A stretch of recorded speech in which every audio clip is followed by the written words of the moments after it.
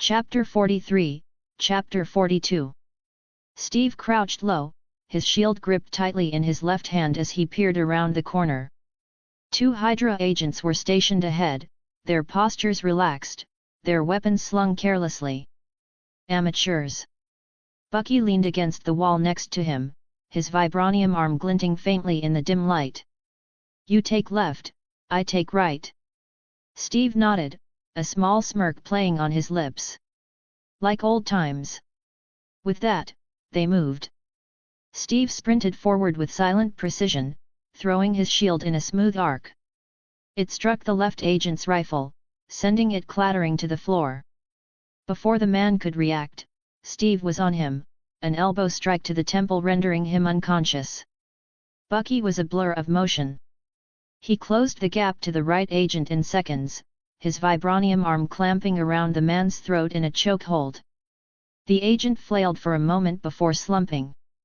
Dragging the unconscious bodies into the shadows, Bucky glanced at Steve, his tone dry. These Hydra guys are getting soft.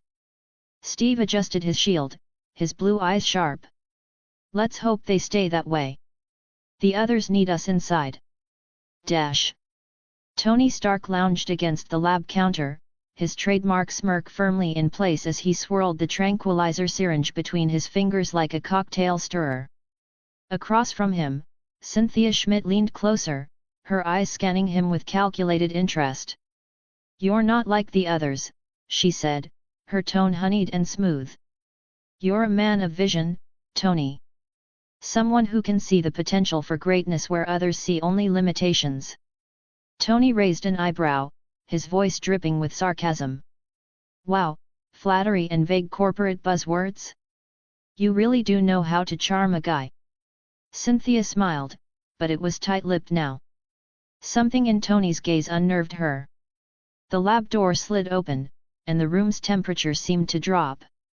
Harry, clad in his gleaming red and gold Revenant armor, entered first, his presence commanding. Natasha followed, her black widow suit emphasizing her lethal grace. Tony, Harry said, his tone even but firm, time to step away from the snake. Tony blinked, looking between them with mock confusion. Snake?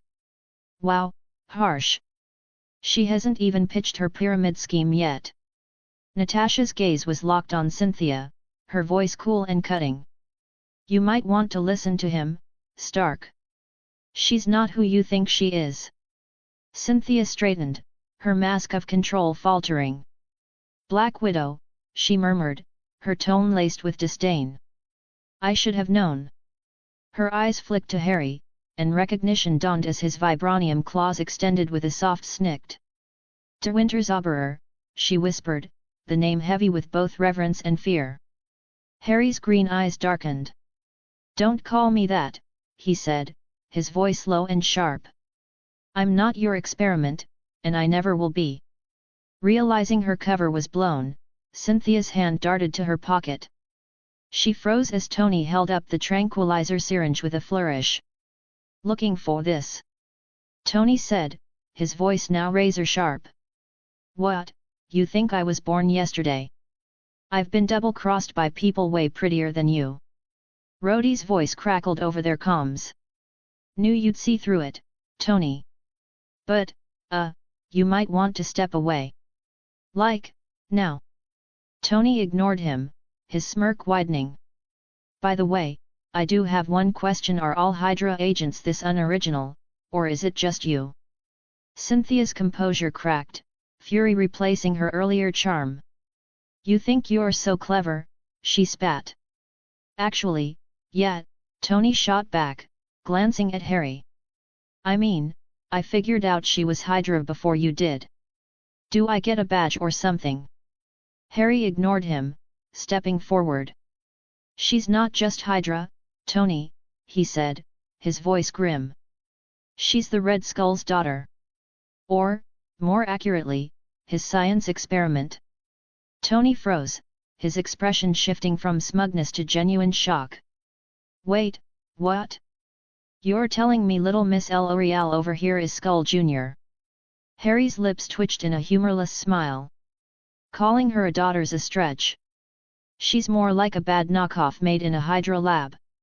Tony took a step back, his smirk fading completely. You've got to be kidding me. You wish, Natasha said flatly, tightening her grip on Cynthia, who had made the mistake of trying to edge away. Peggy and Alexei stepped into the room, flanking the door like sentinels. Peggy's voice was calm but authoritative. Let's secure her and clean this mess up. Hydra doesn't get a second chance. Alexei grinned, cracking his knuckles loudly. I've been waiting for a chance to punch Hydra again. This feels nostalgic. Tony glanced over his shoulder at Rhodey, who had just entered with a bemused look. So, did you know about this, or am I the last one to the party? Rhodey shrugged. You're not last. You're just slow. Tony groaned, rubbing his temples. Great. Remind me to rethink my hiring process. Natasha shoved Cynthia into Alexei's waiting hands. You should have stayed hidden, she said coldly. Now you're going to answer for everything you've done. Harry watched as Alexei hauled Cynthia away, his claws retracting with a metallic click. Hydra never learns, he muttered. Tony shot him a dry look. Yeah, well, maybe next time we lead with, hey, Tony, she's a supervillain. Would have saved me the headache. Harry smirked. You'll survive. Tony shook his head, muttering under his breath as Rhodey clapped him on the shoulder. Good job not getting killed, Tony. Always proud. Peggy glanced at Steve and Bucky as they entered, their expressions tense but relieved. Is everyone accounted for? Steve nodded. 2 Hydra agents down. No alarms triggered. Teamwork, Bucky added with a rare smirk. Tony sighed dramatically. Yeah, teamwork. So glad I'm part of it. Natasha smirked as she walked past him. You'll live, Stark. Tony watched her go, shaking his head. You know, for once, I miss the boring classes. The tension in the room started to settle as Alexei dragged a kicking and snarling Cynthia toward the corner. Hydra. Bah! I should have crushed you all like cockroaches long ago, Alexei muttered in his thick accent, shaking his head in disgust. You talk a lot for someone who's out of breath, Cynthia sneered, her pride clearly outweighing her current predicament. Out of breath? Ha! I wrestle bears for fun. Alexei shot back. He tightened his grip on her arm. You, Red Skull Barbie, are no bear. Peggy trailed after them, her pistol trained on the 2 unconscious Hydra agents sprawled on the floor. She glanced at Bucky, who was securing their wrists with zip ties. Just like old times, hey, Carter. Bucky quipped, yanking a little harder on the ties than necessary. Except now the villains are even more melodramatic, Peggy replied dryly. She tilted her head toward Cynthia. Genetically engineered offspring of Red Skull? Truly, Hydra's flair for the absurd knows no bounds. Alexei barked a laugh. At least this one how do you Americans say upgraded the family face, yes? Red Skull was. He gestured vaguely at his own face, wincing. Very unfortunate. Cynthia glared daggers at him but kept her mouth shut, her lips pressed into a thin, angry line. Dash. On the other side of the room, Tony Stark was fully in his element, pacing like a caffeinated showman. All right, here's the thing, he began, spinning dramatically to face Rhodey. When she said wait for it that she transferred from Caltech to MIT in her final year, he emphasized with a theatrical gasp, I immediately thought, no one pulls off an academic switcheroo like that. Not without raising, you know, all the red flags. Rhodey nodded, arms crossed, his expression a perfect blend of exasperation and amusement. Exactly. I told you it didn't add up. Right. Tony threw his hands in the air, pointing emphatically at Rhodey as if he'd just cracked the Da Vinci Code. And that's why I decided, hey, let's play along. Let's see where this goes. Because I knew that when things inevitably went sideways, you'd do the responsible thing and call Daddy Stark. Rhodey gave him a deadpan look. You're welcome, by the way. Classic Rhodey, Tony continued, ignoring the comment. Always doing the heavy lifting. Meanwhile, I being the genius, billionaire, philanthropist that I am was already 5 moves ahead. Is that what you're calling it? Rhodey arched an eyebrow. Because from where I was standing, it looked like you were walking face first into a trap. Tony scoffed, waving the accusation away like an annoying fly. Details. The important thing is, I was pretending to be caught off guard. That, my friends, is how you do espionage Stark style. Natasha, leaning casually against a wall, snorted. Reckless and half-baked, you mean? Tony spun on his heel to face her, finger raised. Hey! Reckless, yes. But half-baked? Excuse you, Ms. Widow. I'm fully baked. Borderline overcooked, even. Harry, standing nearby in his gleaming red and gold armor, couldn't suppress a smirk. Tony's eyes locked onto him, and he gestured broadly at the younger hero, his expression shifting to one of exaggerated awe. And speaking of baked, he said, what's this? New suit? Because let me tell you, the red and gold is working for you, kid. So much better than that edgy Dark Knight vibe you had going on before. Harry inclined his head slightly. Figured it was time for a change. Can't let you hog all the style points. Tony pressed a hand to his chest, feigning offense. Hog? Hog. I don't hog style points. I'm their rightful owner. But seriously, he stepped closer, inspecting Harry's armor with a critical eye. What's this thing made of?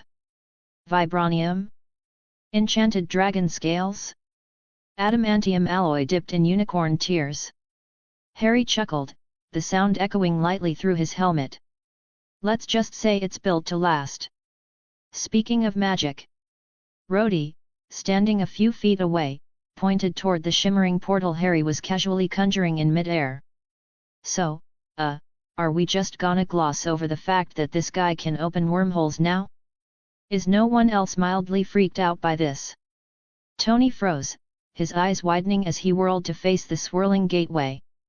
Oh! My! God!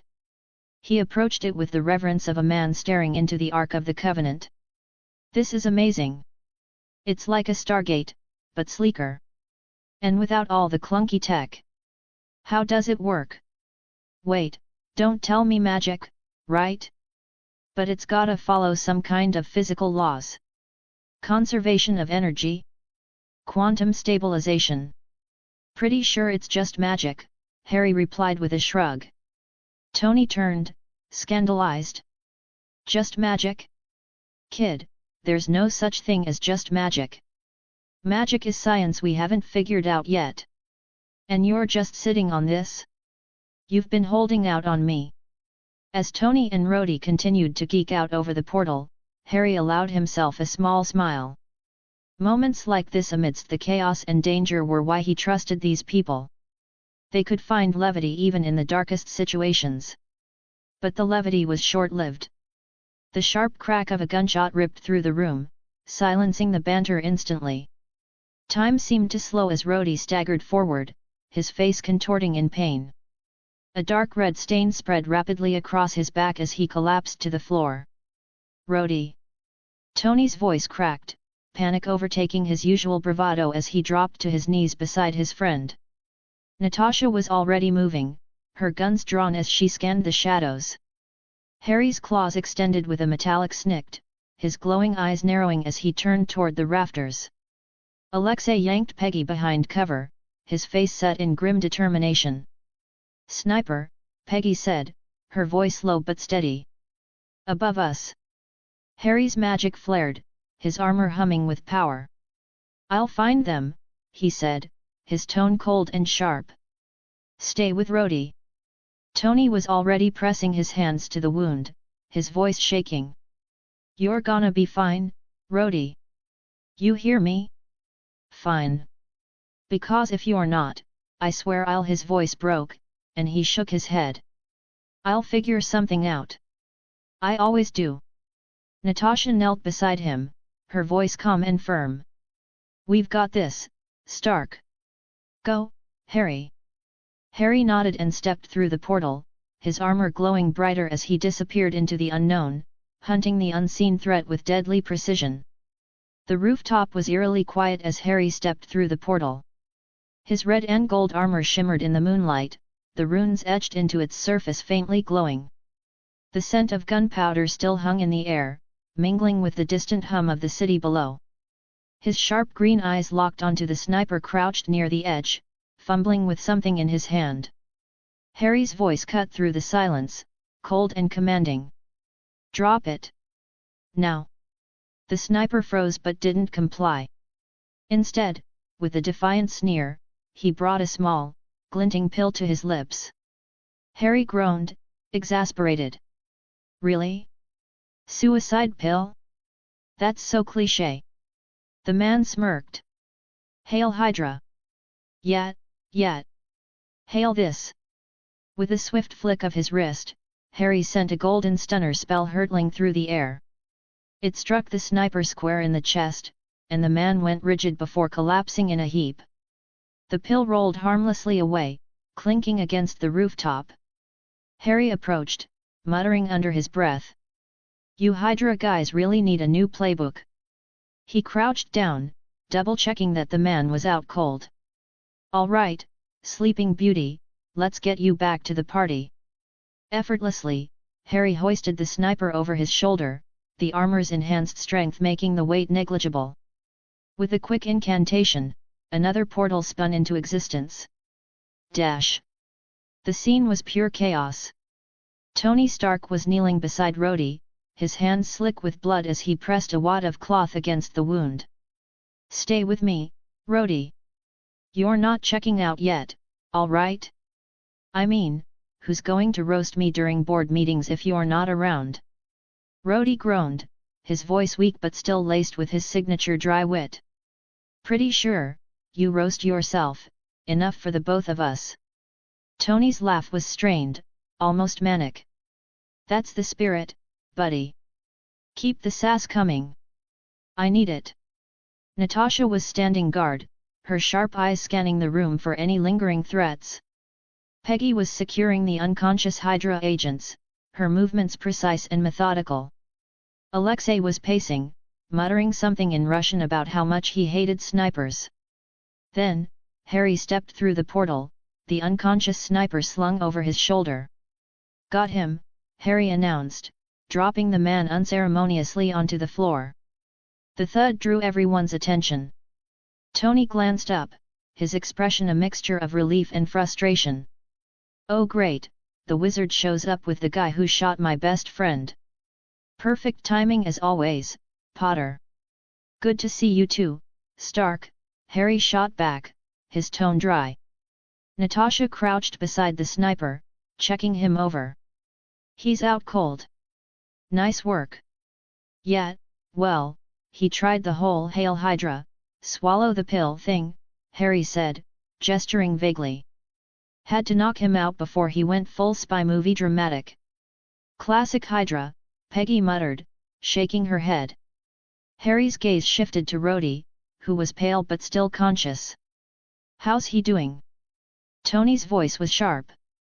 Bleeding. Profusely. Thanks for asking. Rhodey managed a faint smirk. He's being dramatic. It's just a flesh wound. Tony's head snapped toward him. Oh, a flesh wound? Excuse me, Colonel, but I'm pretty sure flesh wounds don't involve this much blood. Just saying. Tony, shut up and focus, Natasha cut in, her voice steady. Harry, can you get us to a healer? Now. Already on it. Harry extended his hands, summoning another portal. This one opened to the New York safe house, the cozy interior glowing warmly through the shimmering gateway. Andromeda. Harry called out, his voice urgent. Ted. We've got an emergency. A moment later, Andromeda Tonks appeared, her sharp features calm yet commanding. Her gaze immediately fell on Rhodey, and she didn't waste a second. Bring him through. Quickly. Harry and Natasha lifted Rhodey carefully, carrying him through the portal. Tony followed close behind, his usually cocky demeanor replaced by raw, unfiltered worry. Dash. The safe house was suddenly alive with activity. Ted Tonks rushed into the room, already rolling up his sleeves, while Andromeda began casting diagnostic spells over Rhodey. Lay him here, she ordered, gesturing to a sturdy table. We need to stabilize him immediately. Tony hovered nervously, pacing back and forth. Okay, magic doctors. You've got this, right? I mean, you've dealt with worse, haven't you? Like, I don't know, magical dragon wounds or something. Andromeda didn't even glance at him. Quiet. And yes, we've dealt with worse. But I need focus. Tony threw up his hands. Right, of course. Focus. I'm totally focused. Except my best friend is currently bleeding out, and I'm about 2 seconds away from having a heart attack, but sure, no pressure. Rhodey groaned, his voice barely above a whisper. Stark, stop talking. Hey, you're the one who got shot, not me. Tony snapped, his voice breaking. Exactly, so shut up, and let the nice magic lady save my life, Rhodey rasped. Harry smirked from the corner. Still has his sense of humor. That's a good sign.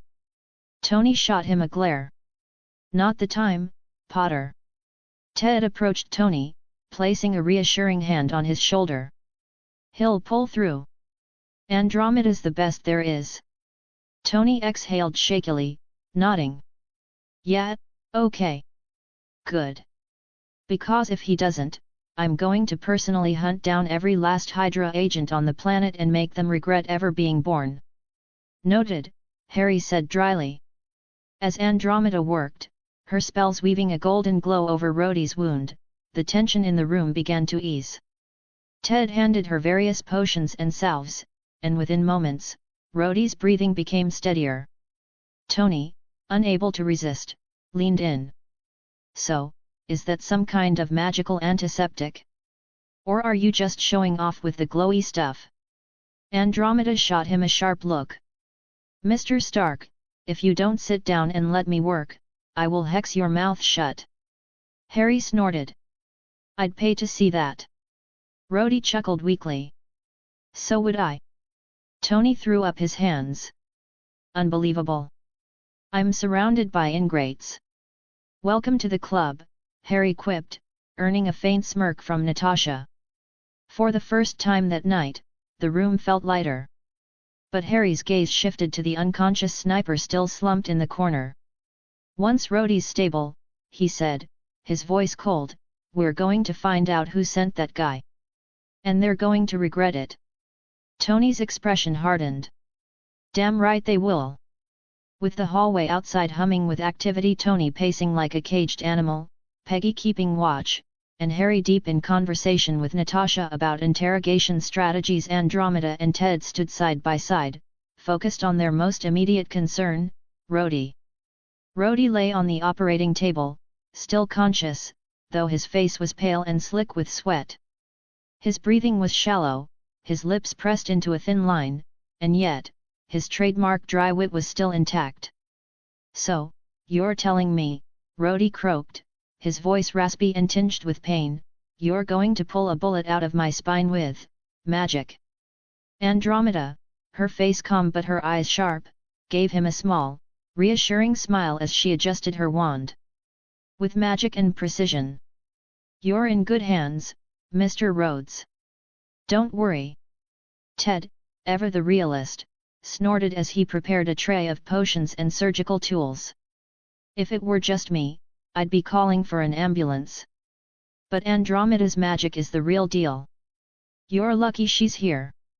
Comforting, Rhodey deadpanned, his lips curling into the faintest of grins despite the pain. Just remember, I don't do well with needles. Mr. Rhodes, Andromeda said, her voice shifting to a more serious tone, this is delicate. The bullet is lodged dangerously close to your spinal cord. One wrong move, and I end up in a wheelchair, joining the exclusive club of guys who make bad life choices, Rhodey finished, his eyes gleaming with the stubborn determination that had always been his trademark. Got it. I'll be on my best behavior. Andromeda didn't waste energy on responding to his sarcastic quip. Instead, she waved her wand, and a translucent, three-dimensional image of Rhodey's spine appeared above him, glowing softly. The bullet, as expected, was perilously close to a nerve cluster. One wrong move could mean permanent damage. Ted, his face grim but focused, whistled low. Damn! Hydra sure doesn't pull punches. Focus, Ted, Andromeda snapped, though there was no real heat in her tone. Her gaze never left the magical projection. Ted nodded, suddenly dead serious. He handed her a thin, silver instrument that resembled a pair of tongs but was enchanted to respond only to her will. Got the stabilization charm ready? Just give the word. Andromeda gave a single nod, her voice steady as she addressed Rhodey. All right, Mr. Rhodes, this is going to be uncomfortable. Hold still. Rhodey smirked despite the situation. Uncomfortable? Lady, I've been shot. I've got a pretty high bar for uncomfortable. Good to know, Andromeda replied dryly, though a hint of amusement crept into her voice. Let's see if this one meets the mark. With a sharp flick of her wand, Andromeda summoned the tongs and hovered them above the embedded bullet. Ted held his wand steady, the magical image of Rhodey's spine glowing brighter under the charm's influence. Slowly, carefully, Andromeda guided the tongs toward the bullet, her eyes narrowing in concentration. Sweat trickled down her temple as the task demanded all of her focus. Every movement had to be precise. Rhodey, for his part, was quiet now, his face taut with determination, his hands gripping the edges of the table. He exhaled sharply, feeling every nerve on edge. So, if I make it through this, I get a lollipop, right? Or is that just for the kids? Rhodey quipped, trying to distract himself from the pain. Ted couldn't help it. He let out a chuckle, his voice low. I think Stark's got a stash of them somewhere. Maybe after you're done being a hero. Andromeda didn't take her eyes off her work. Almost there, just a little more. The bullet finally came free, making a soft ping as it dropped into the small dish Ted had prepared for it. Rhodey's body seemed to relax in the aftermath, his breath escaping in a relieved exhale. Andromeda immediately followed up with a series of healing charms. The magic stitched the damaged tissue together, and she carefully administered a potion designed to accelerate healing and reduce inflammation. Rhodey swallowed it with minimal protest, his eyes still half-lidded from the pain. There, Andromeda said, stepping back with a small but genuine sigh of relief. The bullet's out, and you'll live. But you're not out of the woods yet. Rest and monitoring are a must. Rhodey cracked one eye open, staring up at her, then let out a tired but amused smirk. So, no lollipop? Not even a get-well-soon card? Ted burst out laughing. Mr. Rhodes, you really are something else. Andromeda rolled her eyes, but a smile tugged at the corner of her mouth. You'll get your lollipop when you can walk out of here on your own 2 feet. Until then, no sweet treats. Rhodey grinned faintly. Deal. Dash. Tony was pacing outside the makeshift medical room, his hands running through his hair, his face tight with worry. He was trying to mask the tension, but it was clear from the way his eyes flickered to the door every few seconds that he was on edge. When Andromeda emerged, wiping her hands on a cloth, he practically pounced on her. Is he okay? Did you get it out? Is he? He's fine, Tony, Andromeda interrupted, her voice calm but firm. The bullet's out, and there doesn't appear to be any permanent damage. But you need to get him to rest. Rest, Tony, no heroics. Tony let out a breath he'd been holding for too long. His shoulders sagged with a weight that seemed to finally lift. Got it. No heroics. For now. Andromeda gave him a pointed, almost warning look. For his sake, stick to it. As she turned to walk away, Tony caught her arm for a second, a rare moment of sincerity flickering in his eyes. Thanks, Andromeda. Seriously. She gave him a small nod, the weight of her words heavy. You're welcome. Just, keep him down, okay? Tony watched her go, his gaze softening. He turned to Harry, who had been standing nearby, observing the whole exchange. Guess I owe you one, Potter, Tony said, managing a smirk despite his exhaustion. Harry raised an eyebrow, the corner of his mouth twitching into a grin. You owe me more than one, Stark. But hey, who's counting? Me, Tony shot back, his usual snark returning in full force. I'm a billionaire, remember? I count everything. From inside the medical room, Rhodey's voice suddenly cut through, weak but unmistakable. Stark? Shut up. And bring me that damn lollipop. Tony and Harry exchanged a look before both of them burst out laughing. The tension in the air evaporated, if only for a moment, as the camaraderie between them all took center stage. The thick door to the interrogation room groaned as Steve Rogers, Bucky Barnes, and Alexei Shostakov walked in, flanking their 4 prisoners. Cynthia Schmidt led the procession, her hands bound in enchanted restraints, a sharp edge of defiance in her steely eyes. The 2 Hydra agents were close behind her, their expressions carefully blank, but their tense postures told a different story. The sniper lagged slightly at the back, his eyes darting around nervously as if searching for an exit that didn't exist.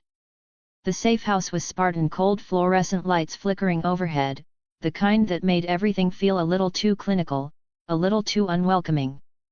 A simple metal table sat in the center of the room, 4 uncomfortable chairs on either side.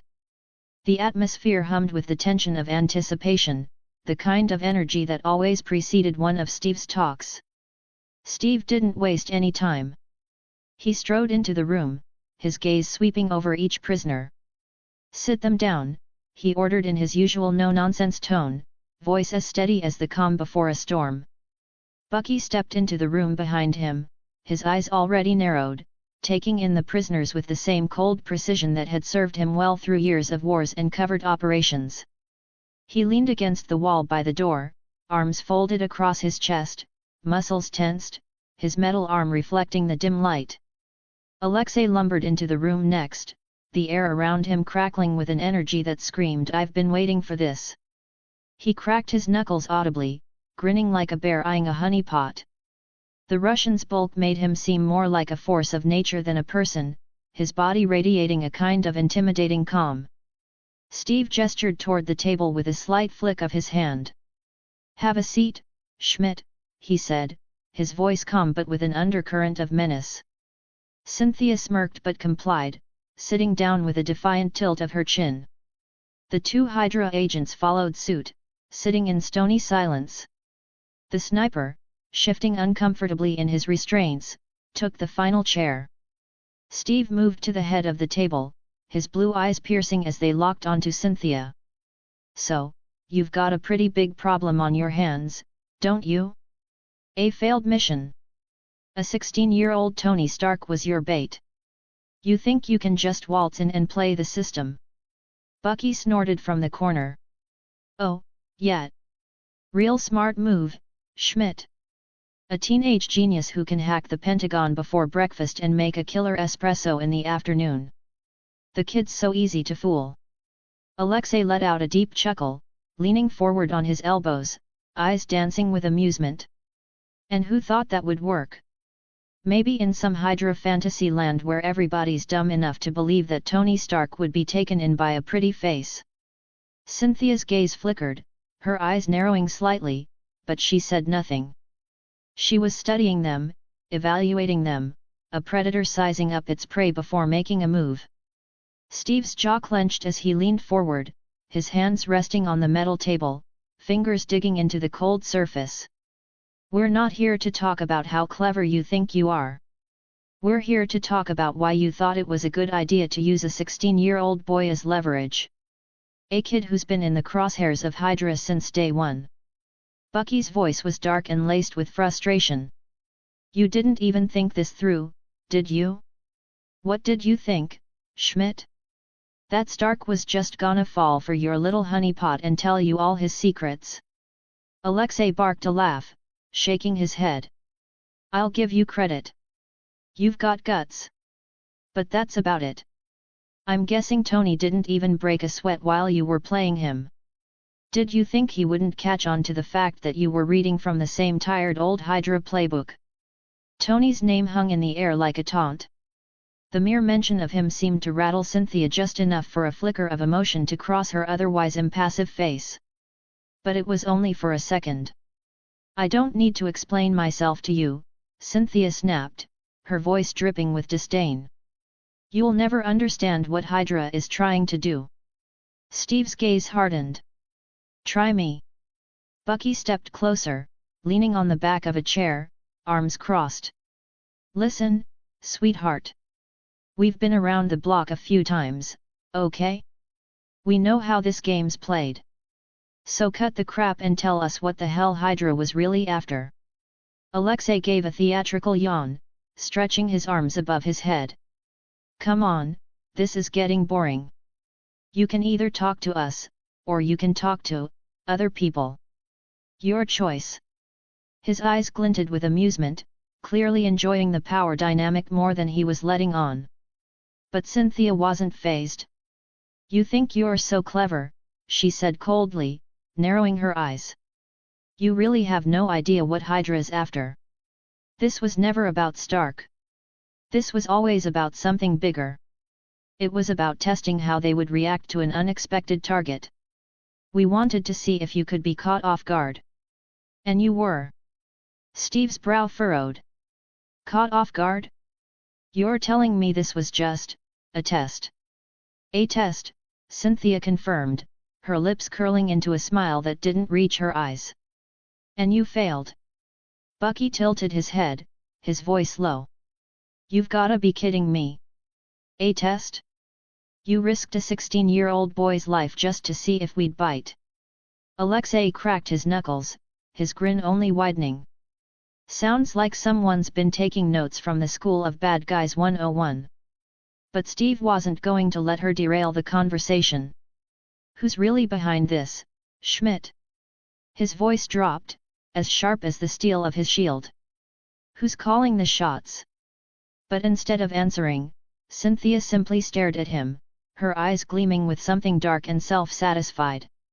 Steve's hand tightened around the back of the chair, his patience running thin. Last chance, Schmidt. Why Tony Stark? And what's Hydra really trying to achieve? Before she could answer, the door to the room swung open, and Tony Stark sauntered in, wearing his usual cocky grin, arms crossed over his chest. His presence immediately shifted the energy in the room. Where Steve was the calm and collected leader, Tony was the storm that rolled in without warning, throwing everyone off balance.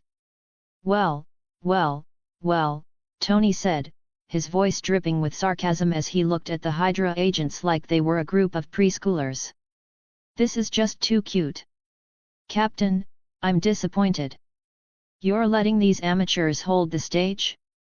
I thought we were doing this properly. Steve rolled his eyes. Tony, don't make this harder than it needs to be. Tony ignored him, eyes locked onto Cynthia. So, you're the mastermind behind the daring attempt to turn me into the next Bond villain's pet? You thought you could trick me, hey? He leaned forward, his smirk widening. Tell me, how'd that feel when you realized I was playing you the whole time? I mean, it was almost too easy. Cynthia's jaw clenched, her eyes flashing with something deeper than irritation. She'd underestimated Stark and now it was painfully clear. Tony looked over at Steve. So, what's the plan here, Cap? I'm dying to know what else Hydra was cooking up. His eyes flicked back to Cynthia. I mean, I know they love their little schemes. But this one? A little too on the nose, even for them. The tension in the room mounted, the unspoken question hanging heavy, was she really going to crack under Tony's unrelenting barrage of confidence and wit, or was there more to Hydra's plot that they hadn't uncovered yet? Only time and Cynthia would tell. Huffs. Can't wait to hear from you. If you're passionate about fanfiction and love discussing stories, characters, and plot twists, then you're in the right place. I've created a Discord server dedicated to diving deep into the world of fanfiction, especially my own stories.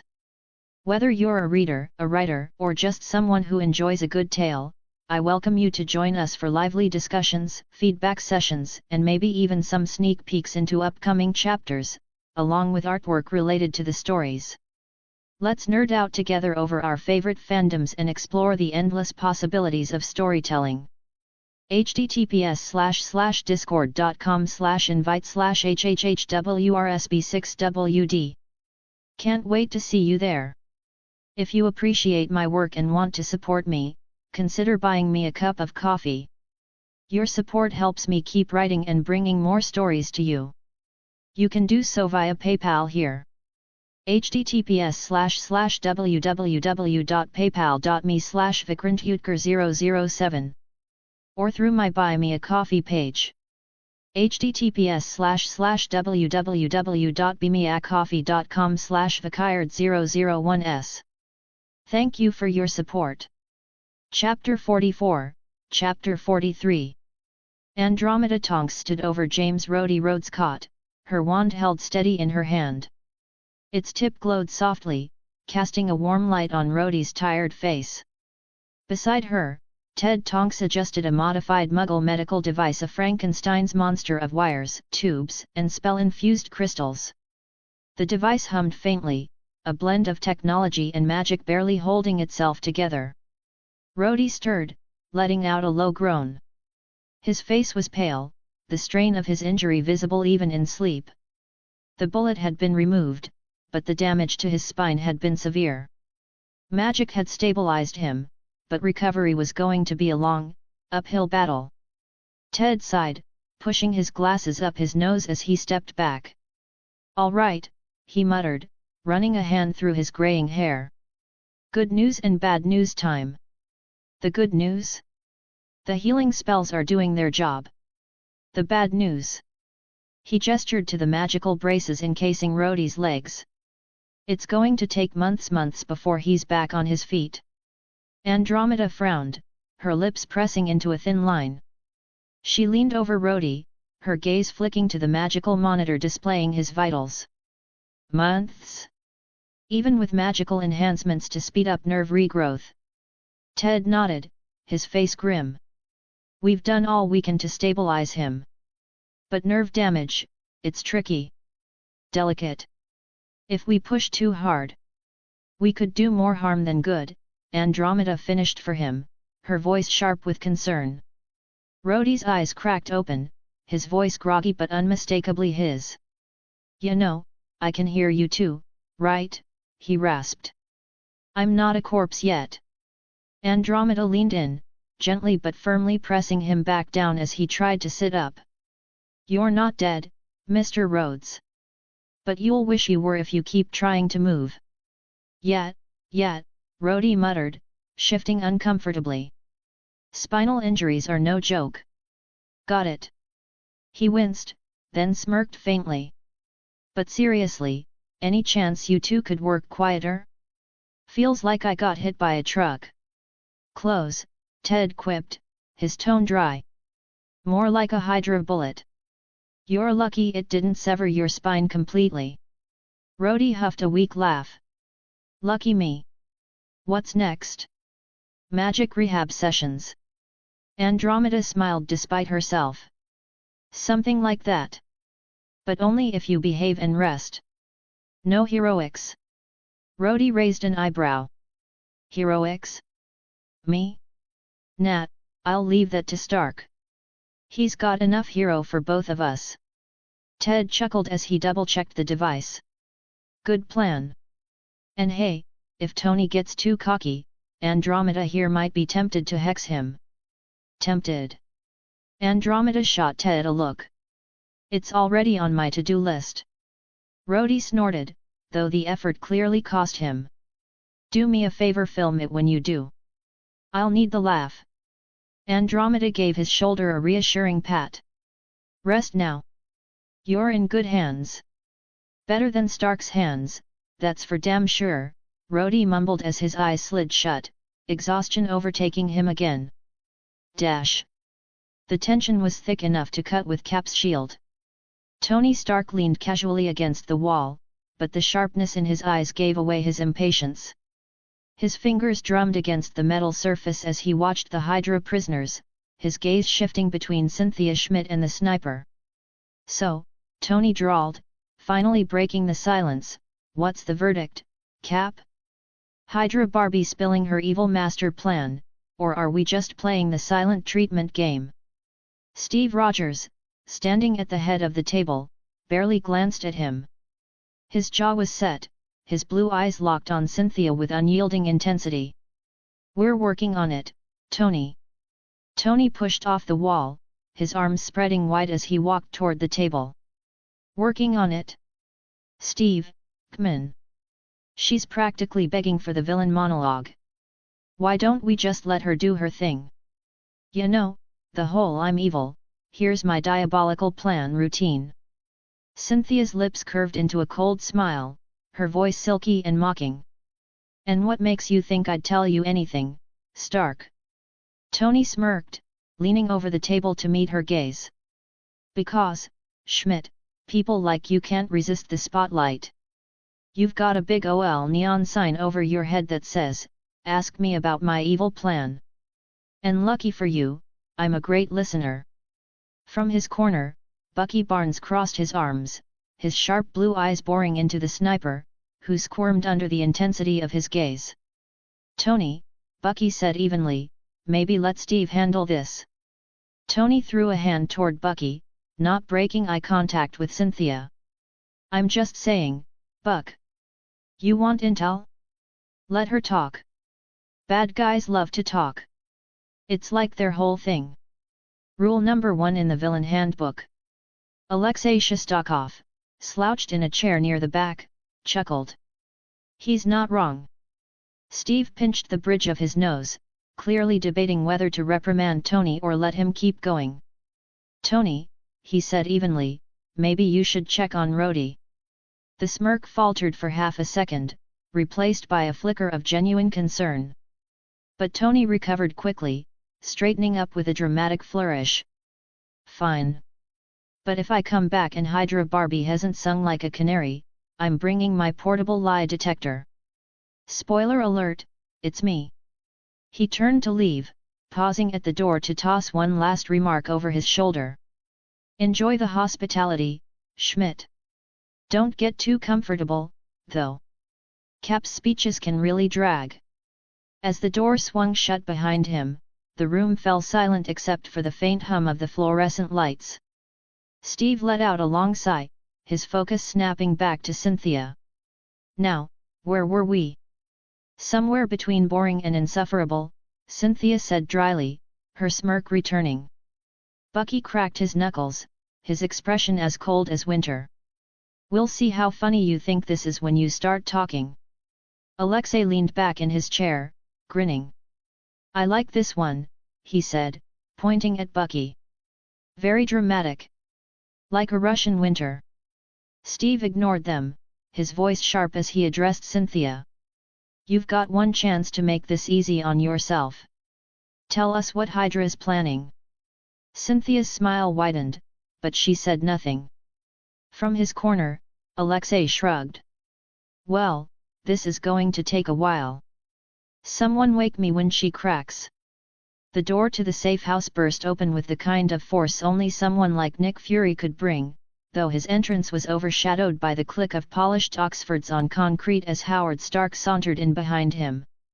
The elder Stark looked as though he'd just stepped off the cover of GQ, perfectly tailored suit, silk tie slightly loosened, and a cigarette dangling from his lips. Howard surveyed the room like he was back at a board meeting and had already decided everyone else was an idiot.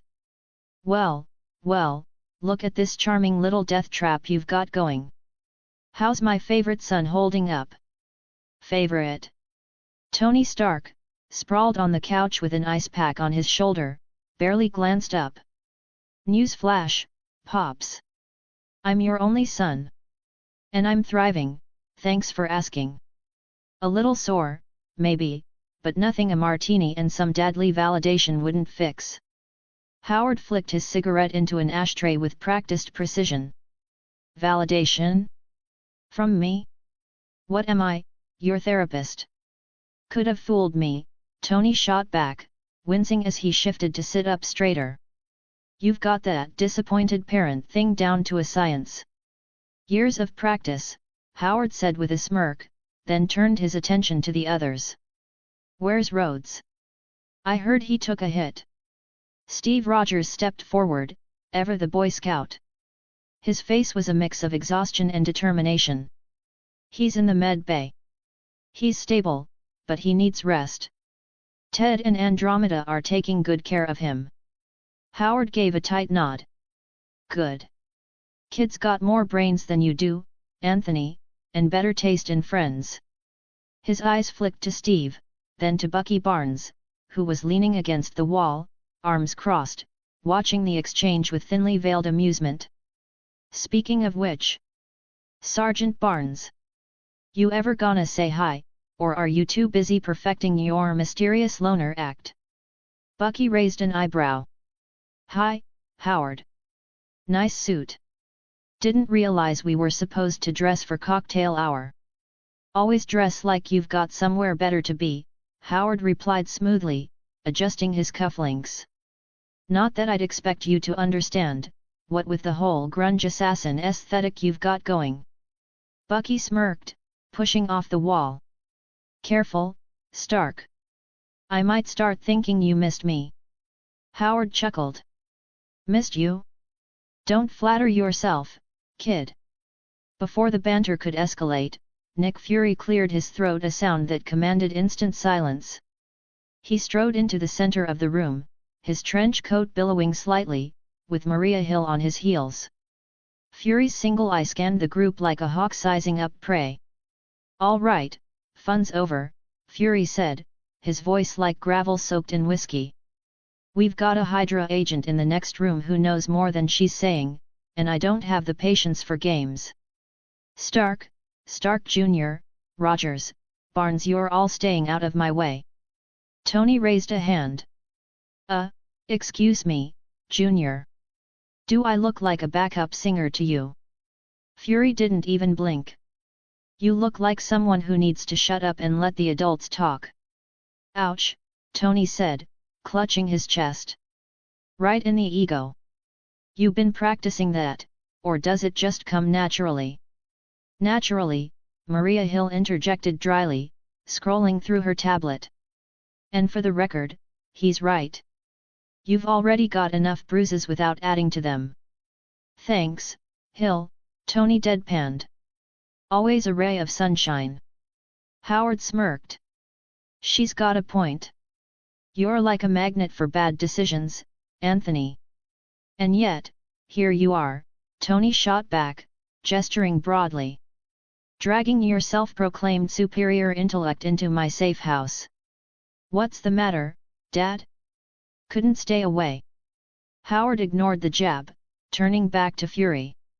So, what's the plan with Schmidt? Interrogation, Fury said bluntly, already moving toward the door. Hill and I'll handle it. The rest of you stay here and try not to burn the place down. Steve stepped forward, frowning. She's dangerous, Fury. You sure you don't need backup? Fury turned, leveling Steve with a look that could have frozen fire. Captain, you're a national treasure, but I don't need backup. I need results. And you're more useful out here making sure Stark doesn't blow something up. Steve pressed his lips together, clearly unhappy but willing to defer. Just, be careful. She's Hydra. That means she's always got an angle. Appreciate the concern, Fury said, his tone making it clear he didn't. Now, if you'll excuse me. As Fury and Hill disappeared into the interrogation room, Howard turned back to Tony, hands on his hips. So, Anthony, what exactly did you do to piss off Hydra this time? Tony grinned. Oh, you know. Existing. Being devastatingly handsome. Inventing world-changing tech. The usual. Howard sighed, rubbing his temples. You're going to give me a stroke one of these days. Yeah, well, Tony said, leaning back on the couch with a smirk. If it happens, I'm putting caused by excessive genius on the death certificate. Dash. Cynthia Schmidt sat chained to the table, her crimson hair a wild halo around her face. She looked up as Nick Fury entered, her lips curling into a smile that didn't reach her cold blue eyes. Director Fury, she drawled, her voice laced with mockery. And the ever-efficient Maria Hill. To what do I owe the pleasure? Fury didn't sit, looming over her instead. Save the charm, Schmidt. I'm not here for pleasantries. That's a shame, she purred. I'd hoped for some stimulating conversation. Maria folded her arms, leaning against the wall. You want stimulation? Try answering our questions. What's Hydra planning? Cynthia chuckled, leaning back in her chair. And what makes you think I'd tell you anything? Loyalty is more than a word to us, Director. Fury leaned in, his voice dropping to a menacing whisper. Loyalty doesn't mean much when Hydra's already sharpening the knife for your back. You're expendable, Schmidt. They'll cut you loose the second you're more trouble than you're worth. For the first time, a flicker of uncertainty crossed Cynthia's face. Fury caught it, pressing the advantage. Talk, he said, his tone like steel. Because the only thing worse than Hydra is me. And right now? I'm the only thing standing between you and a very messy end. Tony Stark and Howard Stark entered the dimly lit room with an air of quiet urgency. The soft hum of magical devices filled the space, merging with the faint whir of Muggle technology, creating an odd symphony that only people like Tony could appreciate. Tony's eyes quickly found Rhodey's cot. The sight of his best friend, laying there unconscious with magical braces wrapped around his legs, hit him harder than he'd care to admit. Despite his usual bravado, Tony's lips tightened, and a flicker of worry passed across his face before he masked it with his characteristic smirk. Hey, how's he doing? Tony asked, trying to sound casual but not quite pulling it off. Andromeda Tonks, standing beside the bed, met his gaze and sighed. The bullet's out, Tony. Magic stabilized him for now, but... Tony's eyes darkened as she trailed off, already knowing what was coming. He stepped forward, carefully examining the magical braces around Rhodey's legs. Ted Tonks, standing near a modified Muggle medical device, a strange contraption of wires, tubes, and glowing crystals, let out a long breath. Nerve damage, he said flatly. Magic or no magic, it's a long road. He won't be walking unassisted for months. Months. Tony's voice dropped, the smirk slipping from his face. He ran a hand through his hair, his usual playful demeanor faltering for a second as he looked at his unconscious friend. You're telling me, months? Ted nodded, a grim look on his face. The healing spells will help, but nerve regeneration isn't quick, even with magic. He needs both magical therapy and Muggle physical rehab if he's going to get any movement back. Tony looked at Rhodey's peaceful face for a moment, then shot a glance at his father, Howard, standing just behind him. You sure we can't just throw some of those magic crystals at him? Maybe make it a bit faster? Or at least get him an upgrade, like I don't know, a powered exoskeleton. Tony's voice rose with excitement, his mind already spinning with ideas. Howard raised an eyebrow. You're really thinking about a powered suit for him already? He hasn't even woken up yet. Tony shrugged, his grin returning. Why wait? We could make him an upgraded version of himself while he's still in bed. Like some kind of enhanced Rhodey 2.0. Imagine it custom Stark-style leg braces. Howard chuckled softly, the corners of his mouth twitching upward. Of course you'd suggest that. Tony was already pacing, a spark of invention in his eyes. Hear me out, Dad. We get Rhodey something far better than whatever the wizards are throwing together. Powered, custom-made, the whole shebang. Lightweight. Adjustable. Something so advanced, his legs won't even know what hit him. I'm talking magic-infused alloys, high-tech polymers. We give him enhanced strength, mobility, stability. He gestured dramatically, his hands moving like he was sketching the concept out in the air. He'll walk like nothing happened. Hell, he'll move better than most people with 2 fully working legs. You sure he won't look like a walking transformer? Howard quipped, glancing at the magical braces around Rhodey's legs. Tony shot him a mock glare. You know I'm all for functionality, not form. But maybe a little flair wouldn't hurt.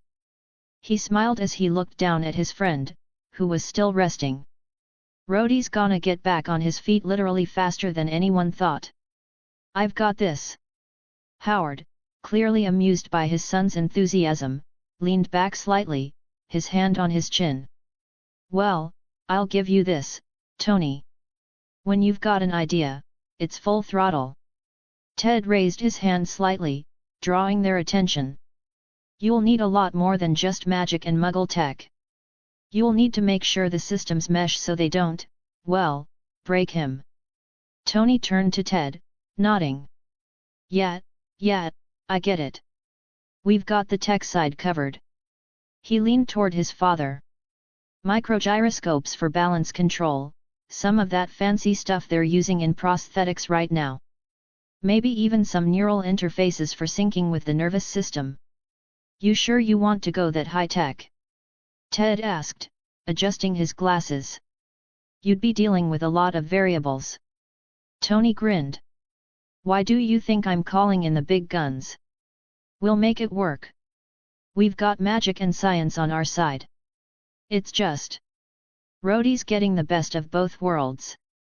He turned his attention back to the magical enhancements. Okay, so magic's the brain power, technician's the muscle. Throw in some wireless diagnostics, real-time tracking, and remote access. Boom. We get him back to full function faster than you can say stabilizing charm. Howard looked pleased at the way things were shaping up. That's more like it. The Stark legacy continues. First, the arc reactor. Now this. Tony's grin widened. Yup. First we made the arc reactor.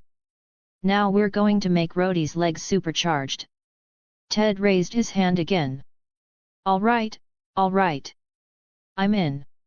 If you can make this tech work, I'll help integrate the magic. After all, it's a good challenge. Tony gave him a thumbs up, already buzzing with excitement. That's the spirit. Dad, you handle the electronics. Ted, Andromeda, you guys can take care of the magical integration. He looked down at Rhodey again, determination flashing in his eyes.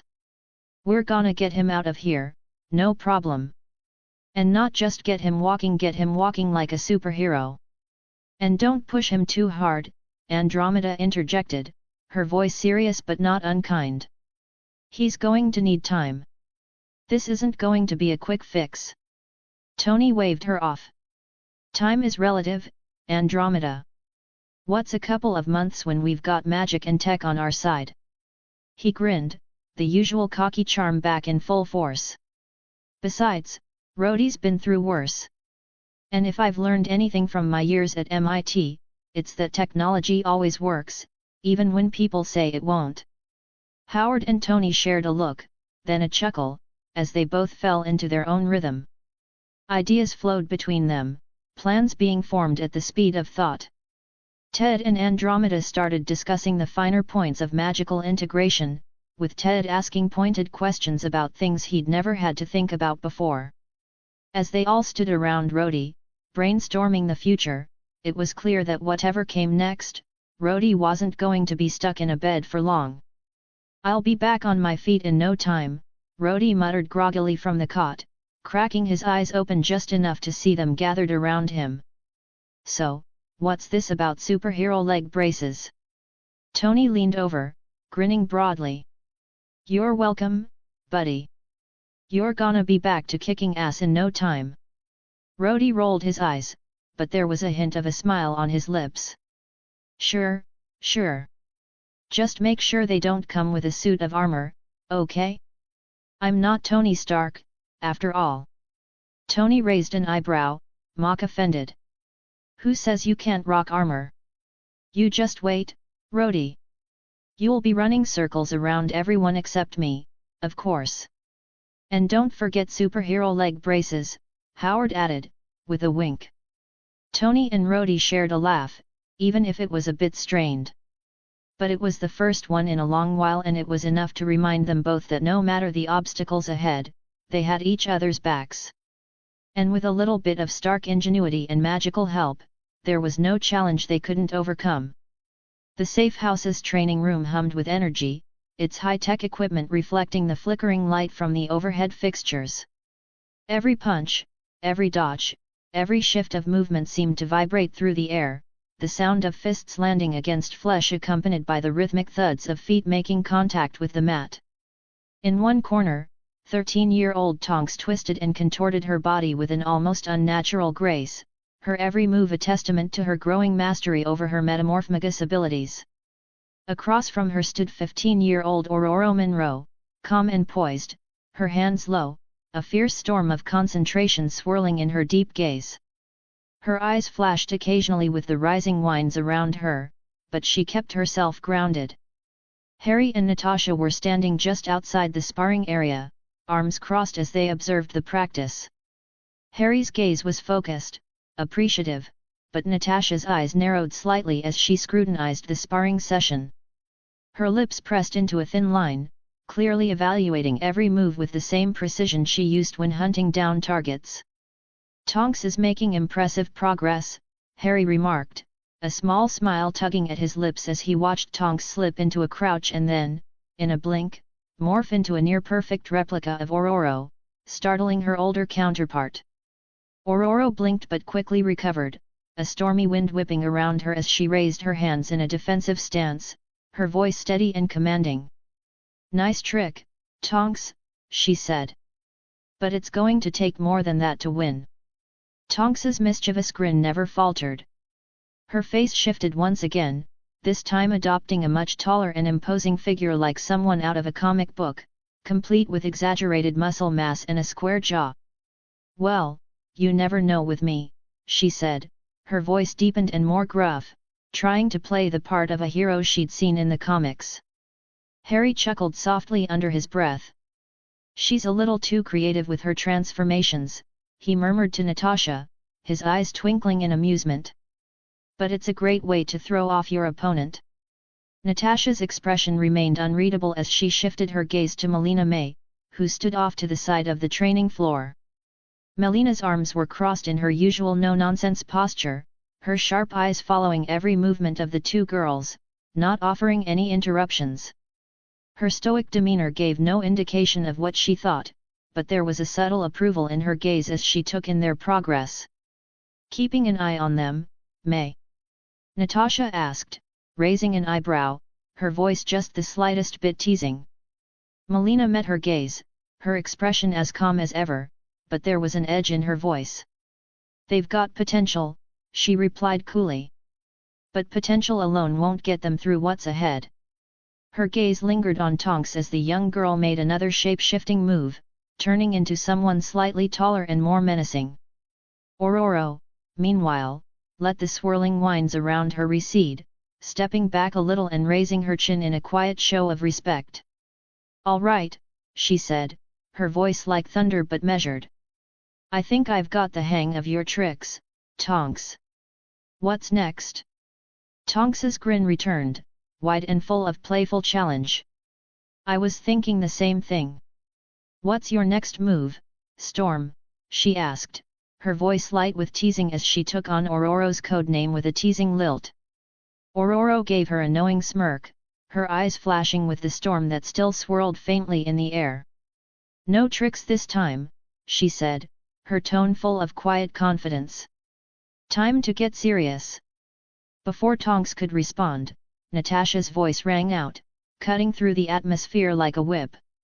Enough showing off, she said firmly, her voice like steel.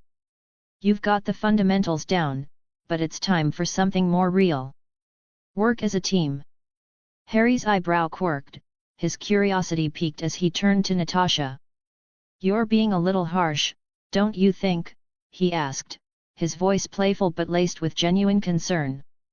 They're still kids. Natasha shot him a sideways glance, lips curling into a barely there smirk. They're capable, she replied with calm assurance. But in this world, potential doesn't mean a thing if they can't work together when it counts. They'll face enemies who won't give them a warm-up. Tonks's face fell for a moment, her usual cocky grin faltering just slightly, but Ororo stepped in smoothly, her voice soft but firm. Natasha's right, she said, her gaze steady and unyielding. It's not just about how you fight, it's about how you fight with others. If you can't sync up, all the tricks in the world won't save you. Tonks took a deep breath, nodding in agreement. Her playful expression returned, but this time there was a newfound seriousness in her stance. All right, Ororo. Let's do this. The two girls moved into position, readying themselves for the next round of sparring, this time not against each other, but as a unit against May. Their movements began to flow in perfect harmony as they practiced combining their skills in ways they hadn't before. Ororo's whines, controlled and purposeful, swirled around Tonks, whose shifting body seemed to dodge and parry with an almost supernatural instinct. Harry watched with growing pride as the girls worked together. You see it too, right? He said to Natasha, his voice quieter now. They've got potential. They just need to be pushed. But that's going to be something special one day. Natasha nodded, her eyes never leaving the girls. They've got the drive, she said, her tone colder but tinged with something softer, almost wistful. But it'll take more than that. They've got to be able to survive when things get ugly. Harry's gaze softened as he watched Tonks's eyes flash with determination, her grin wide as she effortlessly morphed into a larger version of Ororo, mimicking the older girl's fighting style almost too perfectly.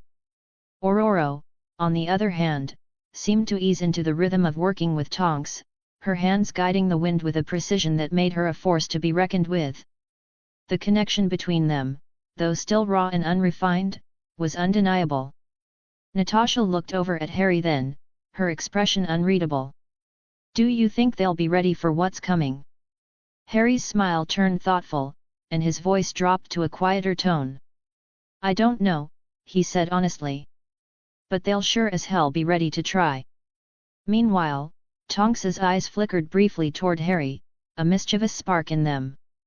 She shifted her form again, turning into a version of Harry himself, complete with his familiar messy hair, but with her own youthful twist. You're right, she said with a grin. We're gonna be great. Just wait and see. Ororo shot Tonks a playful look as she raised her hands, sending a gust of wind to spin the young girl around, but there was no denying the warmth in her eyes as she glanced over at Harry too. Ororo, like Tonks, admired him, though perhaps in a more subtle way. Harry chuckled at Tonks's antics but also couldn't help the warmth in his chest. I'd bet my money on them any day, he said to Natasha, his voice low and affectionate as he watched the two girls who, despite their rivalry and playful teasing, were growing into a formidable team before his eyes. As Tony and Howard turned to leave the small, sterile room, the soft beeping of monitors and the low hum of medical devices filled the air. Rhodey's body was still, his life hanging in the balance, but the faint rise and fall of his chest was the only reassurance Tony could get. Howard glanced at the bed one last time, his expression unreadable, before his eyes flicked back to his son, the weight of the situation making his sharp features tighten. The hallway stretched out in front of them, eerily quiet. The atmosphere in the lab had changed. Tony could still feel the bitter taste of anger lingering in the back of his throat. Rhodey had almost died. And for what? Some Hydra plot that almost took his best friend away? That thought didn't sit well with Tony. Not at all. His footsteps quickened, the burn of frustration stoking a fire in his chest, but Howard kept his measured pace beside him, his hands clasped behind his back. "You all right, Tony?" Howard asked, his voice calm, but there was an edge to it, maybe concern, maybe something else. Tony didn't answer immediately. He was too busy processing what had just happened, and what he could do to make sure it never happened again. That's when the idea hit him. It was as if a switch had been flipped in his mind, like the fuse of a rocket ready to take off. He stopped dead in his tracks, almost causing Howard to walk right into him. Howard's brow furrowed. Tony. Tony didn't even look at him. His mind was already elsewhere, far ahead in the future. "Armor," he muttered, eyes lighting up as the words left his lips, the sound of it almost too perfect to ignore. Howard blinked, clearly confused. "Armor? What are you like, the prosthetic leg braces?" Tony spun on his heel, suddenly energized by a wild idea. "No, no, no.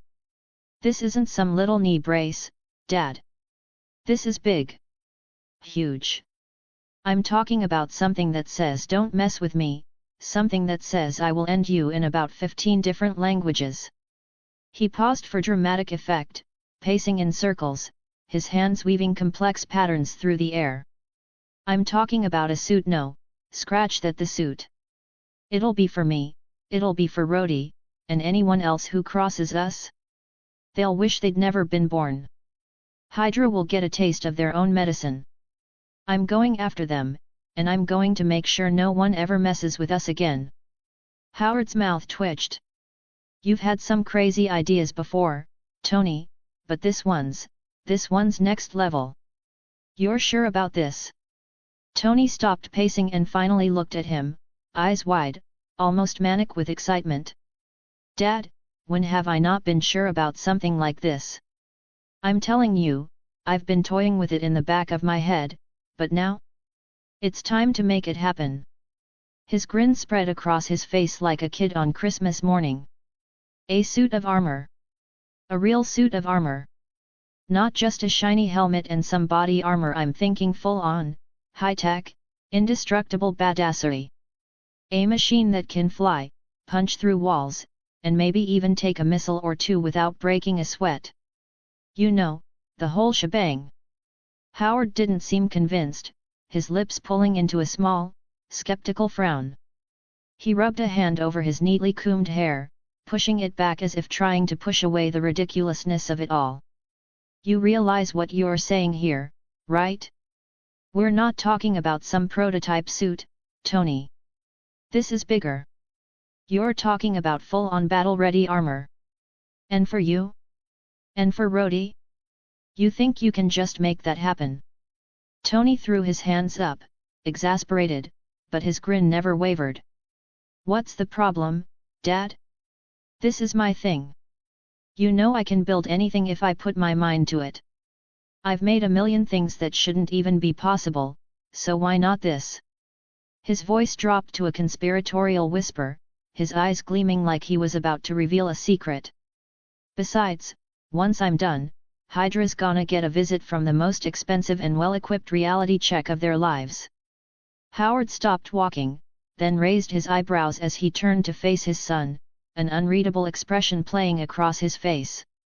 "You really think you can pull this off?" Tony met his eyes, a smirk spreading across his face. "Not think, Dad. No."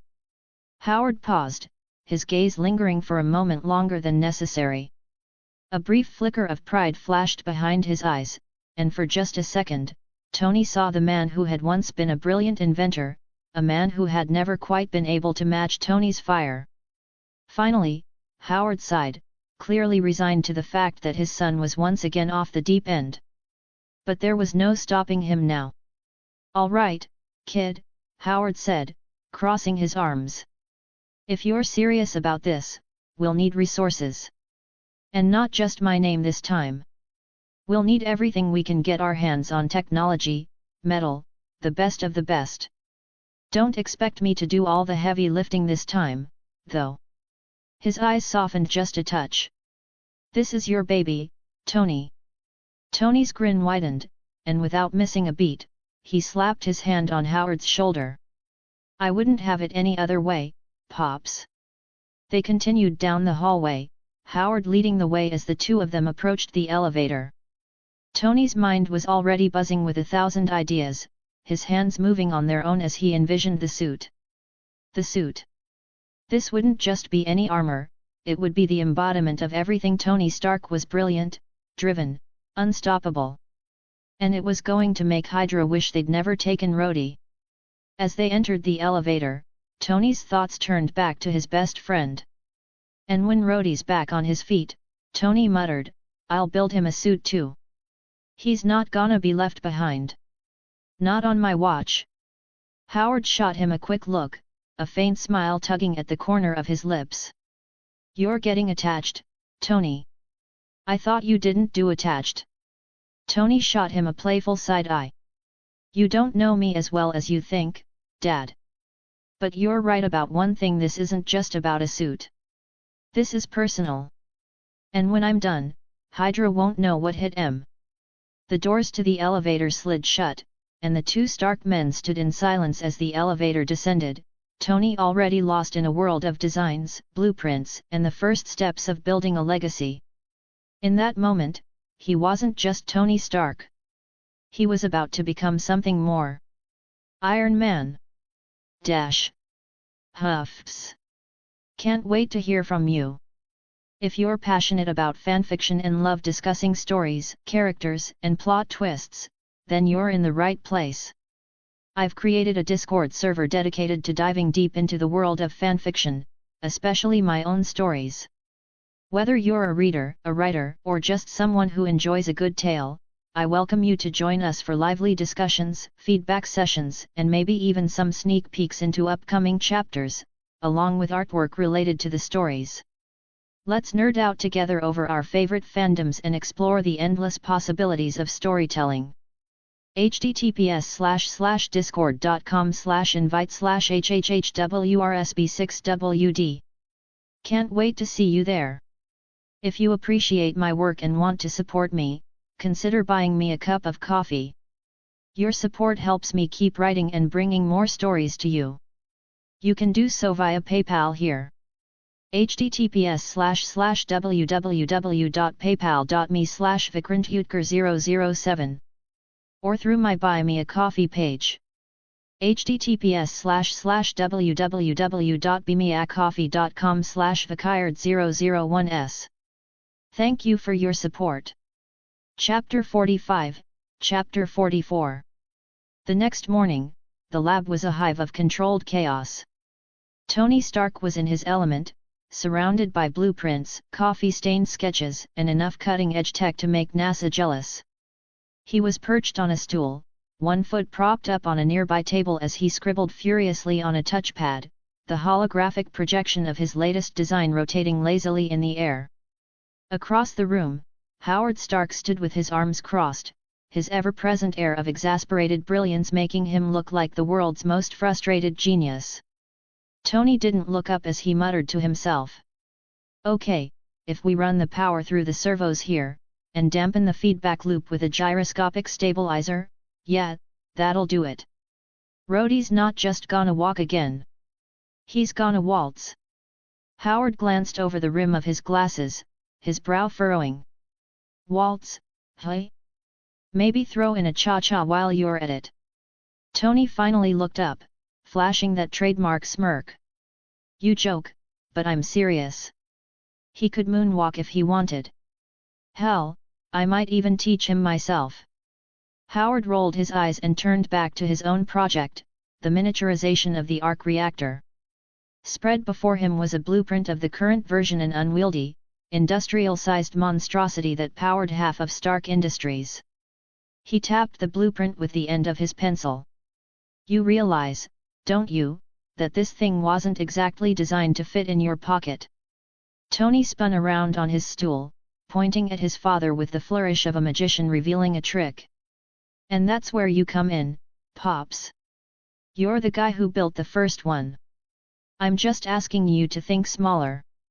Much smaller. Like, Ant-Man's shoe closet smaller. Howard sighed, removing his glasses and pinching the bridge of his nose. Tony, do you even hear yourself?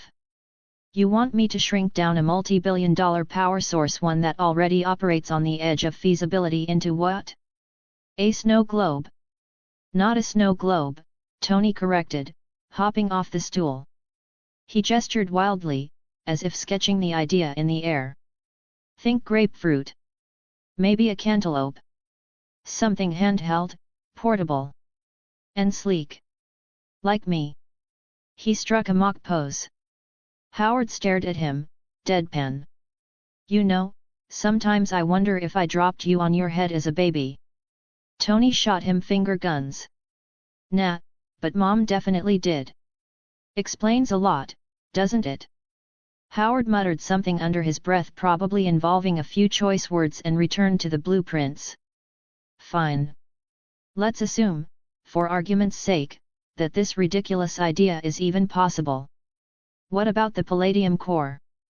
Shrinking it down increases instability exponentially.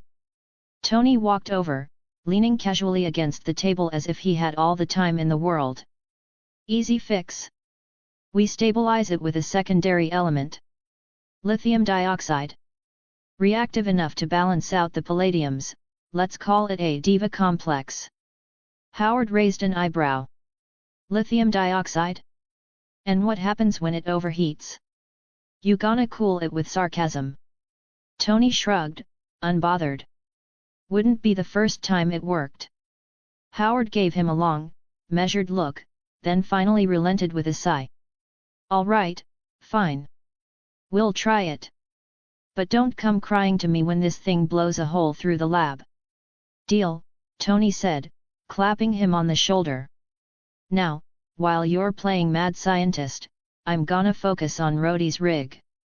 Guy's been through enough without us saddling him with something that looks like it came out of a scrap heap. Howard gestured to the mess of sketches on Tony's side of the table. And what's this masterpiece supposed to do? Turn him into a cyborg? Tony grinned. Clothes. Exoskeleton.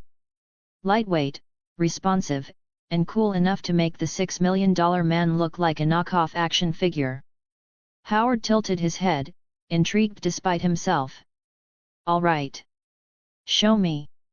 Tony swiped a hand through the holographic interface, spinning the 3D model toward his father. The design was sleek, almost elegant, with a framework that hugged the human form while leaving room for full mobility. Servo motors at the joints, a flexible spine made of carbon nanotubes, and integrated sensors for muscle response. See? Tony said, folding his arms smugly. Not just functional. Fashionable. Because if Rhodey's gonna kick ass, he's gonna do it in style. Howard leaned closer, studying the design. It's ambitious. Tony raised an eyebrow. Ambitious? Come on, Dad. This is a home run. A slam dunk. What's a baseball metaphor you'd understand? A triple Lindy. Howard ignored him, pointing to one of the joints. The servos here, if they seize up under pressure, it could lock the whole system. Tony waved him off. Already accounted for. Redundant fail-safes, because I know Murphy's Law loves to crash my parties. Howard straightened up, giving his son an appraising look. You're serious about this? Tony's expression softened, just for a moment. Yeah, I am. Rhodey's my best friend, Dad. He almost died because some Hydra reject thought he could mess with us. I'm not letting that happen again. Howard nodded, a flicker of pride crossing his face. All right. Let's get to work. For the next several hours, the two Starks buried themselves in their respective projects. Howard's hands moved with the precision of a surgeon as he adjusted the arc reactor schematics, muttering calculations under his breath. Tony, meanwhile, bounced between his holograms and the prototype components he was assembling, pausing every now and then to throw out a quip or hum a snatch of AC/DC. By evening, they had something tangible to show for their efforts. On the table sat a small, glowing sphere, the first prototype of the miniaturized arc reactor. Its blue light bathed the room in a soft glow, and both men stared at it for a long moment. Howard finally broke the silence. "I'll admit it. It's impressive." Tony picked it up, turning it over in his hands with a satisfied grin. "Told you. Grapefruit-sized genius." "You're welcome." Howard smirked. "Don't get cocky. We're not done yet." Tony set the reactor down and clapped his hands together. "Nope, but we're close. Now all we need is, oh, right, a suit of armor. You know, something subtle. Low profile. Maybe with a built-in missile launcher." Howard shook his head, chuckling despite himself. "You're impossible." "And you love it," Tony said, already turning back to his sketches. "Now, let's talk jet boots. Because what's the point of saving the world if you can't look cool doing it?" The training room, a hybrid of magic and technology, buzzed with energy. Magical wards shimmered faintly along the stone walls, while Stark Industries tech hummed softly from sleek panels embedded in the corners. In the center of the room stood Harry Potter, clad in a sleeveless black workout attire. His retractable vibranium claws glinted as they emerged with a metallic snikt, their edges catching the light.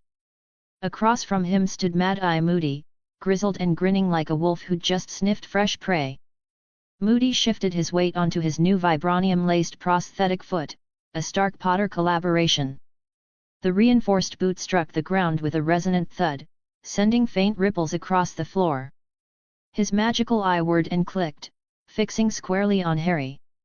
"All right, Potter," Moody growled, his voice as rough as sandpaper, "I want no excuses, no holding back, and definitely no whining when I put you on your arse."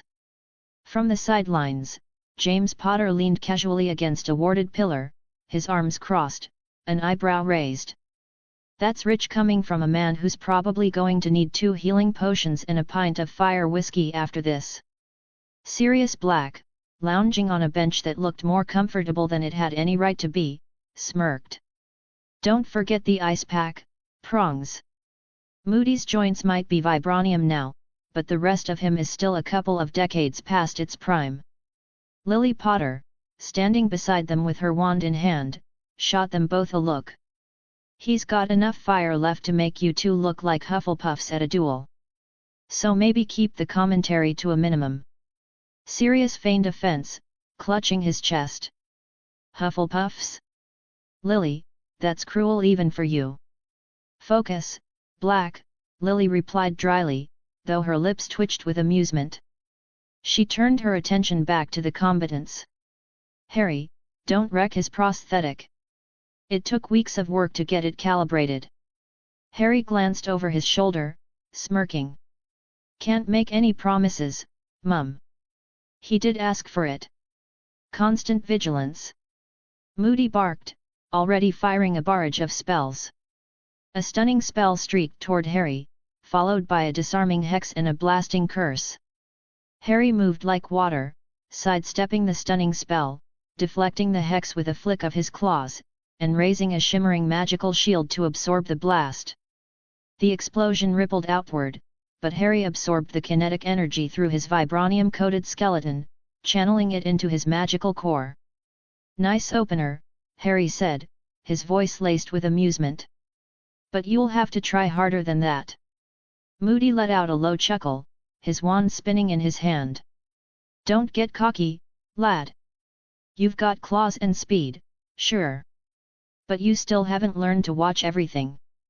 Without warning, Moody's prosthetic foot stomped down, releasing a shockwave of energy that shattered Harry's footing. As Harry stumbled, Moody closed the gap with startling speed, slashing his wand in a wide arc. A whip of fire erupted from its tip, aiming to bind Harry in an instant. Harry's eyes narrowed. He flipped backward, retracting his claws and summoning a pulse of magic that dispersed the flames mid-air.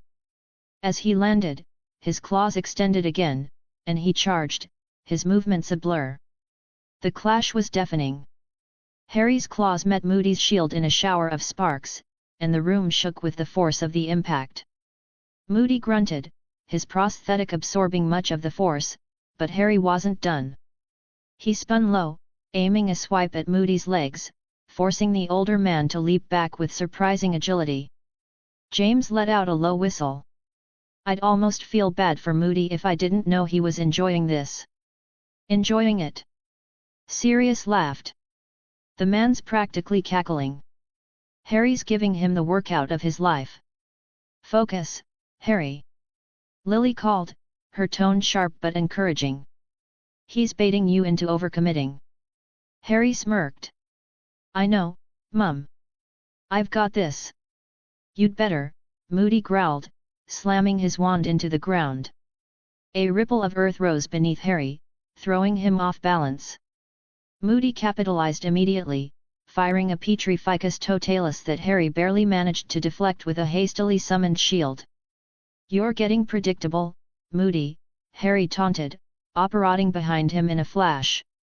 Before Moody could turn, Harry slashed at the air, releasing a wave of raw magical energy from his claws.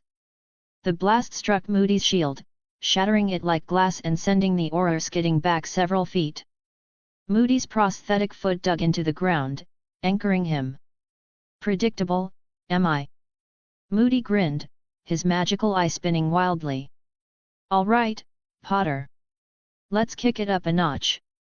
He slammed his foot down again, and the room erupted with chaos. Enchanted debris flew toward Harry, enchanted chains snaked from the walls, and the air itself seemed to buzz with Moody's layered spell work. Harry responded in kind, his magic surging like a tidal wave. His claws glowed with energy as he slashed through the chains, redirecting the debris with precise bursts of magic. He leaped and spun, his movements a perfect blend of raw power and calculated finesse. From the sidelines, Sirius let out a low whistle. Is it just me, or is Harry actually winning? James grinned. It's not just you. That's our boy. Lily, however, looked less impressed. Don't jinx him, she muttered. Moody's not done yet. She was right.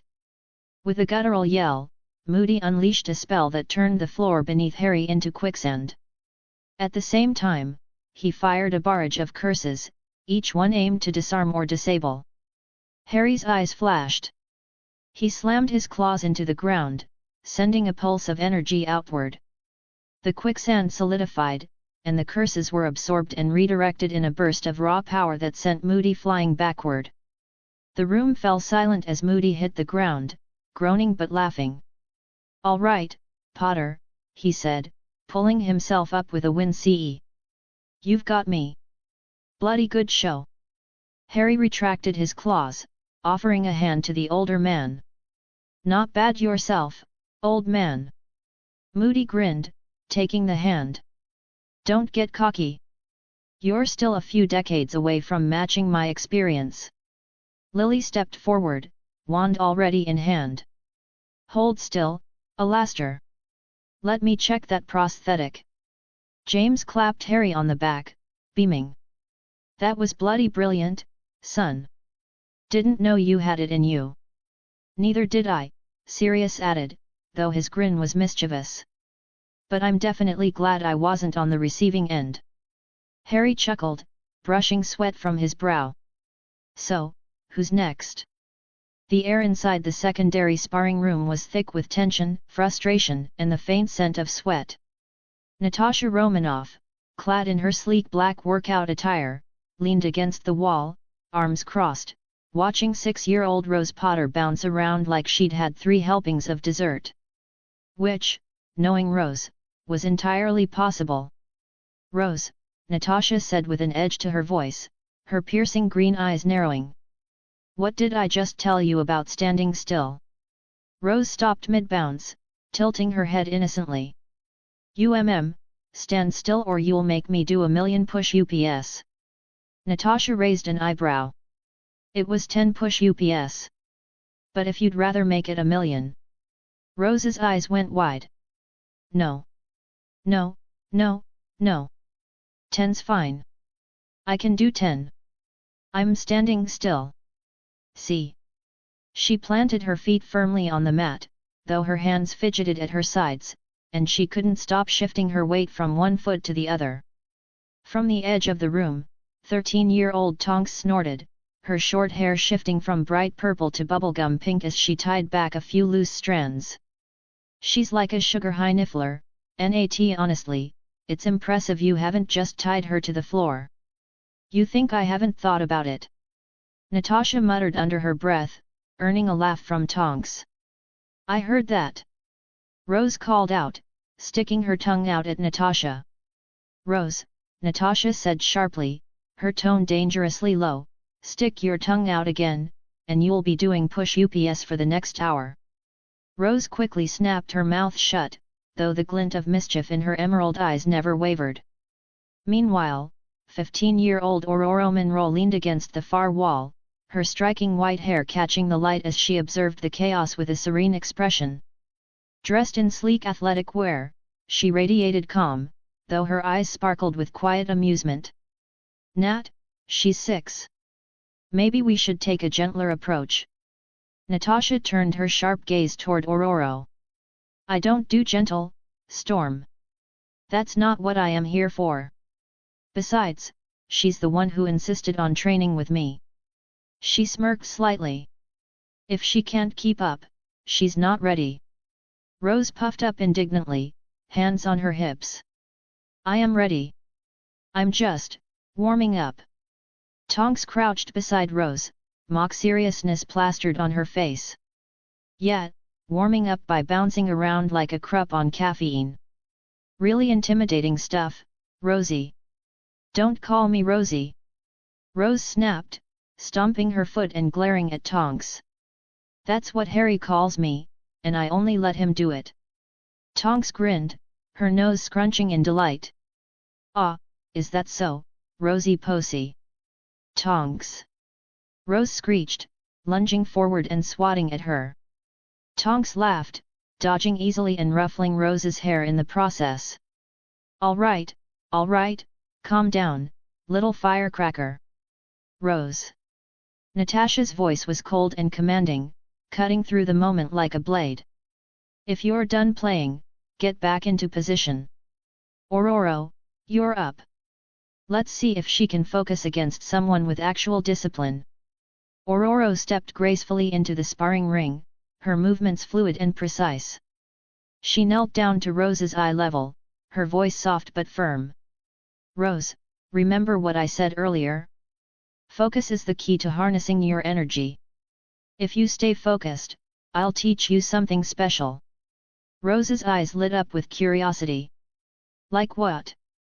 Aurora smiled knowingly, a faint breeze rustling through the room, lifting the ends of her hair in an almost magical display. I'll teach you how to call the wind. Rose gasped, her bratty exterior momentarily dropping. You mean, like you do? Like flying hair and everything? Exactly, Aurora said. But only if you show me that you can control yourself. Deal. Rose said quickly, bouncing on her toes again before catching Natasha's glare and forcing herself to stand still. I'm ready, Roro. Hit me with your best shot. Aurora stood, taking a defensive stance. All right, then. Show me what you've got. Rose charged forward with all the grace of a hyperactive squirrel, swinging her small fists wildly. Aurora sidestepped easily, her movements as smooth as water. Control, Rose. Wild energy won't win you a fight. I'm controlling it. Rose protested, spinning around and attempting a high kick that barely reached Aurora's knee. Aurora deflected the kick gently, her voice calm. Try again. This time, think before you strike. On the sidelines, Tonks shook her head, laughing. She's like a tiny tornado. More like a tiny hurricane, Natasha muttered. But if she learns to channel all that chaos, she'll be dangerous. Maybe even good. As the sparring continued, Rose grew increasingly frustrated, her attacks becoming sloppier. Finally, she stomped her foot and glared up at Ororo. "You're not even trying. This isn't fair." Ororo crouched down again, placing a gentle hand on Rose's shoulder. "Fair doesn't matter in a fight, little one. What matters is how you adapt. Now, take a deep breath and try again." Rose scowled but obeyed, taking a deep breath. This time, when she lunged forward, her movements were more controlled, her small fists striking with purpose. Ororo blocked each one with ease but nodded in approval.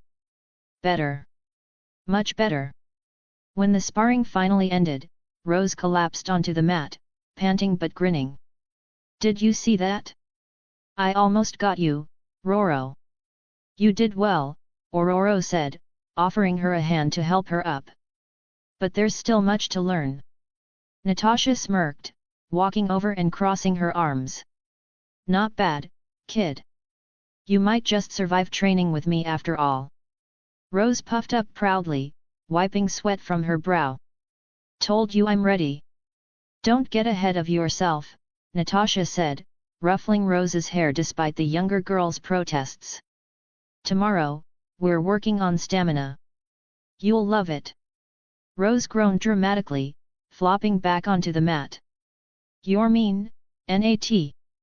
Natasha's lips curved into a rare smile. "You'll thank me one day, brat." In the quiet of the safe house infirmary, the sharp tap of Rhodey's crutches echoed against the sterile tiles. The air felt thick with focus, the room holding a tense but determined energy. James Rhodey Rhodes, sweat dotting his brow, was taking slow, measured steps across the room. His face was tight with concentration, each movement deliberate, his legs supported by magically reinforced braces. The metal braces, sleek yet intricate, covered his lower legs like a second skin, etched with glowing runes that flickered softly with magical energy. Despite their advanced design, they weren't exactly built for comfort. "All right, Mr. Rhodes, just one more step," Andromeda Tonks said, her voice gentle but steady, a calming presence amidst the strain. Her wand was held loosely in one hand, her other hovering just an inch from his shoulder. Her eyes remained watchful, ready to step in if anything went wrong. Rhodey exhaled slowly, his face scrunching slightly as he forced himself to take another step. "Yeah, no problem," he muttered, his voice edged with sarcasm. "Just living the dream here, taking a stroll in a high-tech torture chamber." "Magic is hardly torture," Andromeda replied with a soft laugh, glancing at him with that familiar, knowing look. "You're doing great, really. These braces aren't exactly easy to get used to." Rhodey's gaze flicked down to the glowing silver and black braces encasing his legs, the runes on them swirling with energy. "I don't know what kind of dream you're living in, but mine doesn't involve glowing metal plates strapped to my legs," he grumbled. "They're impressive, don't get me wrong. But subtle? Not so much." From the other side of the room, Ted Tonks leaned casually against the counter, arms crossed, watching the scene unfold. A grin tugged at the corner of his lips as he spoke, his tone light and teasing. "Subtlety's overrated, Rhodey. Those runes are holding your legs together, keeping you from collapsing under your own weight. It's not about style points, it's about keeping you on your feet." Rhodey scoffed, rolling his eyes. "Yeah, well, I'd be more into these if they were less Mech Warrior and more James Bond. I'm just saying, Tony's promised me these new hybrid leg braces. Magic and Stark tech combined. I'm talking Bluetooth, maybe a little holographic display, something sleek, you know." Ted chuckled under his breath. "You're dreaming, mate. Stark doesn't do simple, he does overcomplicated but shiny. But I'll bet my left arm they'll look pretty impressive when they're done." Rhodey shifted his weight onto his crutches, adjusting his grip. "Well, I'm counting the days until Tony's done reinventing the wheel," because I need something that doesn't feel like I'm marching to battle every time I take a step. Tony will get there, Andromeda said, her voice firm but encouraging. Until then, though, you've got magic and patience. And judging by the sweat on your brow, you're starting to realize it. Rhodey shot her a dry look. Patience? You mean slow torture, right? Because if that's what it's supposed to be, I'm acing it. Slow and steady wins the race, she teased, stepping back slightly as Rhodey took another tentative step forward, clearly struggling but pushing through. Slow and steady, hey. Rhodey shot back with a smirk, though the muscles in his legs were clearly trembling. Well, tell that to my pride, because it's taking a beating right now. Ted's voice drifted over, amused. Ah, the mighty James Rhodes brought low by a pair of crutches. Who would have thought? Rhodey's lips twitched into a smile despite the frustration in his eyes. I thought we were friends, Ted. You're supposed to be supporting me, not making me feel like a walking joke. Andromeda chuckled softly but didn't miss a beat. Trust me, Mr. Rhodes. It's a good look on you. As Rhodey took another labored step, the sweat on his brow started to increase, and he let out a groan. How many more laps are we doing here? This feels like a marathon. 3 more, Andromeda replied matter-of-factly. And I'm serious about this. You're progressing faster than I thought possible, but you're not ready for anything more yet. 3 laps.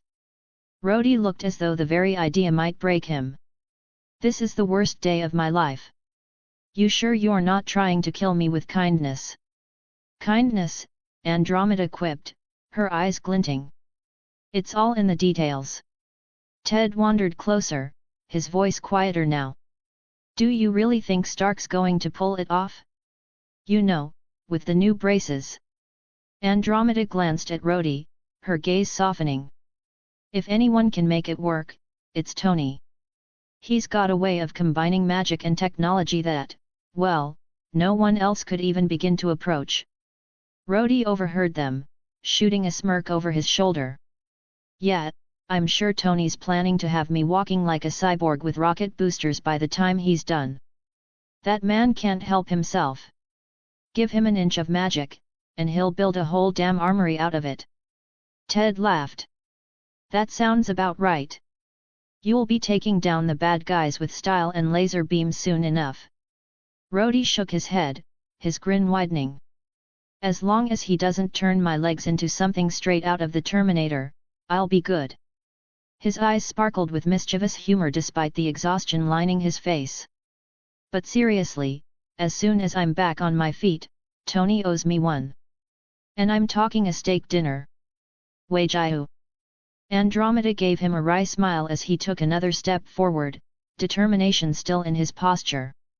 I think you're earning more than that, Rhodey. But a steak sounds good.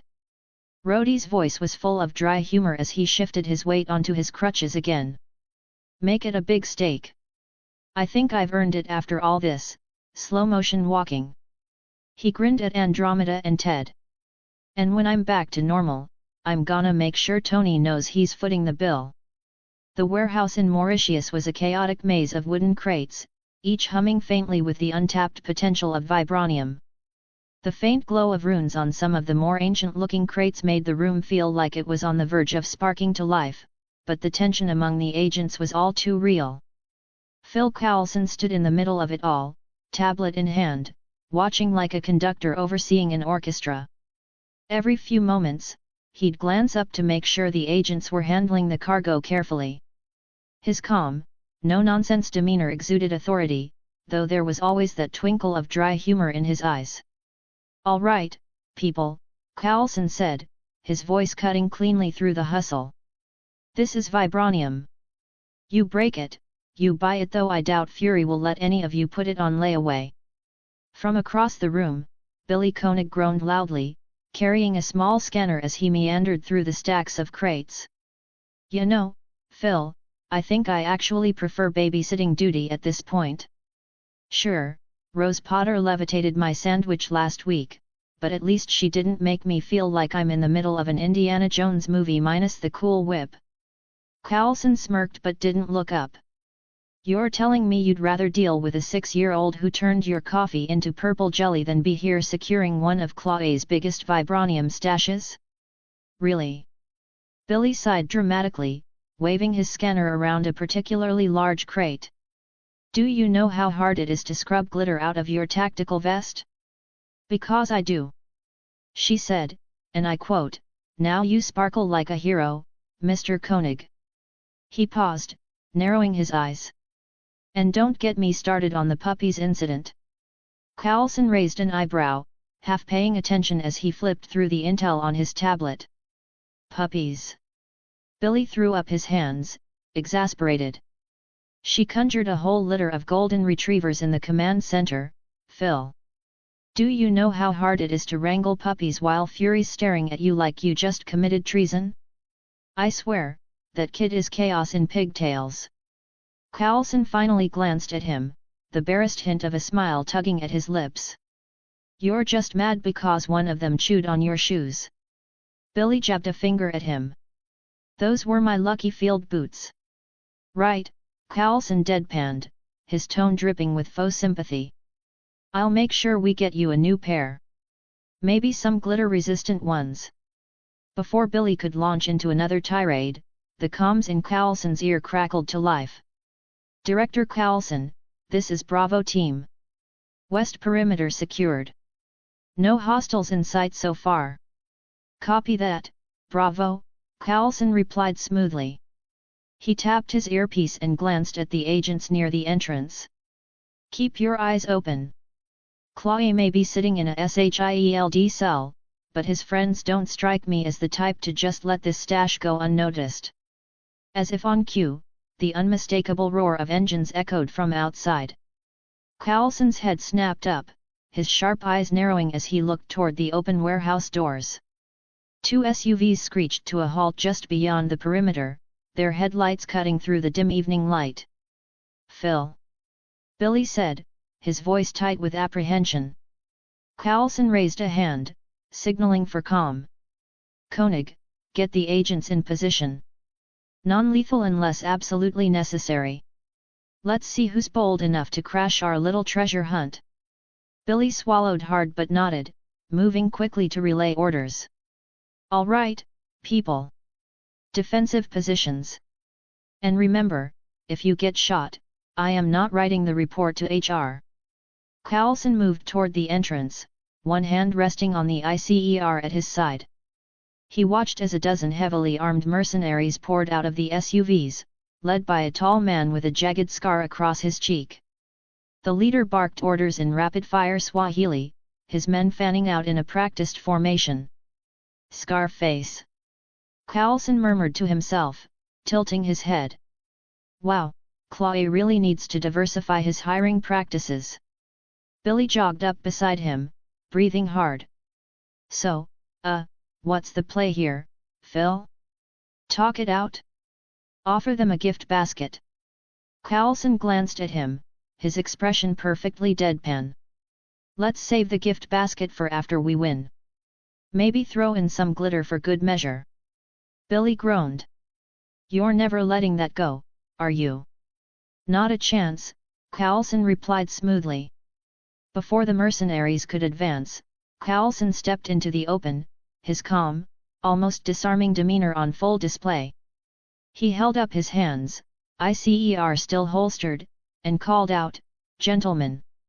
I hate to be the bearer of bad news, but this vibranium is officially off the market. If you leave now, I promise we won't ruin your Yelp reviews." The scarred leader sneered, raising his weapon. "We don't take orders from bureaucrats." Coulson's smile didn't falter. Bureaucrat? Ouch. I prefer highly effective problem solver. The first shot rang out, and Coulson ducked back into cover as the warehouse erupted into chaos. Billy let out a strangled yelp, fumbling with his ICER. Phil, they're shooting at us. Again. Why is it always guns? Coulson fired back with practiced precision, his voice calm even as he issued commands. Welcome to fieldwork, Koenig. Focus on non-lethal takedowns. And if you see Scarface, aim low. Guys like him hate losing the high ground. Billy muttered under his breath, taking cover behind a stack of crates. I miss the puppies. I really miss the puppies. Carlson couldn't help but chuckle as he took out another mercenary with a perfectly placed ICER shot. Don't worry, Billy. After this, we'll grab some celebratory coffee. You can even add glitter if it helps you cope. Billy groaned but kept firing, his muttering growing louder. Next time, I'm taking the babysitting duty. Glitter and all. Dash. Huffs. Can't wait to hear from you. If you're passionate about fanfiction and love discussing stories, characters, and plot twists, then you're in the right place. I've created a Discord server dedicated to diving deep into the world of fanfiction, especially my own stories. Whether you're a reader, a writer, or just someone who enjoys a good tale, I welcome you to join us for lively discussions, feedback sessions, and maybe even some sneak peeks into upcoming chapters, along with artwork related to the stories.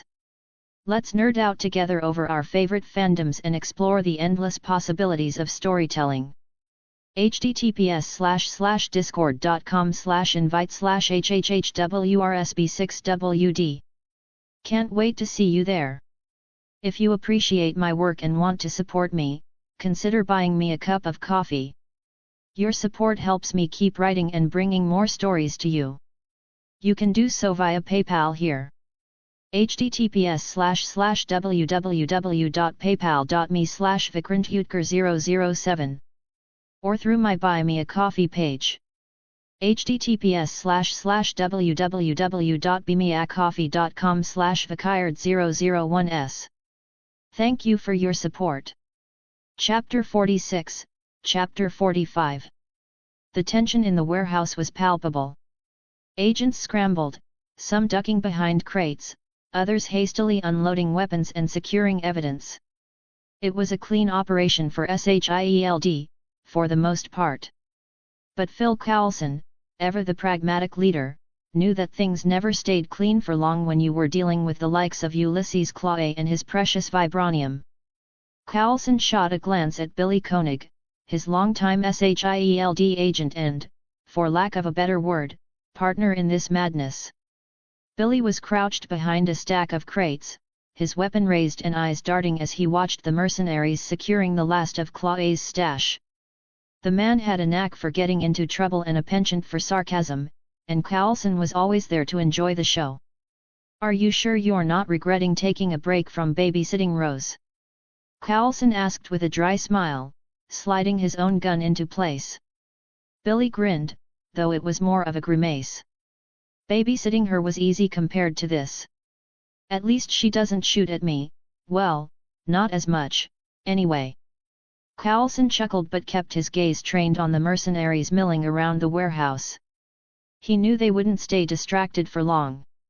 You know you're a really good shot, Billy, but I'm starting to feel like we could use some more firepower. Just say the word, boss, Billy said, shifting behind his crate.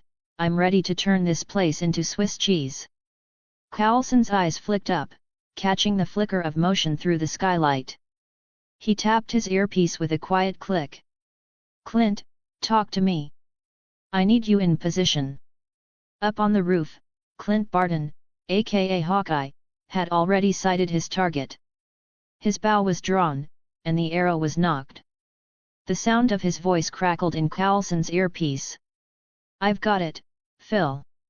But you're gonna want to watch this. Clint's voice was laced with mischief, a tone Coulson had long learned to recognize. Clint, please tell me you're not pulling one of your stunts. Coulson couldn't help but sound exasperated. Oh, I'm not pulling a stunt, Clint responded with an exaggerated sigh. I'm just getting creative. Clint's voice faded slightly as the string of the bow tightened. He wasn't saying much more, and Coulson could almost hear the smirk on his face. That was the thing about Clint, he was good at keeping things just vague enough to keep you on edge. All right, Hank, Janet, Clint continued, his tone a little more serious. Ready. In their shrunken forms, Hank Pym and Janet Van Dyne clung to the arrow, ready for the action that would unfold in the next few seconds. I don't like this, Clint, Hank muttered, his voice barely audible over the comms. This whole thing's ridiculous. Janet's voice was a soft, amused whisper. Oh, come on, Hank. Where's your sense of adventure? Hank grunted, clearly agitated. My sense of adventure is long gone. This is just a bad idea. Clint let out a laugh, his fingers pulling the bowstring back. Relax, Pym. Trust me, this'll be fun. With a whoosh, the arrow zipped through the night air, heading directly for the SUV that was speeding toward the warehouse. The mercenaries had no idea what was coming.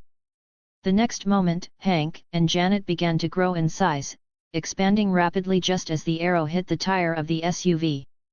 The force of their growth slammed into the vehicle, flipping it end over end, sending it crashing into the concrete with a violent screech. It was a spectacle no one could have predicted, least of all the mercenaries, who were still trying to process the sheer absurdity of what had just happened. The shock didn't last long. As the dust settled, Janet Van Dyne, now back to her full size, landed gracefully on the ground, her wings fluttering to steady herself. She was already on the move, launching herself toward the mercenaries in a blur of motion.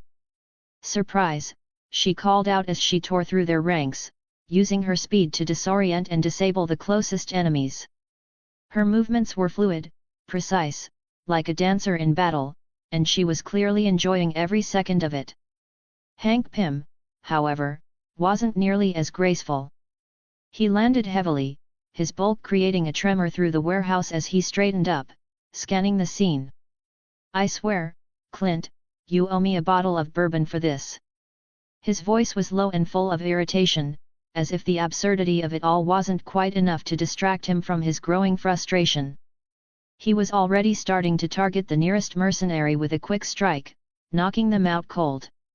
Carlson glanced over at Billy as the sound of combat erupted around them. It's not exactly subtle, but it works. He ducked as a stray bullet ricocheted off a nearby crate. Billy just shook his head, though there was a grin on his face. I'm just wondering how Clint talked them into this. This is so far beyond ridiculous. Knowing Clint? It probably started as a dare, Carlson replied, his voice dry as he gestured for the agents to continue securing the crates. As they secured the final crates and loaded them onto the SHIELD jet, Clint's voice crackled through the comms again. Phil, the mercs are regrouping. They're not too happy with the surprise, but they're still packing heat. You might want to get your butts on the jet ASAP. Copy that, Carlson said, never breaking stride. All right, team, time's up. We're heading out in 2 minutes. Let's move. Billy quickly finished his work, tossing the last crate onto the jet. You know, Phil, I'm getting the distinct impression that Clint only likes doing things that are borderline illegal. Borderline? Carlson raised an eyebrow, smirking. That's Clint Barton's idea of a good Tuesday. With the crates secured, the team rushed to the jet, and Clint, Hank, and Janet did a quick once-over of their surroundings before making their way toward the exit. Hank's expression was gruff, though there was an underlying tension in his shoulders that Carlson couldn't ignore. He had seen that look before, and he had a pretty good idea of what it meant. The fact that Hank's response to everything despite his clear skill was more grumbled complaints than anything else. It wasn't new. But it wasn't something Carlson was willing to dwell on now. Not with the mercenaries still out there, and not when they were so close to securing the last of Claw's stash. Besides, Clint's voice came through again, breaking Carlson's train of thought. Last call for the jet. You guys better hustle, because I don't think we're going to have a chance for a second round. Carlson tapped his earpiece. On our way, Barton. Just try not to break anything before we get out of here. Billy shot Carlson a half-amused look as they sprinted for the jet. He says that like Clint isn't the one we need to worry about. Oh, "Trust me, we're all worried about Clint," Carlson muttered, and with that, they were airborne, leaving the warehouse and all its complications behind them. In the sleek, tech-heavy workshop tucked away in the heart of the Stark safe house in New York, Tony Stark was hunched over, laser-focused on the last few adjustments to the leg braces designed for his best friend, James "Rhodey" Rhodes. The mechanical legs, which would soon replace the ones damaged during his last battle, lay on the workbench, their polished exteriors gleaming in the ambient light of the lab. He had built the frame with his usual precision after all. Rhodey was more than just a friend, he was family. But despite his deep attachment to the project, Tony couldn't shake the feeling that something was missing, something that only Rhodey's feedback could truly perfect. As his hands worked with practiced ease, adjusting the components, Tony's mind was split between the task at hand and the holographic display of his father's latest project that hung before him.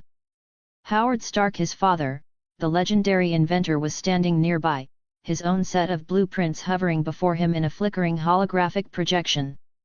The image shifted as Howard casually adjusted his glasses, his brow furrowing as he ran his fingers through the air, making precise changes to the design. "Tony," Howard's voice cut through the low hum of the lab, "take a look at this. This is the next step in repulsor technology. And let me tell you, it's going to be big." Tony didn't bother looking up, his fingers still flying across the mechanical frame. "It's always big with you, Dad.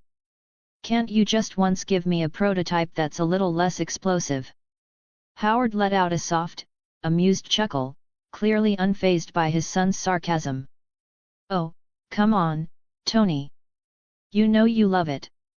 It's in your blood. You were practically born to make things go boom." Tony smirked, raising an eyebrow but not pausing his work. "Boom's fine, but I prefer controlled explosions, Dad. You taught me that yourself." His tone was playful but laced with the undeniable edge of self-assurance that had always characterized his genius. "Controlled," Howard repeated, voice tinged with approval. "Yes, that's the trick. But it's more than just a boom. This repulsor tech? It's not just for the usual Stark flare. It's designed for much more. It'll power the new Quinjet, give it an edge no one has seen before. You could use it in your suits. Flight capabilities, high-level defense, not to mention enough offensive power to take out half an army if necessary." Tony finally looked up, quirking an eyebrow as he studied the schematics in front of him. "And you want me to just integrate this into my suits? Because I'm sensing the part where you've been holding back something fun, Dad. What's the catch?" Howard's lips twitched into a sly smile, clearly enjoying the back and forth. He tapped on the hologram, zooming in on specific components. "No catch. Just a little side note, the technician's capable of much more than just flight. The power output is impressive." He let the words hang in the air as if daring Tony to fill in the blanks himself. Tony leaned forward, running his fingers through his hair, clearly intrigued. "Wait, let me guess, weaponize the flight tech, yet? Maybe give it a little extra punch." His voice oozed with mischief as his mind began to churn with possibilities. "Repulsor blast? Repulsor cannon? Oh, I see where you're going with this, old man. You really are thinking about turning the Quinjet into a flying weapon." Howard chuckled darkly, a glint of something unspoken in his eyes. "Exactly. You've got the idea. But remember, Tony, it's not just about making it go boom. It's about precision and control. I've got the specs worked out for how the tech integrates into the suits, but with your modifications, we could turn it into something much more adaptable. You could make it so that the tech doesn't just power the suits, but enhances them in ways we haven't even begun to explore." Tony's lips twitched into a grin, the gears in his mind turning faster than his hands could work. "Power, precision, adaptability, oh, I'm already getting ideas. Trust me, I'll figure out how to weaponize this and make it look good at the same time. You know, style's just as important as function, right?" Howard's eyebrows lifted, clearly impressed. Of course. You've always had an eye for that. But let me tell you, this tech isn't just about style. It's about control. I've worked with Lily Potter and Gideon Adler on this. Their magical touch is what's going to give it the stability we need. I'm not a fan of magic myself, but in this case, it's the only way we'll make this work. Tony raised an eyebrow at the mention of Lily Potter and Gideon Adler. He hadn't had much direct experience with them yet, but if Howard was working with them, it meant something serious was in the works. He could already feel the tension of excitement bubbling inside him. Magic, hey? I was wondering when you'd get to the secret sauce part of this equation. All right, Dad, you're speaking my language now. I'm just curious how you plan on meshing magical stabilization with all this high-tech firepower. Howard's smile softened, a rare, approving look crossing his face. That's where you come in, Tony. You're the one who can make it all work. I'll handle the theory, but you'll be the one to put it together. You'll take this tech and make it yours. Tony leaned back in his chair, crossing his arms, letting the words sink in. All right. I'll get to work on it. But let me tell you, I'm not just gonna settle for flying suits and fancy tech. I've got ideas for weapons in there too. You said adaptable, and I'll give you adaptable. How about a suit that can literally adapt to any combat situation? Howard shook his head, but there was a hint of admiration in his eyes. You really never stop thinking about ways to break the rules, do you? Tony smirked, standing up and moving toward his workbench where the arc reactor glowed faintly in the corner. Breaking rules? Please, Dad, I'm just making them better. Howard didn't argue. He had seen it in Tony before, seen that same relentless drive to push boundaries. Just remember, Tony, he said as he turned to leave, his tone shifting to something more serious, this is about more than just tech. It's about responsibility. We can't let this power fall into the wrong hands. Trust me, I've made my mistakes. Tony's smirk faltered for a second, his expression darkening just a touch. Don't worry, Dad. I'm not you.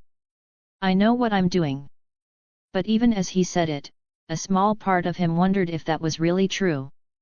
As the SHIELD jet hummed to a halt on the rooftop of the New York safe house, Clint Barton's voice crackled over the comms, dripping with sarcasm and smug satisfaction.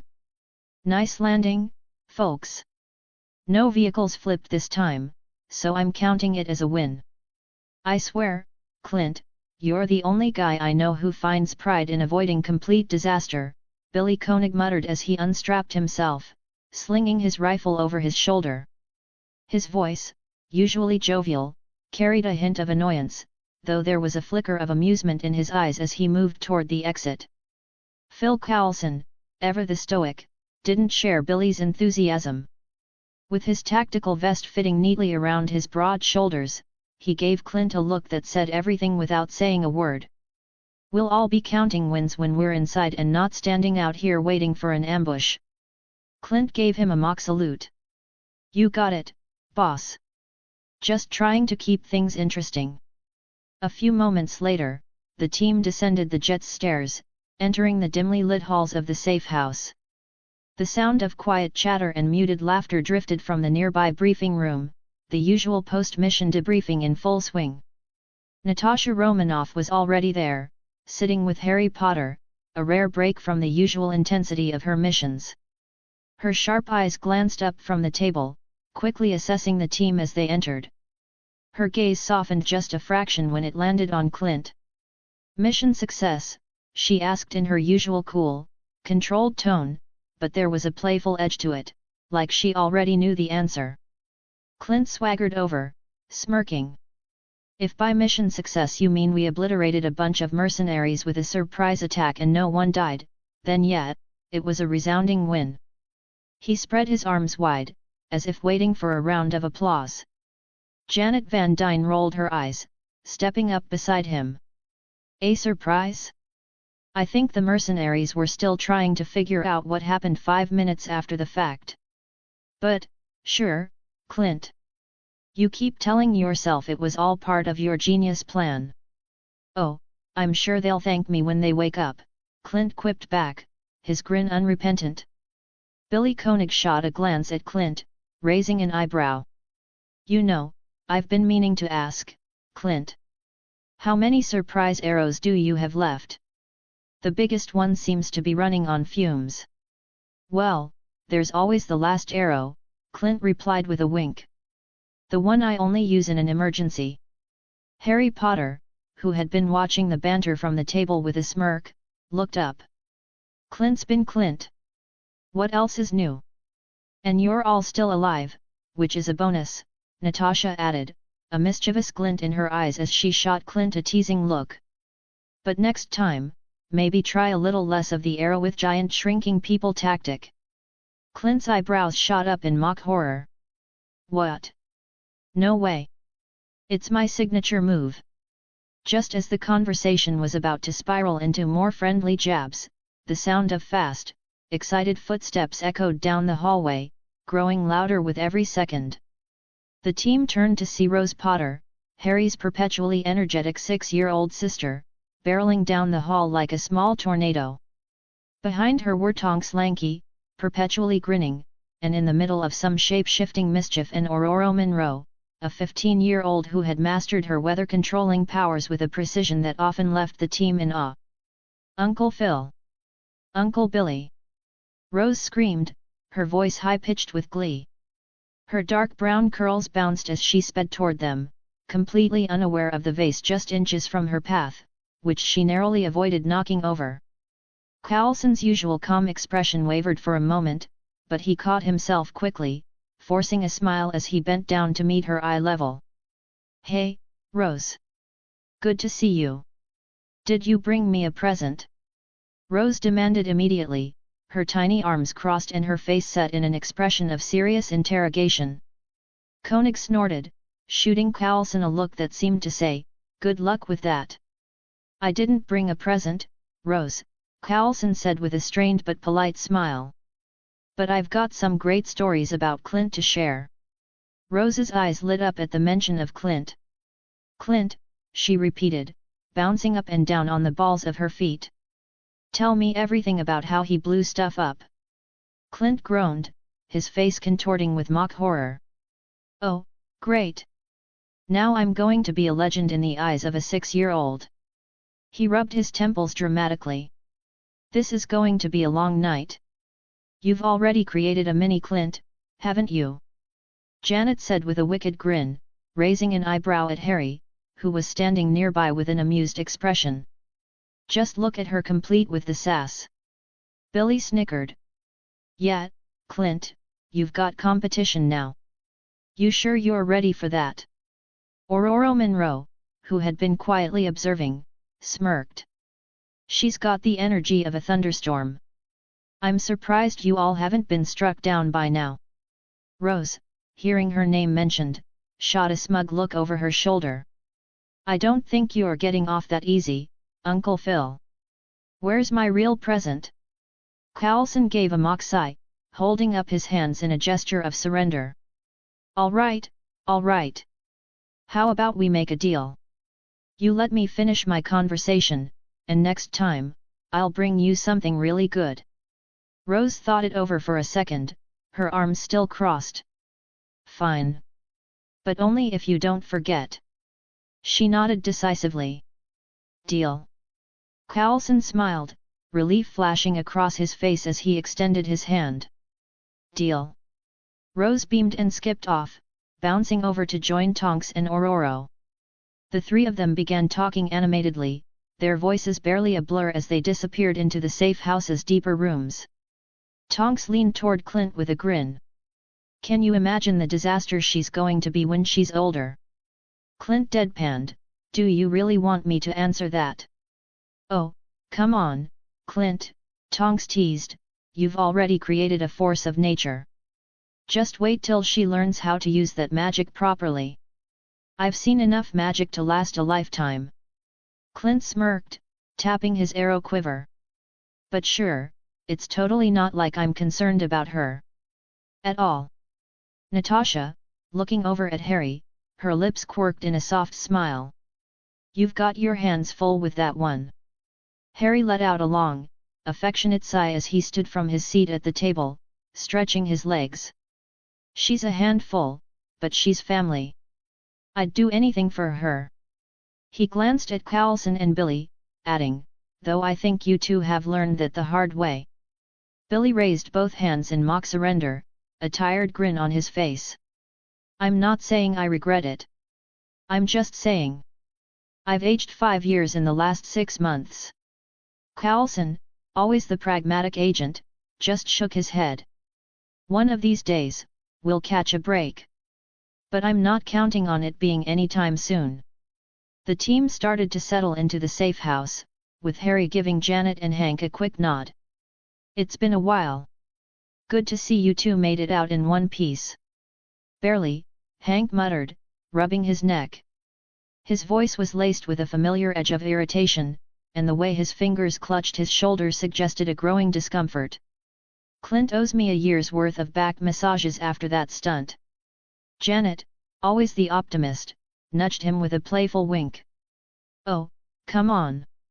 We've got the whole night ahead of us. Let's just hope Rose doesn't turn me into a cat again. Please, that's the least of your worries, Ororo interjected with a mischievous grin. If she ever learns to turn us all into animals, we're all going to be in serious trouble.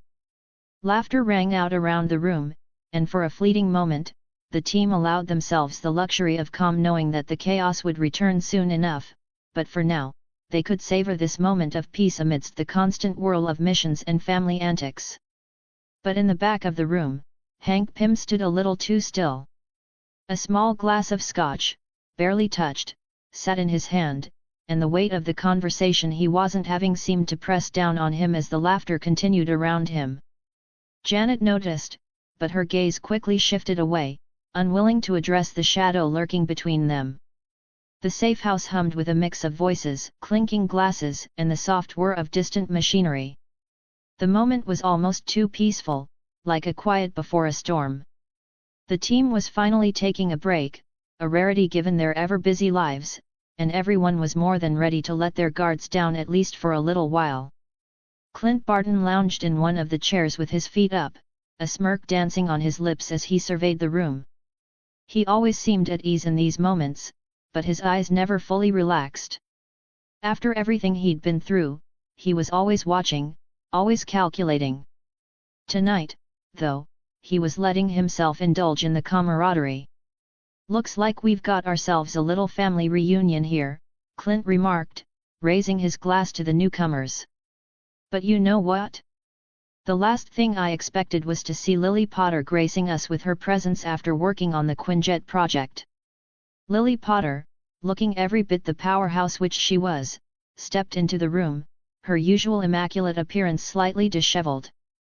Her fiery red hair was pulled back in a loose bun, and there was a light sheen of sweat on her forehead from the intense hours spent troubleshooting. But despite the fatigue, her eyes lit up when she saw the familiar faces. Finally wrapped up that damn Quinjet upgrade, Lily said, dropping her bag onto the floor with a thud. Couldn't get the thing to fly straight if I tried. You'd think they'd build a better model by now. Yeah, well, Clint said with a lazy grin, you know how it is. Tech and magic, they never quite play nice together. Lily shot him a tired smile, but it was clear she wasn't in the mood for more tech talk. I just want a drink and a chance to put my feet up. If anyone needs me, I'll be in the kitchen. Behind her, James Potter followed, his usual carefree swagger now more weary than anything. He was holding a tumbler of whiskey, and it was clear he'd been at it for a while. The lines of exhaustion were etched into his face, but his trademark smirk was still there. He was wearing that expression that said, I've been working too long, and I don't really care what anyone thinks about it. Good to see you all, James greeted, lifting his glass to the crowd. You'd think after 100 years of wizarding and teching, we'd have figured out a way to clone ourselves, so we don't have to actually work all the time. Sirius Black, ever the troublemaker, sidled in next to James, whiskey already in hand and eyes bright with mischief. We could certainly do with some clones for the good parts of our personalities. But I don't think I need another James Potter running around, especially with that glassy-eyed look you're rocking.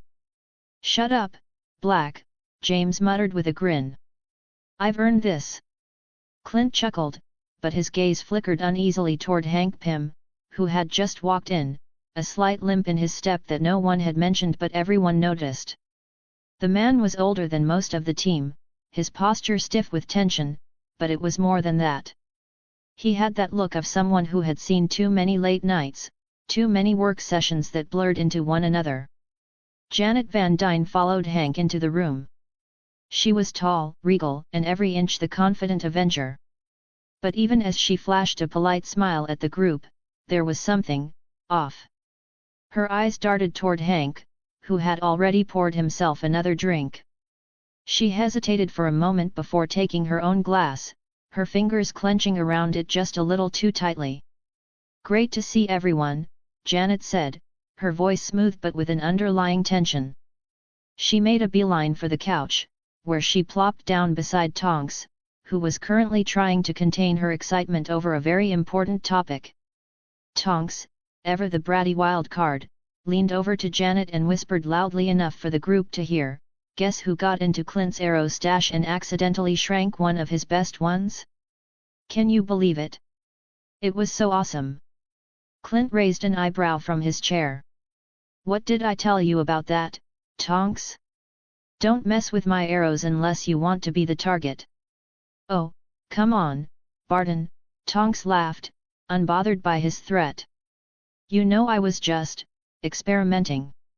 Anyway, you don't need all those fancy things. You've got enough tricks up your sleeve already." Clint shot her a side eye, but his gaze flickered back to Hank, who had taken another long pull from his drink. The glass shook slightly in his hand, and Clint could tell it wasn't just fatigue. It was something else, something darker. Natasha Romanoff, who had been quietly watching the exchange from the corner of the room, finally spoke up, her voice smooth and controlled, as always. "What's going on, Hank?" she asked, her eyes narrowing slightly. "This isn't the first drink you've had tonight, is it?" Hank didn't look up at her, his face locked in concentration as he fiddled with his glass, unwilling to meet her gaze. "I'm just thinking," he muttered, his voice low and steady, but with a slight slur creeping in at the edges.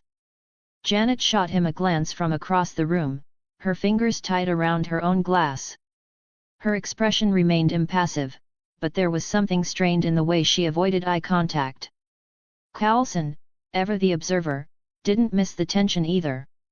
He cleared his throat and casually changed the subject, though his eyes flickered toward Hank and Janet. "I think someone needs a distraction, hey? What do you say we talk shop for a bit? I've got some intel on a mission that could use your expertise." "Yeah, shop talk," Clint said, clearly not buying it but happy to follow Coulson's lead. "Because that's exactly what I need right now." James raised his glass, though his eyes were still on Hank, and his voice was casual but heavy with unspoken meaning. "A little drink, a little chat, maybe a little less work, hey?" "Serious, ever the wild card," chimed in with a wry grin. "You know what? I think we've earned it. No more work for the night." "Well, at least until tomorrow." Lily rolled her eyes, though she couldn't help the smile tugging at her lips. "You know, I don't mind a good project, but I'm starting to think you lot work harder on avoiding work than actually doing it." Rose, the 6-year-old hellion who'd been quietly lurking in the background, suddenly piped up with a shrill voice that cut through the conversation. "I think Clint's arrows are dumb." She stuck her tongue out, causing Clint to groan in exasperation. "Hey, kid," Clint warned. "You want to start throwing arrows at me? I'm game." James chuckled and ruffled Rose's hair affectionately. "Don't let him get to you, kiddo. Clint's arrows are probably the least dangerous thing around here." The room laughed, but there was still that undercurrent, still that feeling that not everything was right. "That some things, some relationships, were being held together with string, and it might snap any second. Hank's silent brooding, Janet's stiff composure, and the unspoken history between them was like a shadow in the room. Aurora Monroe, who had been quietly watching all of this unfold, caught Clint's eye from across the room. She gave him a subtle nod, a quiet acknowledgement that they both knew something was wrong. Clint returned the look, but the question remained, how long could they keep pretending that everything was okay? Huffs. Can't wait to hear from you. If you're passionate about fanfiction and love discussing stories, characters, and plot twists, then you're in the right place. I've created a Discord server dedicated to diving deep into the world of fanfiction, especially my own stories. Whether you're a reader, a writer, or just someone who enjoys a good tale, I welcome you to join us for lively discussions, feedback sessions, and maybe even some sneak peeks into upcoming chapters, along with artwork related to the stories. Let's nerd out together over our favorite fandoms and explore the endless possibilities of storytelling. https://discord.com/invite/hhhwrsb6wd. Can't wait to see you there. If you appreciate my work and want to support me, consider buying me a cup of coffee. Your support helps me keep writing and bringing more stories to you. You can do so via PayPal here. https://www.paypal.me/vikrantutker007 or through my Buy Me a Coffee page. https://www.bemeacoffee.com/vikard001s. Thank you for your support. Chapter 47, Chapter 46. The sunlight filtered through the windows of the compound as Janet Van Dyne walked briskly down the hallway, her heels clicking on the polished floor. She was dressed impeccably, as always, in a tailored beige jacket over a simple black blouse and fitted pants, her blonde hair framing her face in soft waves. Her expression was a blend of curiosity and determination, the kind of look that meant she wasn't about to take no for an answer. She spotted Lily Potter in the distance, a stark contrast to her own polished demeanor. Lily, with her auburn hair tied in a messy bun and wearing a comfortable sweater and jeans, had a clipboard balanced precariously in one hand and a coffee mug in the other.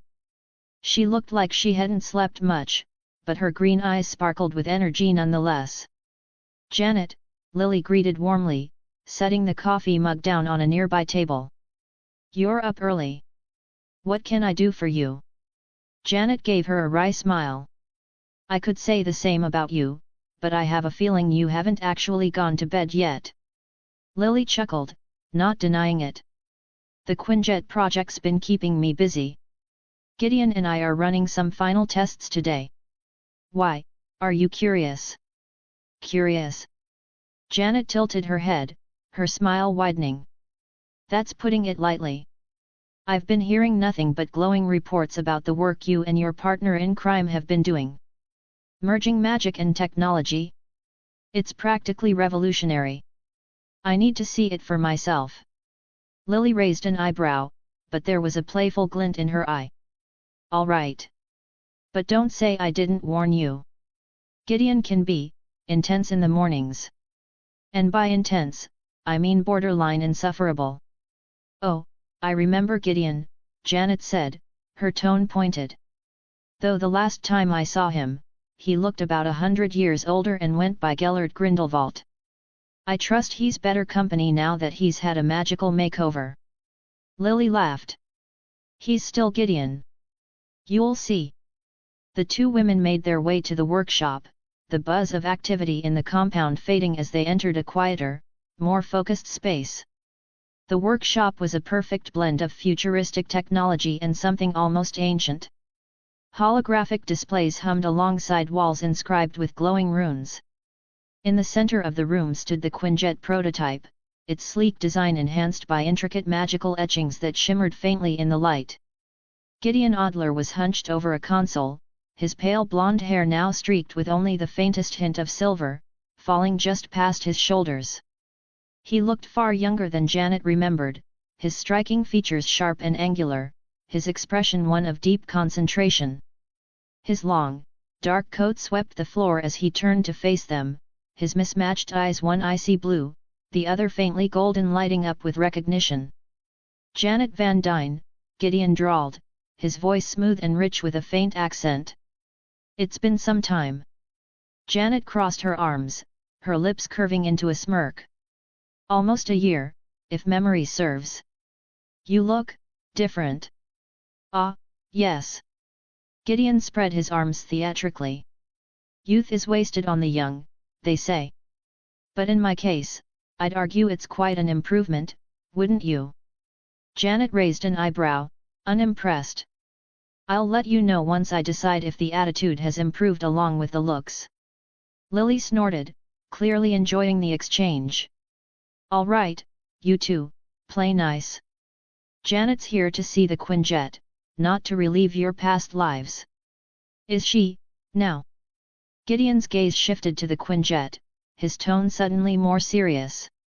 Then I hope you're ready to be impressed, Janet. This is no ordinary machine. Janet stepped forward, her sharp eyes taking in every detail. She ran her fingers lightly along the edge of the jet, her touch reverent. The design is stunning. But what's really catching my eye are these, she gestured to the glowing runes. The magical enhancements. How exactly are you making this work without everything exploding? That, Gideon said with a sly smile, is the art of it. Technology and magic are natural enemies, you see. Like oil and water. It takes a delicate touch and understanding of both worlds to blend them seamlessly. And a lot of arguing, Lily added dryly. Gideon insists on his artistic vision, and Howard wants precision. I'm the one stuck in the middle. Janet smirked, turning to Lily. You poor thing. It must be exhausting being the most reasonable person in the room. You have no idea, Lily replied, her tone playful but edged with truth. Gideon interrupted their banter with a wave of his hand. Enough chatter. We're about to test the new stabilization matrix. Janet, you may want to stand back. Unless, of course, you're feeling brave. Janet didn't move. Please. I didn't come here to play it safe.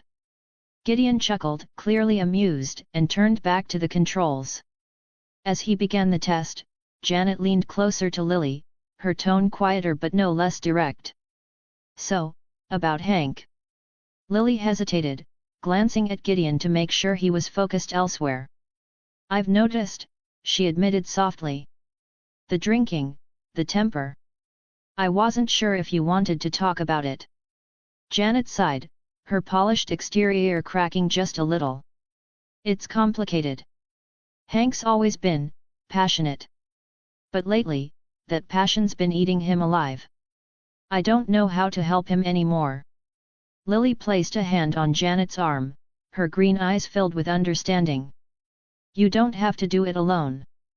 If you ever need someone to talk to or anything else, you know where to find me.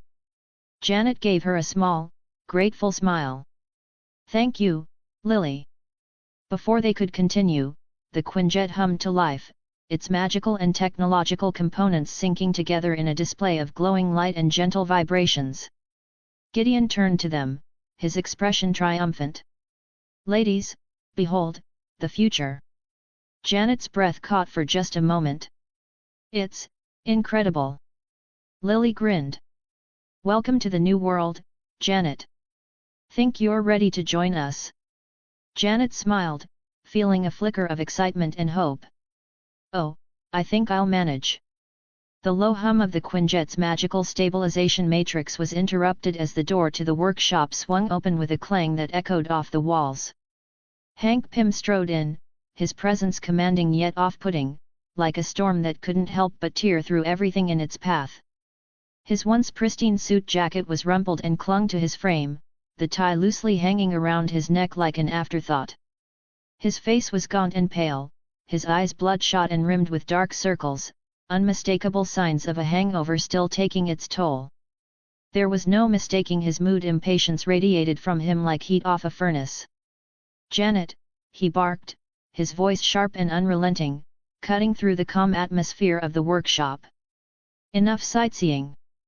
We've got work to do. Pack it up. We're going back to the lab now. Janet, who had been standing beside Lily and inspecting the magical runes etched into the Quinjet's hull, didn't flinch.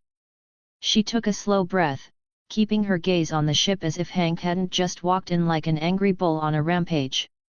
After a beat, she turned to face him, her posture cool and unyielding. "Good morning to you, too, Hank," Janet said, her voice calm but cutting, her lips twitching in amusement. "You're just in time to see some groundbreaking work happening here. Maybe you'll actually learn something new today." Hank's lip curled into a sneer, and he waved his hand dismissively at the Quinjet. "Groundbreaking? This is Stark Tech, Janet. Flashy toys and gimmicks, nothing more. I don't have time for this overpriced nonsense." His voice was thick with disdain. Janet crossed her arms, not budging from where she stood. "You know, Hank, sometimes I wonder if you even want to see innovation. It's always too flashy, too unnecessary. Have you considered that maybe it's because you're too afraid to try something new, that maybe you're a little too comfortable in your own rut?" Lily, who had been quietly observing, raised an eyebrow at Hank's tone.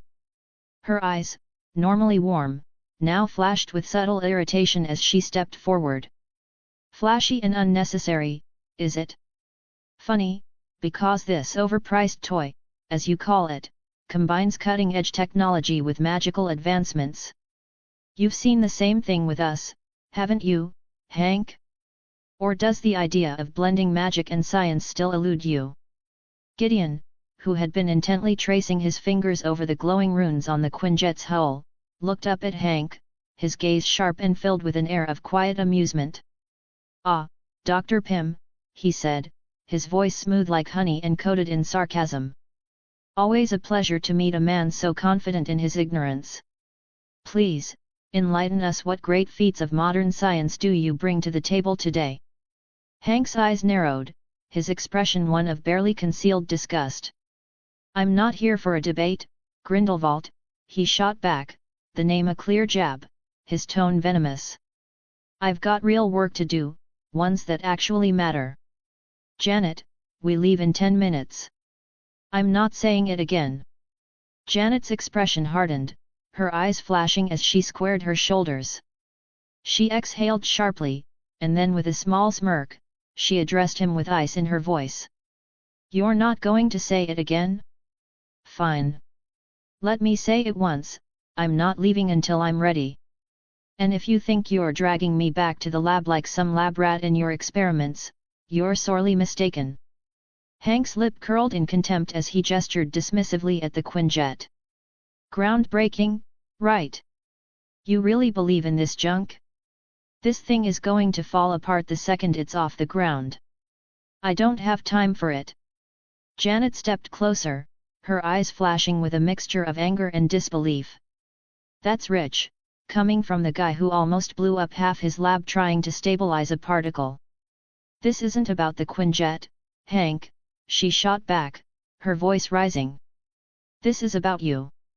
You can't stand the idea that someone else might do something groundbreaking for once, especially if it's not you." Lily, sensing the rising tension, stepped between them with a calming presence. Her voice was gentle, yet there was an undeniable firmness that cut through Hank's stubbornness. "Dr. Pym, with all due respect, this project is about more than just Stark or magic. It's about pushing boundaries, finding new ways to protect people. If you could take a moment to look past your own bias, you might actually see the value in what we're doing here." Hank's nostrils flared, his jaw tightening with disdain. He glanced at Lily with a sneer. "Sales pitch, Mrs. Potter. I've heard it all before."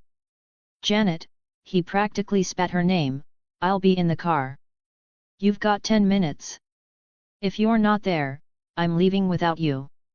Without waiting for a response, Hank spun on his heel and stormed out of the room, the door slamming shut behind him with an almost theatrical finality. The room fell into a heavy silence, the energy now shifted from frustration to quiet tension. Janet let out a slow breath, her arms dropping to her sides. She turned to Lily and Gideon, her shoulders sagging as the tension of the confrontation drained from her body. "Well," she said, her voice tinged with a forced lightness, that was charming. She rolled her eyes as she mimicked Hank's tone with a sarcastic lilt. 10 minutes. I'd be impressed if he could make it anywhere in that time frame. Gideon leaned against the console, a half-smile playing at the corner of his lips. Charming? You're being generous, Janet. The man's a walking monument to arrogance. But I do enjoy watching you handle him. Lily placed a gentle hand on Janet's shoulder, her touch offering reassurance. Are you okay? Janet nodded, though her jaw was tight. I'm fine. He's just... Hank. She straightened up, her posture resolute once more as she forced a smile. Now, where were we? Oh, right. You were going to show me how you merged magic with Stark's propulsion system. Gideon gave her a knowing smile, the corners of his lips curling with a mixture of amusement and admiration. Ah, yes. Allow me to demonstrate this flash and no substance for our esteemed guest, he said, gesturing grandly toward the Quinjet's hull. His eyes danced with a wicked gleam, enjoying the chance to prove Hank wrong. Janet, now thoroughly restored, chuckled softly. Lead the way, Gideon. I'm all ears.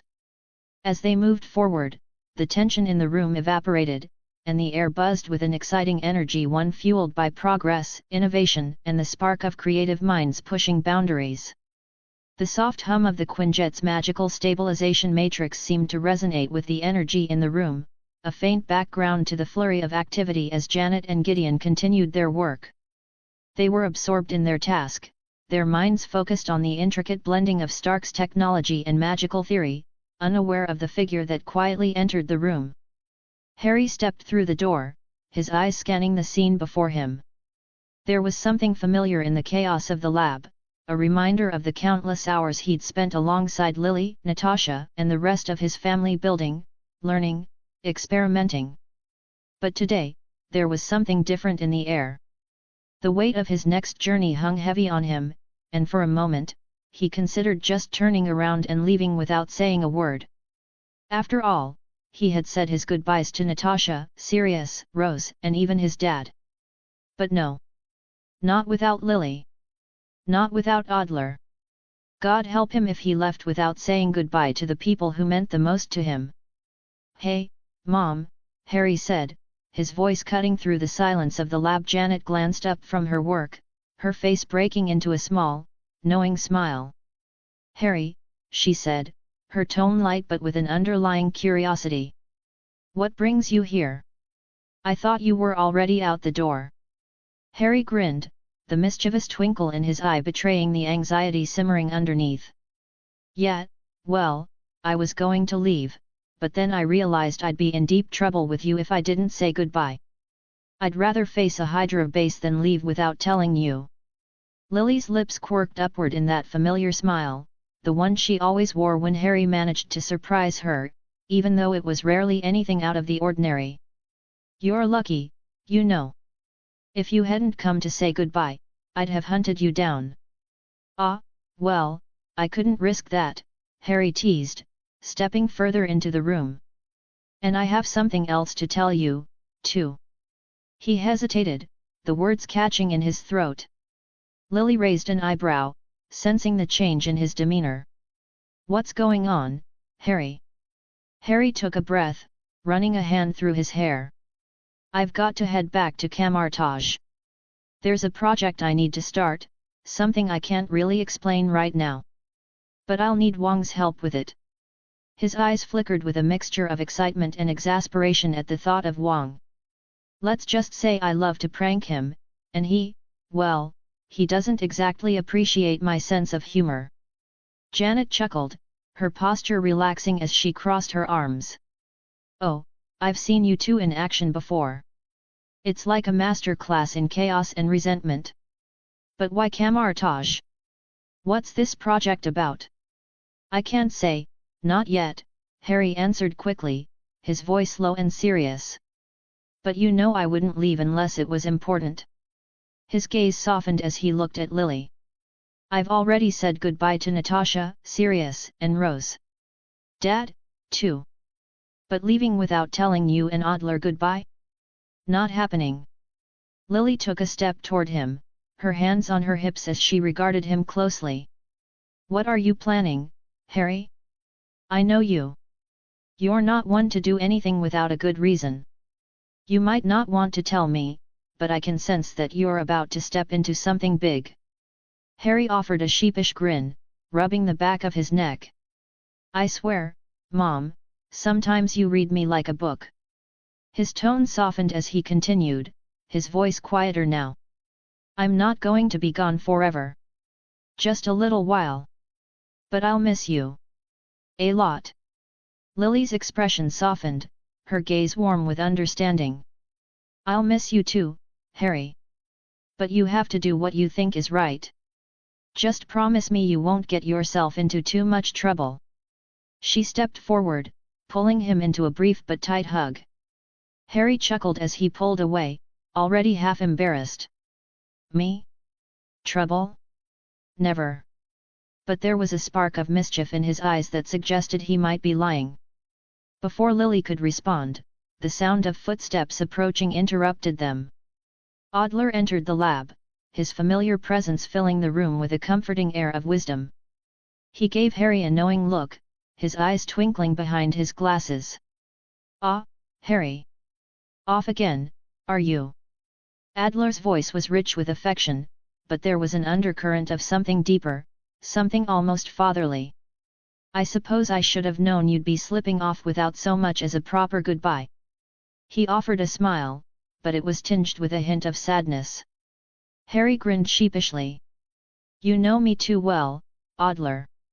I just didn't want to leave without. Adler raised a hand, cutting him off with a light chuckle. Yes, yes. You've already said goodbye to Natasha and the others. But your family, Harry. And family always comes first. He stepped forward, clasping Harry's shoulder with a gentle but firm hand. Whatever this secret project of yours is, I trust you'll handle it well. But remember, if you need any advice or even just someone to listen, I'm here. Harry's heart warmed at the words, his throat tightening for a moment. Thanks, Adler. I'll keep that in mind. Janet, watching the exchange, raised an eyebrow. All this emotional bonding, and here I thought I was the one who raised you right. Harry shot her a playful grin. You did. You both did. But if you think I'm not going to prank Wang just a little while I'm there, you're sorely mistaken. Lily laughed softly, but there was a tinge of sadness behind her smile. Just don't cause too much chaos, Harry. I don't want to hear about it in the next report. As Harry turned to leave, he paused for a moment, glancing back at the two figures who had shaped his life more than anyone else. I'll be back soon, I promise. Just, take care of yourselves. With one last nod to the two most important people in his life, Harry slipped out of the workshop, the door closing softly behind him. He felt a pang of bittersweetness in his chest, but it was quickly replaced with determination. He had work to do, and wherever his journey led, he knew he had a family who would always be there to help him find his way back. Harry stepped through the shimmering portal with the practiced ease of someone who had made this journey more times than he cared to admit. The air around him hummed with ancient power, and the familiar scent of incense and old tomes instantly greeted him as he landed in the hallowed grounds of Camartage. It was like stepping into another world, one where time felt less like a ticking clock and more like an ever-expanding river, flowing freely, unaffected by the mundane. He took a moment, letting the energy of the place wash over him, before walking toward the central courtyard. Despite everything he'd learned over the years, magic, alternate realities, and even dealing with Hydra, there was still something profoundly awe-inspiring about Camartage. But today, there was no time to linger in admiration. He had a plan. He needed Wang's help to make it work, but first, he had to have a little chat with the Ancient One. Harry had barely crossed the threshold into the grand, open courtyard when he felt that unmistakable presence. He didn't need to turn around to know who it was. She was always there, watching, waiting, understanding more than he ever could or wanted to, sometimes.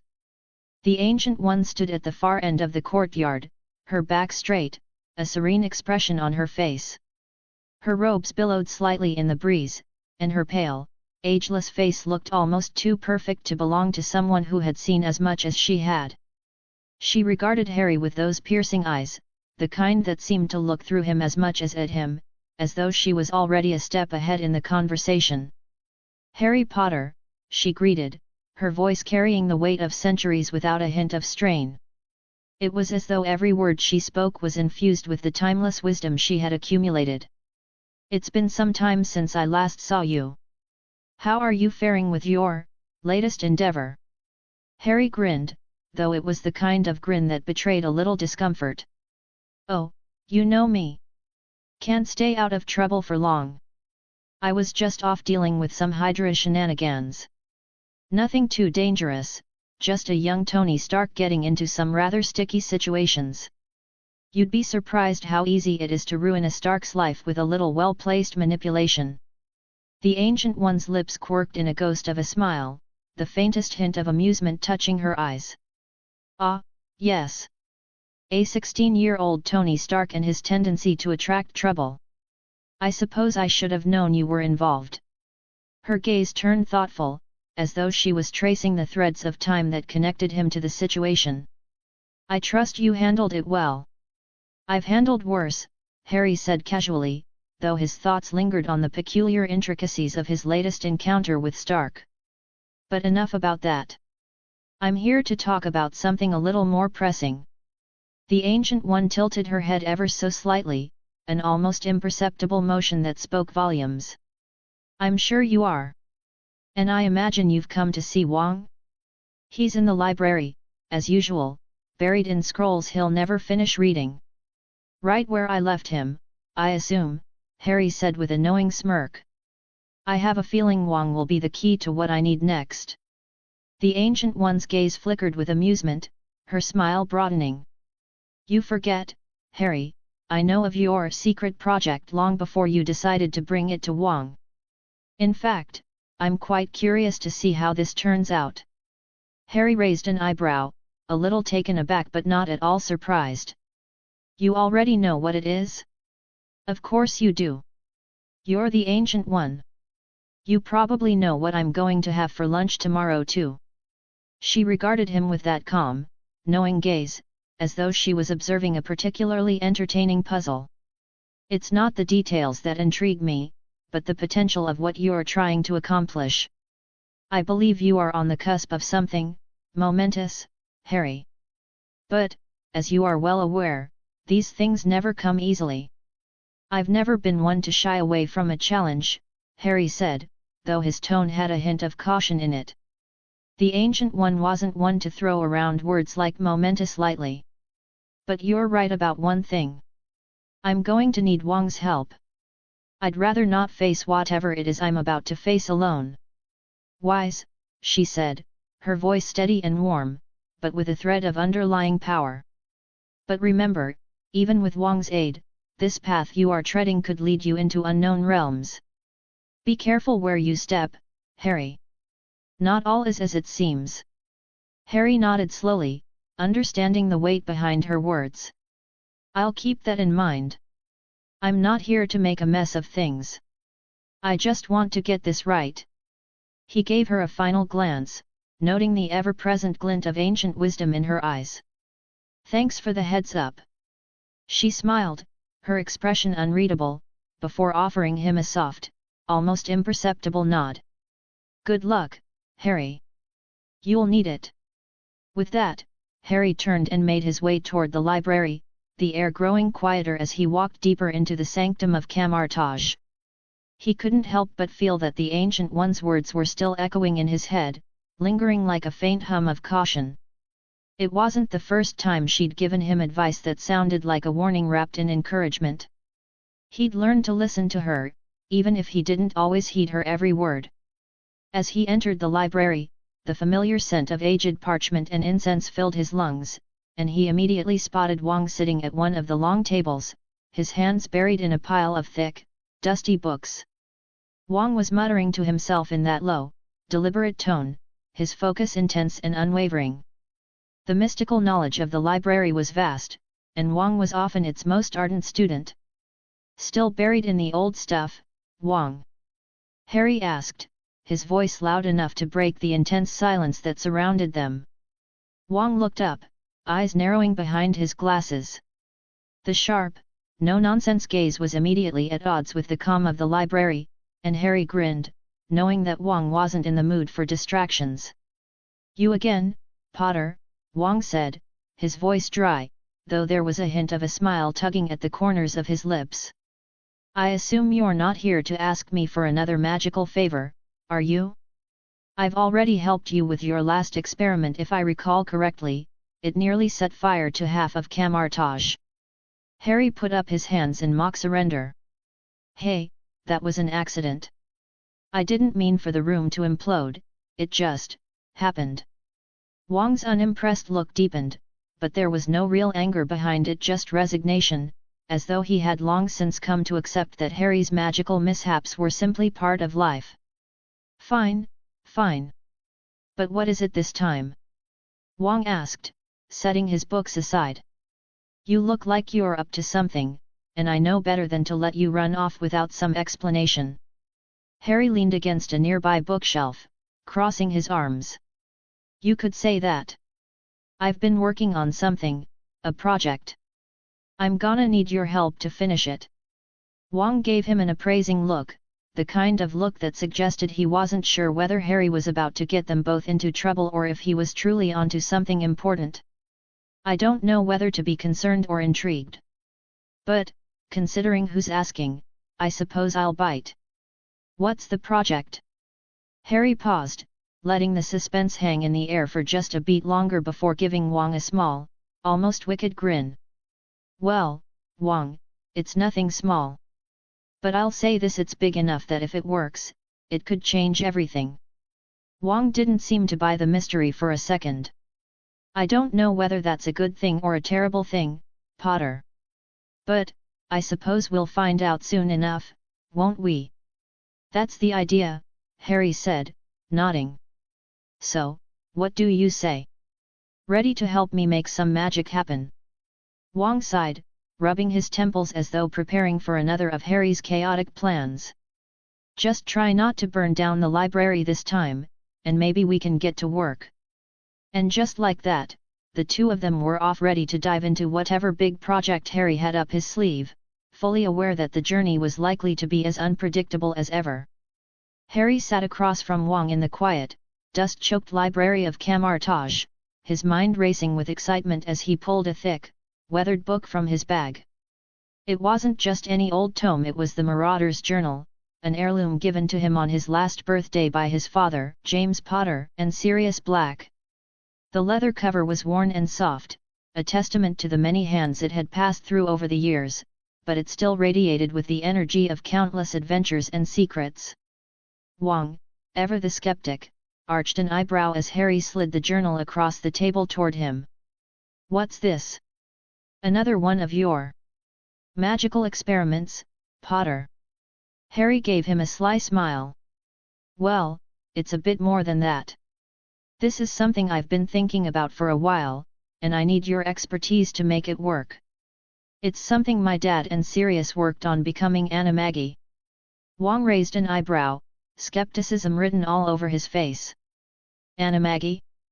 You mean the transformation where wizards can turn into animals at will? That sounds dangerous." "Oh, it is. And complicated." Harry gave a small laugh, the memories of his own experiences with transforming into a stag flashing through his mind. "But the process itself is one for the books, and I think it could be a perfect challenge for Camartage magic." He flipped open the journal to a page near the back, marked by a dark, dried stain, presumably from a spill of some kind, though he never asked what it was. The page detailed the intricate, dangerous procedure that his father and Sirius had followed to become Animagi during their time at Hogwarts, a feat that had taken years to complete. Wang glanced down at the page and his face hardened with suspicion. This looks painful and unnecessarily complicated. Harry nodded, knowing full well that Wang was no fan of convoluted or reckless spells. The procedure was detailed, and Harry understood the risks firsthand. He had tried it himself, back in his 5th year, only to discover how hard it was to swallow a mandrake leaf, let alone keep one under your tongue for an entire month. Yet, well, it's a nightmare of a process. It starts with the mandrake leaf, the one thing that makes it all work, Harry said, leaning forward to tap the page. You have to keep a leaf under your tongue for a month. It's incredibly difficult, and if you swallow it even once, the whole thing is ruined. Wang looked at him with a raised eyebrow, clearly unimpressed. And let me guess, the leaf's not the end of it. Harry grinned. Of course not. The mandrake leaf is just the first step. Once you've kept it under your tongue for the whole month, you use the leaf as the final ingredient in brewing something called the Animagus Reveal Potion. Wang's gaze hardened. And let me guess, the brewing process takes another month, and there are more dangerous requirements along the way. Exactly, Harry said with a dry laugh. The potion takes a month to brew, but here's the catch: you can only add the mandrake leaf during a thunderstorm. It's tricky, to say the least. Wang leaned back in his chair, clearly processing the complexity of the task Harry was describing. This sounds like an ordeal. And dangerous, even for a wizard. How do you expect me to help with this? Harry's eyes sparkled with a mix of mischief and genuine curiosity. That's where you come in, Wang. I need your help to sorcerify the process. Wang blinked, clearly unsure of what Harry was proposing. Sorcerify? You're asking me to adapt a centuries-old magical process into something more camartage-friendly? You're joking. Harry shook his head quickly. No, I'm serious. I've been thinking about this for a while, and if anyone can help me take this ridiculously complicated, old-school, wizarding magic and make it more manageable and even more effective, it's camartage. We can create a camartage version of the Animagus transformation, something more refined, using your knowledge of the mystic arts. Wang leaned forward slightly, his interest piqued, but the skepticism was still there. You want to combine Animagus magic with the mystic arts? I'm assuming you've thought through the consequences of blending such fundamentally different forms of magic. Of course I have. Harry said, a touch of impatience creeping into his voice. Well, mostly. But that's where you come in. I want to make this work without causing, a disaster. You've seen what happens when a spell goes wrong in this place. Wang gave a small grunt of acknowledgement, clearly not forgetting the numerous times Harry had turned a simple spell into a potential catastrophe. He flipped through the journal, eyes scanning the pages in disbelief. I don't know, Potter. The mandrake leaf and thunderstorm conditions are tied to the wizarding world's fundamental nature. We can't just replace them with something camartage-based without risking. Wang hesitated. We're talking about a transformation that's tied to a person's magical essence. Changing that, it's not something I'd take lightly. Harry leaned back, meeting Wang's gaze with a mixture of determination and hope. I know it sounds insane, but I trust that you can find a way to make this work. With your knowledge of the mystic arts, you can alter the process. You've already adapted magic in ways that wizarding folk wouldn't even dream of. You've taught me that magic isn't just about casting spells, it's about intention, adaptation, and understanding. Wang studied Harry closely for a long moment, his gaze unwavering. Finally, he sighed, closing the journal gently. You do realize, Potter, that you're asking me to literally rewrite the rules of magic. If something goes wrong. I get it, Harry interrupted, raising a hand. I know the stakes. But think about it, Wang. If we pull this off, if we make this camartage version of the Animagus transformation work, it could change everything. The ability to transform, adapt, learn new things. Hell, it could even make us more attuned to the magical energies around us. And if I can turn into an animal at will, well, I think that'd be pretty useful when dealing with Hydra. Wang folded his arms across his chest, looking at Harry as though trying to measure just how far this idea might go. And you think this will work? Even with the risks involved? Harry gave a firm nod. I do. I've come this far. I've dealt with worse. Wang gave him a sideways look, muttering to himself as if contemplating all the ways this could go wrong. Fine, he said after a moment, his voice resigned but still with an undercurrent of curiosity. We'll try it your way. But I'm not promising anything. If we're going to modify the animagus process, we need to respect its origins. And if anything goes wrong, you'll take full responsibility. Harry grinned, relieved. Deal. I'll take the fall if it blows up in our faces. But with your help, I think we can do this right. Wang gave him a final, long look before nodding. You'd better not get us into any more trouble, Potter. But for now, I'll begin the work. You should prepare yourself for a lot of reading. This will take time. Sounds like a plan, Harry said, a spark of excitement in his voice. We've got ourselves a project, Wang. Wang simply gave a weary sigh, knowing all too well what that meant. As he got up to gather the necessary texts, Harry couldn't help but feel that this could be the start of something monumental.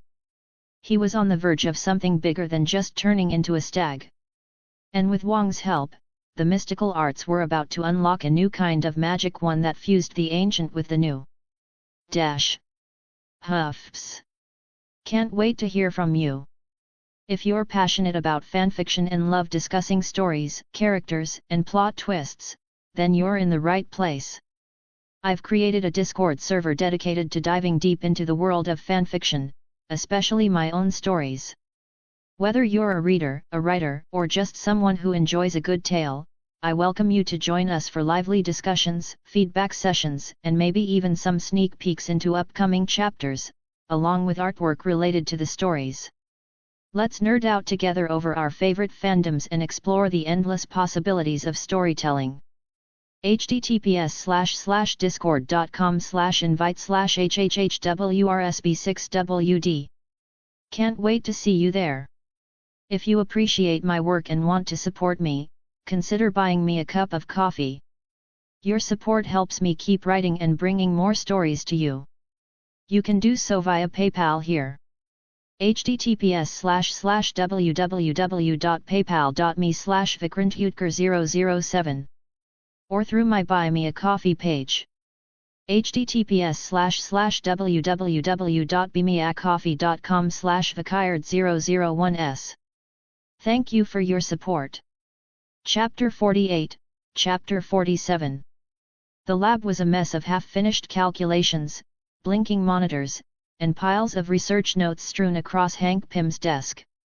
Hank stared at his screen, muttering under his breath as he adjusted the calibration on his quantum realm equipment. His mind was a tangled mess, the numbers not quite adding up. A slight frown tugged at his lips, but he didn't notice the door opening behind him. Janet Van Dyne's entrance was as sharp as ever, a breath of cold air before she even spoke. She stepped inside with her arms crossed over her chest, the high heels clicking lightly on the floor. She wasn't in the mood for Hank's usual attitude today. "Hank, we need to talk," Janet said, her voice firm, but her eyes betrayed the sharpness beneath her calm exterior. Hank didn't even flinch. He continued fiddling with the microscope. "Not now, Janet. I'm trying to focus on something important." He glanced at her from the corner of his eye, then back at the screen. "I've got work to do. I don't have time for your distractions." Janet's lips pressed together in irritation. "Distractions? Really?" She uncrossed her arms and took a step closer, narrowing her eyes at him. "You were the one who told me to either get ready to leave the safe house in 10 minutes or you'll leave without me, remember? You were the one who insisted you could handle things alone." Hank's shoulders stiffened, and his jaw clenched. I didn't need you staying at some safe house to play with Lily Potter and Gideon Adler. You think I don't know what that was about?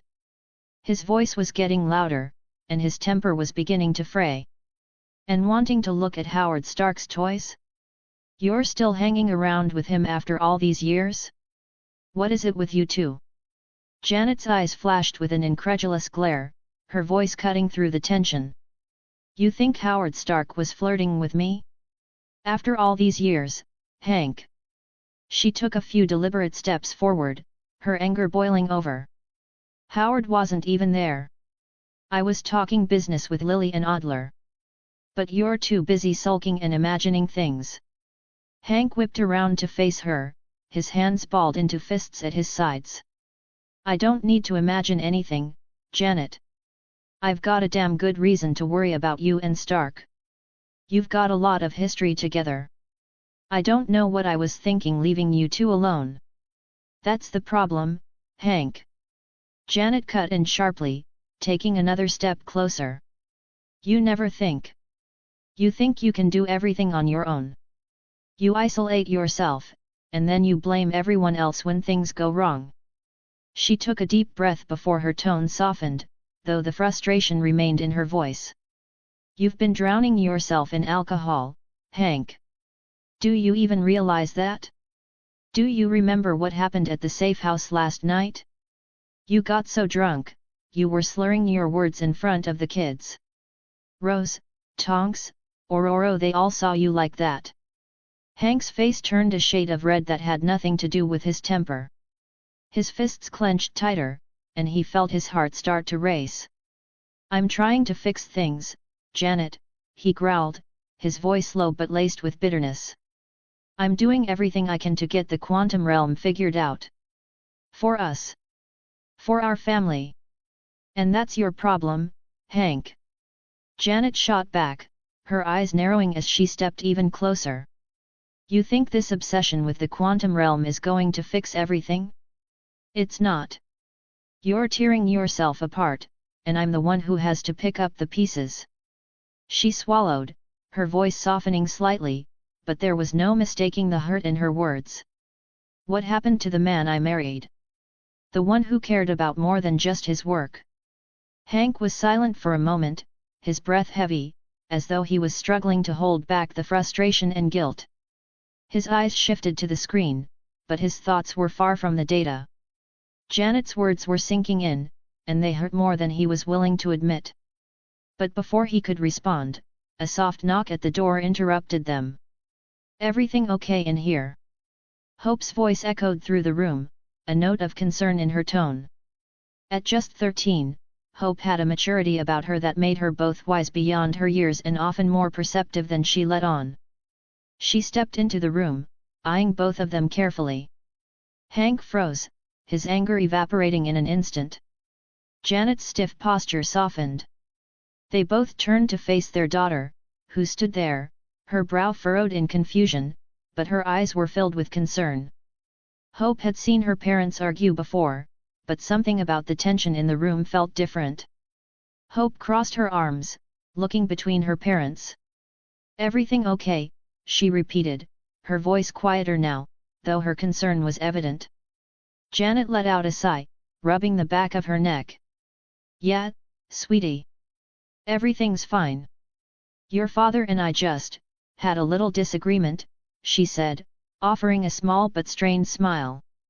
Hank let out a deep breath, running a hand through his hair, trying to regain his composure. Yeah. Just a disagreement, he muttered, avoiding Hope's gaze for a moment. Hope raised an eyebrow, not buying it for a second.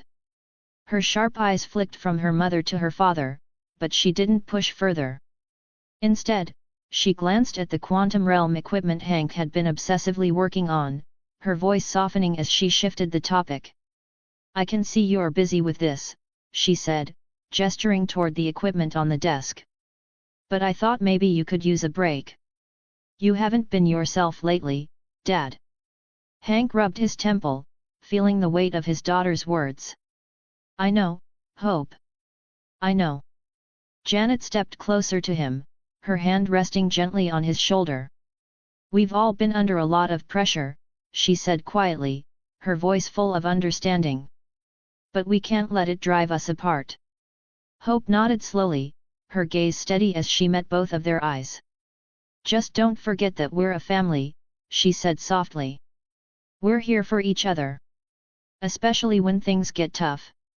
For a moment, the tension in the room lingered, the weight of Hope's words settling in the air. Hank finally met Janet's gaze, the anger and frustration fading into something quieter, more vulnerable. He exhaled deeply, his shoulders sagging. You're right, Hope.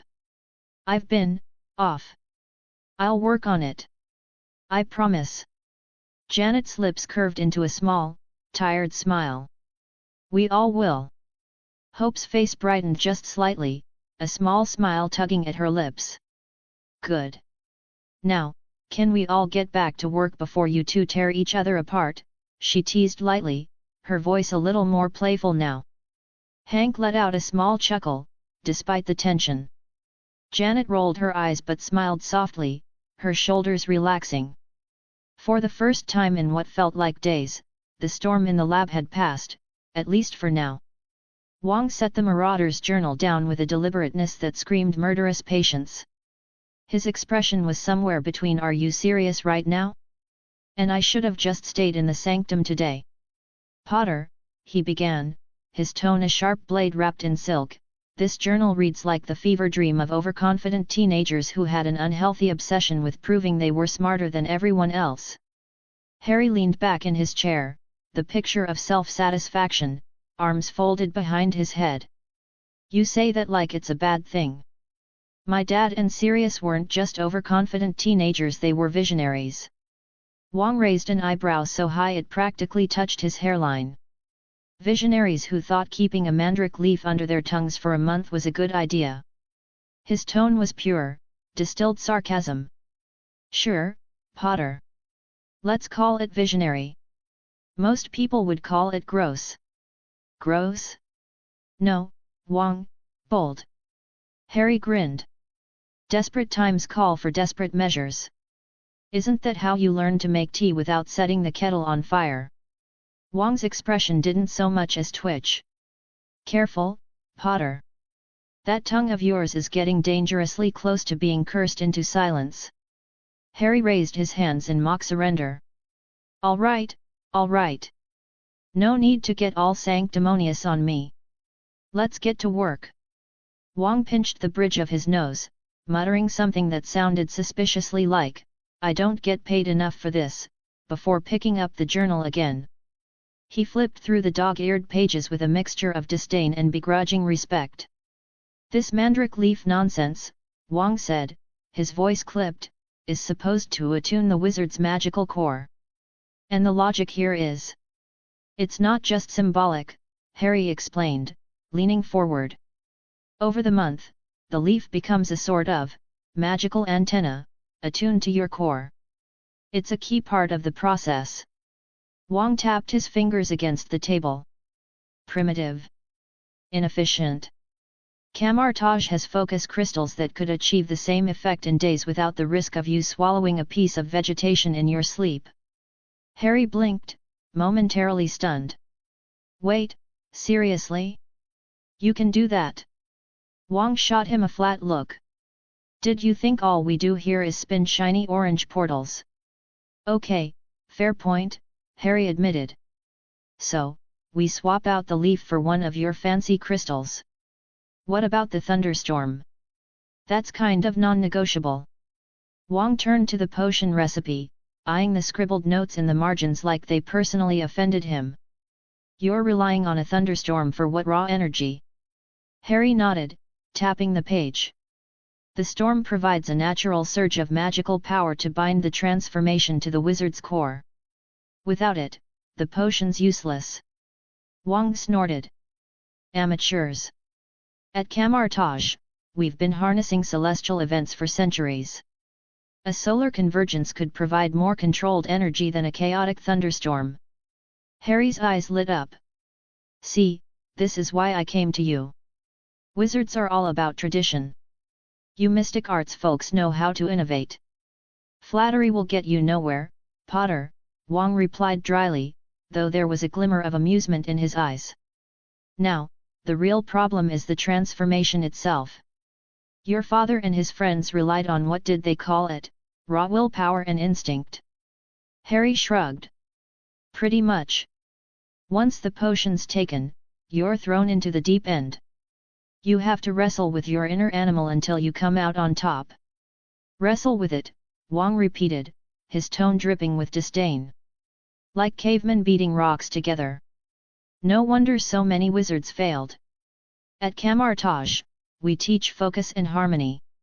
Instead of fighting your animal form, you could merge with it through guided meditation. Harry blinked again, his grin widening. Wang, you're a genius. Wang's smirk vanished instantly. Don't push it, Potter. This isn't some schoolyard prank. If you mess up, I turn into a half-stag, half-phoenix monstrosity. Harry quipped, grinning. Wang fixed him with a steely glare. Or worse. You could destabilize your magical core entirely. Or lose your humanity. Permanently. That wiped the grin off Harry's face. He leaned back, suddenly serious. All right, message received. This isn't just some experiment. But if we can pull it off. Wang sighed, closing the journal with a snap. If we pull it off, it'll be a miracle. Now, grab those books over there. If we're going to do this, we're doing it properly. Harry practically bounded across the room, returning with a precariously stacked tower of dusty tomes. He plopped them on the table with a loud thud. Ready when you are, Professor Wang. Wang didn't dignify the title with a response. Instead, he opened the first book with a flick of his wrist, conjuring diagrams into the air. We start, he said, his voice firm, by making sure we don't blow up Camartage. And for that, you're going to do exactly as I say. Harry saluted, grinning. I, Captain. Wang sighed, already questioning his life choices, but as he began explaining the intricacies of focus crystals, a spark of excitement flickered in his eyes. For all his bluster, Potter had a way of making the impossible seem almost doable. Almost. New York City Upper West Side. The bustling streets of New York pulsed with energy, honking taxis and chattering pedestrians creating a constant hum. Natasha Romanoff weaved through the crowd with the kind of casual ease that suggested she was fully aware of every movement around her. Dressed in jeans, boots, and a leather jacket, she looked as much a part of the city as any native. Trailing behind her, Nymphadora Tonks was a bundle of restless energy. The 13-year-old morphed her nose into a pig snout, then back to normal, then into a duck bill, all while chattering about how weird Americans were compared to Brits. Her purple-tinted hair made her stand out like a beacon, but she didn't seem to mind. Oi, did you see that hot dog cart back there? Tonks asked, her voice bouncing with enthusiasm. The bloke selling them had a tattoo of a hot dog eating a hot dog. Isn't that mental? Cannibalistic snacks. Only in New York. Focus, Tonks, Natasha said without looking back, her tone dry but not unkind. We're not here to sightsee. Tonks wrinkled her nose, which was now heart-shaped. Yet, Miss Super Spy. You're no fun, you know that. I'm plenty of fun, Natasha deadpanned, finally glancing over her shoulder. Just not when we're about to knock on someone's door and drop an emotional bombshell. Aurora Monroe walked silently beside them, her usual composed demeanor giving way to nervous energy. Her silver-white hair, styled into soft braids, caught the afternoon sunlight, making her look ethereal. But her blue eyes darted nervously as they approached the charming brownstone. You okay? Natasha asked, her voice softening. She wasn't one for grand emotional gestures, but she had a knack for sensing when people needed a nudge. Aurora exhaled slowly, her hand brushing against the jacket her sister had given her years ago. I don't know. It's been so long. What if she doesn't recognize me? Or worse, what if she does and she's angry? Natasha stopped in front of the stoop, turning to face Ororo fully. Listen. Families are complicated. Trust me, I know.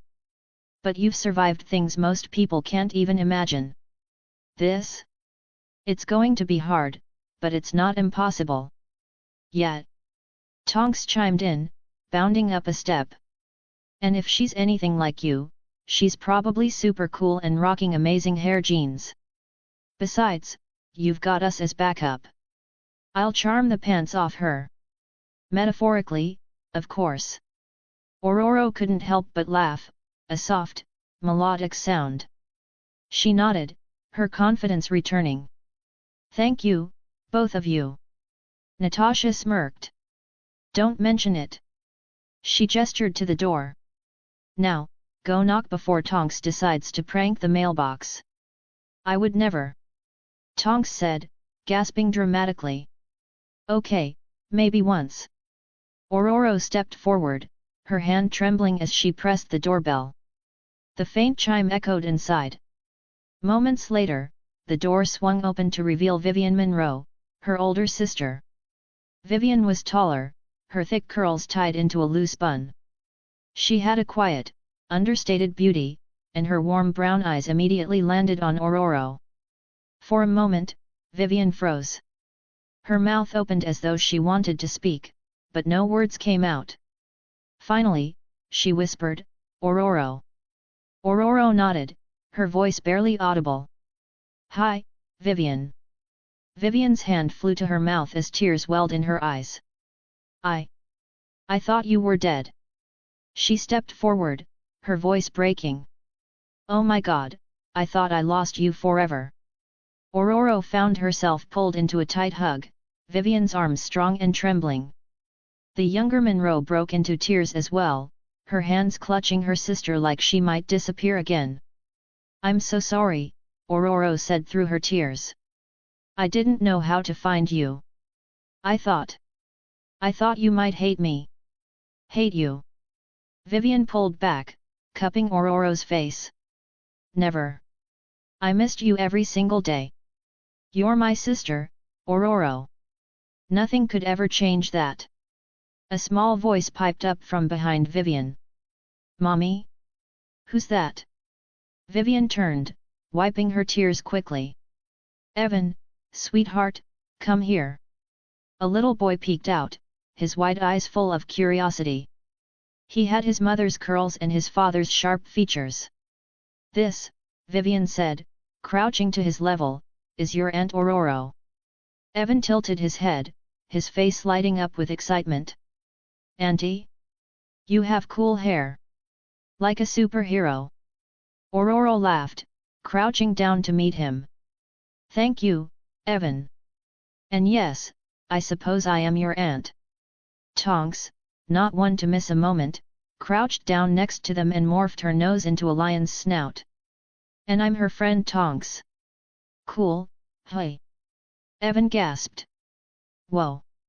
Are you magic? Don't tell anyone, Tonks whispered conspiratorially, but yes. Totally magic. Natasha leaned casually against the doorframe, her arms crossed. I'm just the boring friend, she said dryly, giving Evan a small smirk. You don't look boring, Evan replied earnestly. You look like you could fight bad guys. Natasha raised an eyebrow. Smart kid. Vivian laughed and ushered them inside. Come in. We have so much to talk about. Inside, the home was warm and inviting, filled with the smell of fresh cookies. Over tea and snacks, Ororo told Vivian everything: her journey, her struggles, and how she found her way back. You've been through so much, Vivian said softly, her eyes brimming with tears. But you're here now, and that's all that matters. As the sun set and the room filled with golden light, Ororo felt something she hadn't felt in years: peace. For the first time, she wasn't just surviving. She was home. The cozy warmth of the reunion was shattered by a firm, measured knock at the door. The sound echoed through the room, drawing everyone's attention. Vivian tightened her grip on Ororo's hand, her protective instincts kicking in. "Were you expecting anyone?" Vivian asked softly, her gaze flicking toward Natasha, who was already rising to her feet. Natasha Romanoff's movements were fluid and deliberate, a predator sizing up the unknown. Her sharp green eyes darted to Tonks, who was halfway to drawing her wand. "No," Natasha said, her voice cool, every syllable sharpened by suspicion. "Stay seated.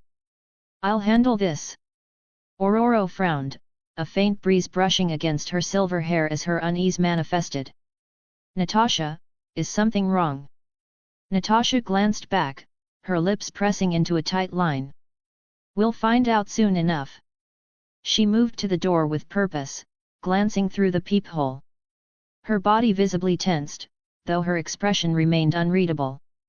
She opened the door just a crack, positioning herself like a shield between the unknown and those inside.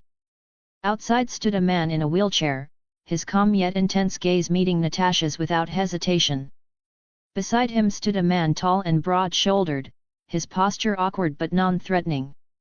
The second man adjusted his glasses nervously, though his holographic image inducer made him appear unremarkable, hiding the blue fur beneath. "Good evening," said the man in the wheelchair, his voice warm and deliberate. "I am Charles Xavier. May I speak with Aurora Monroe?" Natasha's expression didn't waver, though her voice dropped to a blade's edge. "How do you know her?" Xavier's gaze remained steady. "I sensed her presence through Cerebro, my telepathic device. Her abilities are remarkable. I've come to offer her a place at my institute, a safe haven where she can hone her powers and thrive among others like her." Behind Natasha, Tonks leaned closer to Aurora, her voice a conspiratorial whisper. "Telepathic device? Sounds like he's got a magic crystal ball jammed in his skull." Aurora's frown deepened. "But I've been in New York for weeks." "Why now?" Natasha answered without looking back, her tone clipped. "The wards at the safe house likely blocked him. They're designed to shield against all kinds of detection, magical, telepathic, or otherwise. Here? No such luck." "Ms. Romanoff," Xavier said with calm persistence, "I assure you, I mean no harm. I simply wish to speak with Aurora. The choice is hers, of course."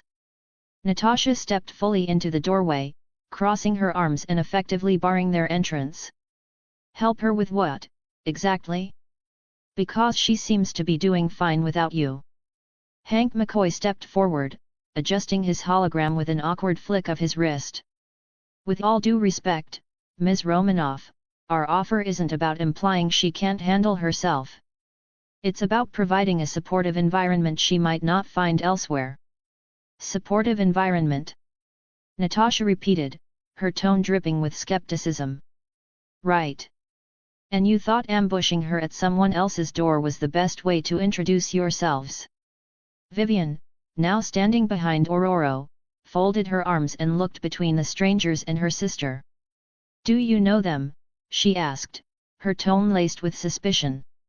"No," Aurora said, stepping closer to the door. Her silver hair shimmered in the evening light, and the faintest crackle of static charged the air around her. "But I've heard of people like them." Xavier's features softened as he turned his full attention to her. "Aurora, I understand this is sudden. But I've been searching for you for a long time. You are extraordinary, and my school is a place where people like us mutants can find acceptance, understanding, and community." Aurora tilted her head, her eyes narrowing. "Community?" Her voice was steady but sharp. "I've been surviving on my own since I was a child. I don't need anyone to accept me." "Of course not," Xavier said quickly, his voice tinged with admiration. "You are strong, Aurora. That much is evident. But strength doesn't mean you have to stand alone. My institute isn't about saving anyone, it's about empowering them." Tonks finally stepped forward, her wand in plain sight. "All right, hold up. You sensed her and decided to pop by uninvited? Hate to break it to you, Professor Mind Reader, but that's giving Major Stalker vibes." Hank raised his hands in a placating gesture. It's not as invasive as it sounds, I promise. Sure, Tonks replied, her expression skeptical as she twirled her wand idly. You're lucky she hasn't zapped you yet. Natasha's lips curved into the faintest smirk at Tonks' retort, though her attention remained locked on Xavier. You can see why we might have concerns about your approach. Xavier sighed, his patience seemingly boundless. I understand your reservations. I only ask that Ororo hear me out. The decision is entirely hers. Ororo's eyes flicked to Natasha, who gave a subtle nod. He's not lying. But that doesn't mean you owe him a thing. Vivian placed a comforting hand on Ororo's shoulder. It's up to you. What do you want to do? Ororo's gaze moved back to Xavier, guarded but steady. I don't trust you, not yet. But I'll hear you out inside. Thank you, Xavier said simply, his tone respectful. Natasha reluctantly stepped aside, though her sharp gaze lingered on them as they entered. Tonks leaned in close to Ororo and whispered, if they try anything funny, I'll hex their pants off. No one messes with my friends. Ororo chuckled softly. Good to know. As they moved to the living room, the air hummed with tension. Natasha remained a silent, watchful sentinel, while Tonks perched on the edge of her seat, her wand never far from her hand. Ororo sat across from Xavier, her heart pounding as she prepared to hear whatever he had to say. Another chapter of her life was opening, but this time, she wasn't walking into it alone. Natasha carefully closed the door behind Charles Xavier and Hank McCoy, ensuring they were well out of earshot. She glanced over her shoulder, making sure no one was around to overhear, then pulled out the small, weathered enchanted diary from the inside pocket of her jacket. Her fingers traced the familiar runes on the cover, and with a flick of her wrist, she set the quill in motion. The ink flowed effortlessly, her words appearing on the page. Harry. Something's come up. I'm at Ororo's sister's house with some unexpected visitors, mutants who are trying to recruit Ororo. One of them is Charles Xavier, and he's talking to her, which means it's only a matter of time before they realize you're a mutant too. Can you come? Things are a little tense here. Natasha. She put the quill down, tapping the diary gently. There was a subtle pulse of magic in the air as she closed it, knowing full well that Harry would feel the connection immediately. They had this odd, unspoken understanding, a bond that transcended words and distances. Meanwhile, across the world in Camartage, Harry was bent over a set of ancient, arcane texts, meticulously flipping through the pages as Wang, his teacher, attempted to guide him through the final stages of the animagus ritual. Harry, you're overcomplicating this. The ritual is complex enough without you rewriting it, Wang grumbled, rubbing his temples in frustration. He was losing patience as Harry's mind seemed to wander from one theory to another. Oh, come on. It's not that bad, Harry said with a grin, his voice laced with the characteristic mischievousness that Wang had long since learned to recognize. I mean, I'm practically there. Just a couple more adjustments. Wang raised an eyebrow, his expression a mixture of amusement and disbelief. You've been saying that for days now. Focus. As Harry carefully examined a diagram of magical symbols, he felt the familiar pull of the enchanted diary in his pocket. He could practically hear it calling to him, and when he glanced down, the glowing ink on the pages seemed to appear out of thin air. The message from Natasha was there, clear and urgent. He read it, his brow furrowing as he absorbed the details. He immediately looked up at Wang, who was still absorbed in his work. Looks like I've got to go, Harry said, a tone of finality in his voice. Wang looked up, giving Harry a deadpan stare. You've got to be kidding me. Hey, there's a crisis. You've got this. Hold down the fort for me, Wang, Harry said, already gathering his belongings with impressive speed. Wang sighed deeply, rolling his eyes. I'll get more work done if you're not here. Just don't make a mess of things. You've got a knack for that. Harry winked, his usual grin tugging at his lips. I'm leaving this place in one piece, I swear. Before Wang could respond, Harry was already gone, vanishing in a swirl of magic. Meanwhile, back at the safe house, the tension in the room had not gone unnoticed. Aurora Monroe stood with her arms crossed, her eyes watching the door as if she could sense what was coming. Across from her, Charles Xavier sat with Hank McCoy, both of them quiet, as they discussed plans for mutant solidarity and their ongoing recruitment efforts. Natasha, ever the strategist, remained silent, her gaze flicking between the people in the room as she processed the situation. The moment the air shimmered and the familiar crackling sound filled the room, everyone's attention snapped to the source. Aurora's heart skipped a beat as Harry appeared in a flash of red and gold, his suit reflecting the dim lighting in the room. Well, well, well. Looks like someone got here faster than expected, Harry's voice rang out, teasing, yet there was an edge of seriousness beneath it. He took in the room, eyes landing on Xavier with a sharp assessment. Xavier's eyes widened, his mouth slightly agape as he processed the magnitude of Harry's arrival. His telepathic abilities couldn't have been prepared for the presence he now sensed. This was no ordinary mutant. This was something different. Powerful. You're a mutant? Xavier asked, his voice a mix of surprise and awe. His mental faculties worked quickly, trying to scan Harry, only to be met with an overwhelming, almost ungraspable force. He'd met many mutants in his lifetime, but none like this. Harry shrugged, a nonchalant grin on his face as he leaned against the wall. I mean, yet. But I'm not your run-of-the-mill mutant. A little more complicated than that. Aurora, still standing by, watched with a mixture of admiration and affection, though she masked it with a cool expression. Her gaze lingered on Harry for a moment longer than necessary before she turned to Xavier. You always know how to make an entrance, don't you? Harry chuckled, the warmth of his smile not quite reaching his eyes as he glanced at her. Hey, you know me. I try to keep things interesting. Tonks, ever the cheeky one, grinned and leaned casually against the doorframe. I thought no one could steal the spotlight from Professor X, but here we are.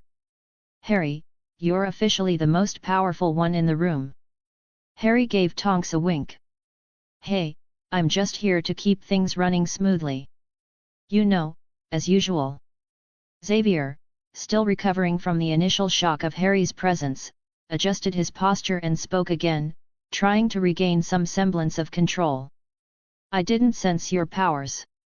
You're unlike anything I've encountered before. Harry gave a nonchalant shrug. Yeah, I get that a lot. I'm not exactly a textbook mutant. But I'm guessing I'm not the only one who doesn't quite fit your typical Xavier mold, hey. Hank McCoy, who had been silently observing, finally spoke up, his voice filled with a hint of curiosity. You're a mystery, but I'm sure we'll get to the bottom of that. The question is, what exactly are we dealing with here? You've got more power in that suit than half the mutants I know. Harry shot him a glance, his smirk widening. Well, I guess you'll find out soon enough. As Aurora's eyes softened, she looked at Harry again, a flicker of something unspoken passing between them. She knew Harry and Natasha had their own thing, but a small part of her couldn't help the feeling that had settled in her chest every time he was near. Let's hear what you have to say, Xavier, Aurora said, her voice calm but firm, breaking the silence that had settled over the room. Xavier looked at her, then back to Harry, who remained cool and collected despite the tension swirling around them. Very well. This meeting is unexpected, to say the least. But I think we can all agree that the stakes are higher than we initially realized. Complicated, sure, Harry said, his grin never fading, but we'll all manage. I'm here, and I'll listen to what you have to offer. As the conversation shifted toward their plans, Harry leaned against the wall, his gaze never leaving the group. His presence had shifted the dynamic, and though he didn't speak much, he could feel the weight of the room. Everyone was trying to figure out what he was, and he knew they wouldn't be satisfied with simple answers. But for now, all he needed to do was listen. He'd figure it out in due time. Huffs. Can't wait to hear from you. If you're passionate about fanfiction and love discussing stories, characters, and plot twists, then you're in the right place.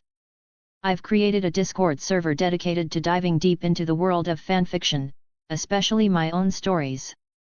Whether you're a reader, a writer, or just someone who enjoys a good tale, I welcome you to join us for lively discussions, feedback sessions, and maybe even some sneak peeks into upcoming chapters, along with artwork related to the stories. Let's nerd out together over our favorite fandoms and explore the endless possibilities of storytelling.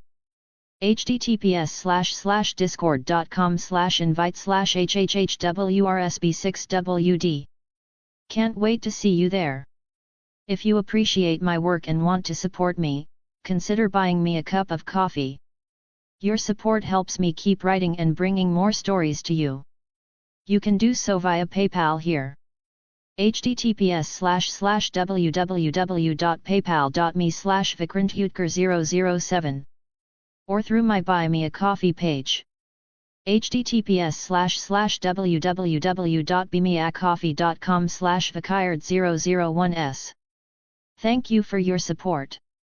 Chapter 49, Chapter 48. The atmosphere in the room had thickened with tension, a barely contained storm that crackled in the air. Ororo stood near the window, her posture rigid but graceful, eyes flicking to Harry as she felt the weight of his silence. There was a storm in her, too, something that simmered just below the surface, tempered only by the trust she had in Harry, who stood across from Charles Xavier and Hank McCoy with an air of defiance that was both familiar and unsettling. Charles, ever the patient strategist, adjusted himself in the armchair, clasping his hands in front of him with an air of calm.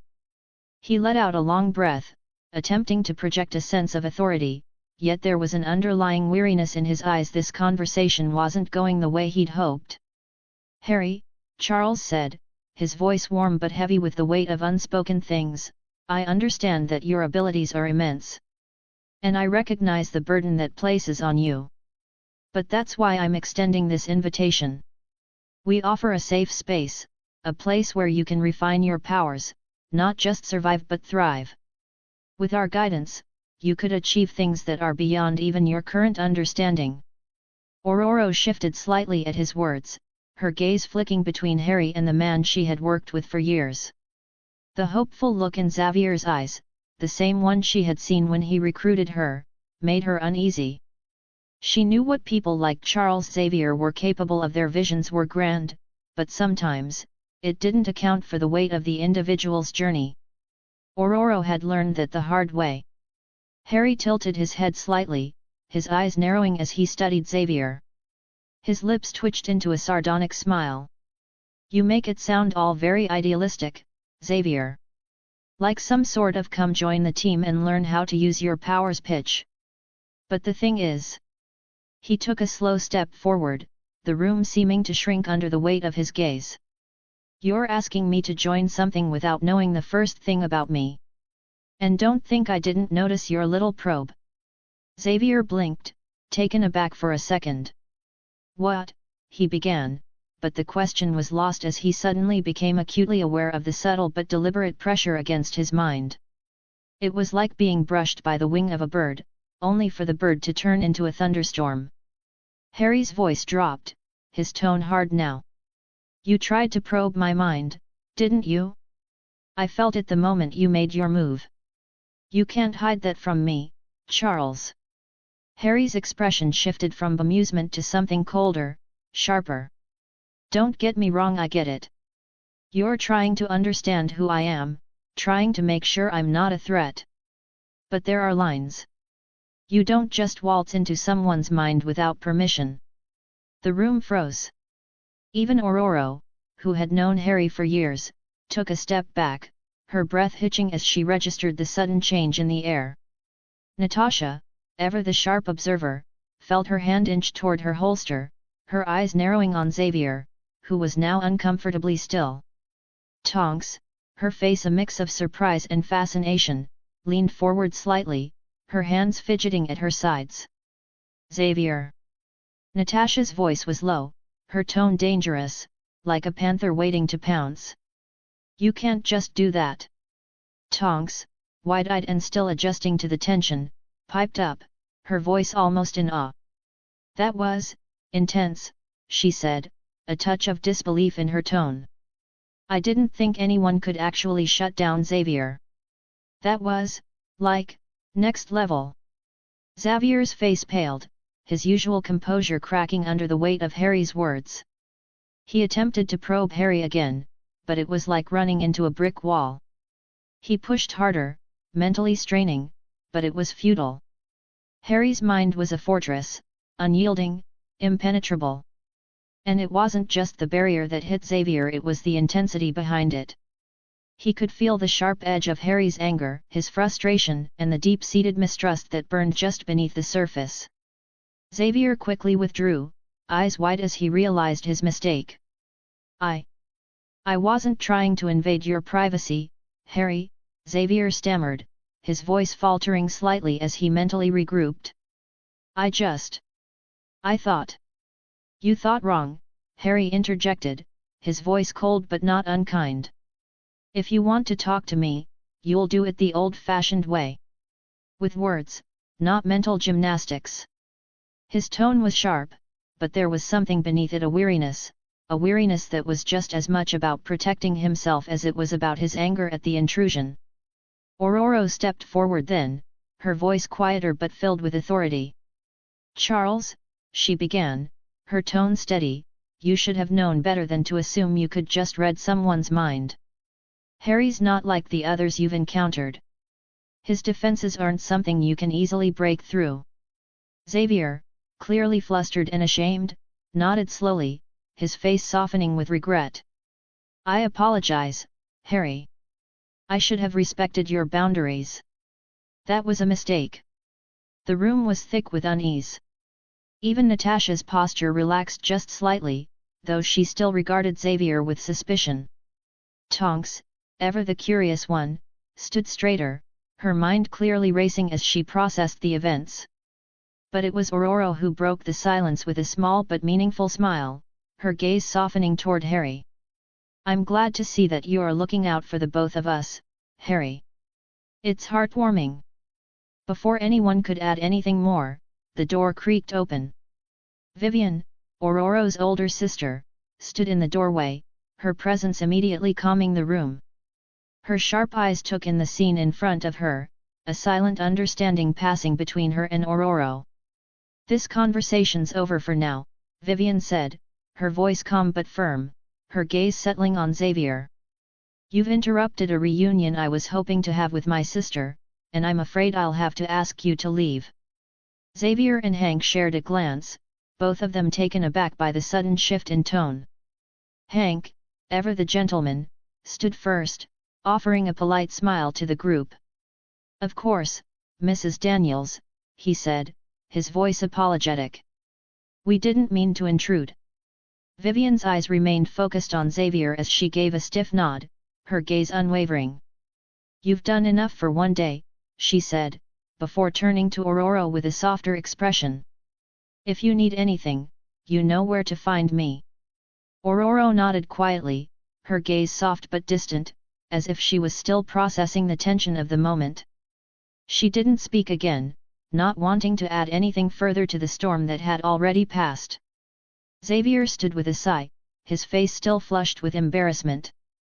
I'm sorry, once again. Perhaps we can talk another time under better circumstances. With that, he and Hank exited, leaving the door to shut softly behind them. As the tension began to lift from the room, Harry finally broke the silence, his voice laced with sarcasm. Well, that was fun. But I think I've had my fill of mutant recruiters for the day. Aurora smiled, though there was still a trace of concern in her eyes. Next time, Harry, she said with a soft laugh, try not to steal the show quite so dramatically. Harry flashed a grin, though the intensity in his eyes remained. No promises, Aurora. No promises.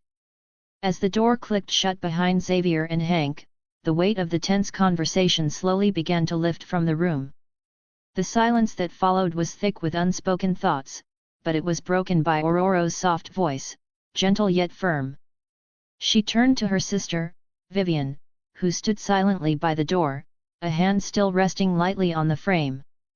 "I'll be back soon, Vivi," Aurora said quietly, her eyes lingering on her sister. "And Evan," she added, crouching down to her 5-year-old nephew, her silver hair falling softly around her face. She offered him a smile that was both nurturing and strong. "You be good for your mom, all right?" Evan, his wide eyes still full of wonder from the chaos of moments earlier, nodded eagerly. "I will, Aunt Aurora," he declared, his voice a little too loud in the stillness of the room. His gaze flicked over to Harry, who was leaning against the wall, arms crossed, a wry smile still lingering on his lips. "Are you really gonna open another one of those portals?" he asked, his voice filled with an innocent excitement. "That was awesome." Aurora chuckled softly at Evan's enthusiasm, standing up and smoothing her tunic. "Maybe later, kiddo," she replied affectionately, placing a gentle hand on his head. "You and your mom take care of things here." Vivian, who had remained quiet through most of the interaction, smiled warmly at Aurora. There was a knowing look in her eyes, one that spoke volumes about the care she had for her sister, even though her attention seemed focused on keeping Evan grounded in the whirlwind of events. "I'll keep him out of trouble, don't worry," Vivian said, her voice calm and reassuring. "Good," Aurora nodded, her tone lightening. "I'll be back before you know it." With one last, soft glance at her family, Aurora turned toward the others. Natasha, Tonks, and Harry were already huddled together in a loose circle, their quiet voices a stark contrast to the storm of emotions in the air moments before. Tonks, who had been unusually quiet up until now, tilted her head to one side, her playful nature returning as she shot a sideways glance at Harry. "So, what do we think about all that?" she asked, her voice filled with curiosity, though there was still a mischievous twinkle in her eyes. Xavier's little mind read. Pretty ballsy move for someone who talks so much about being a good guy. Natasha's expression remained inscrutable, her arms folded across her chest as she leaned against the wall. "Yeah, that wasn't a smart play," she said, her voice steady, but a touch of dry humor in her tone. "Trying to probe someone without permission?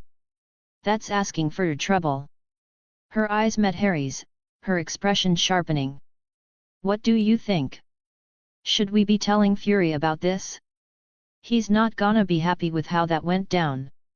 Harry, ever the cynic, rolled his eyes. "Fury's gonna have a lot to say about everything," he muttered, his voice dripping with sarcasm. "I'm more concerned about the fact that Xavier was so damn sure he could get into my head."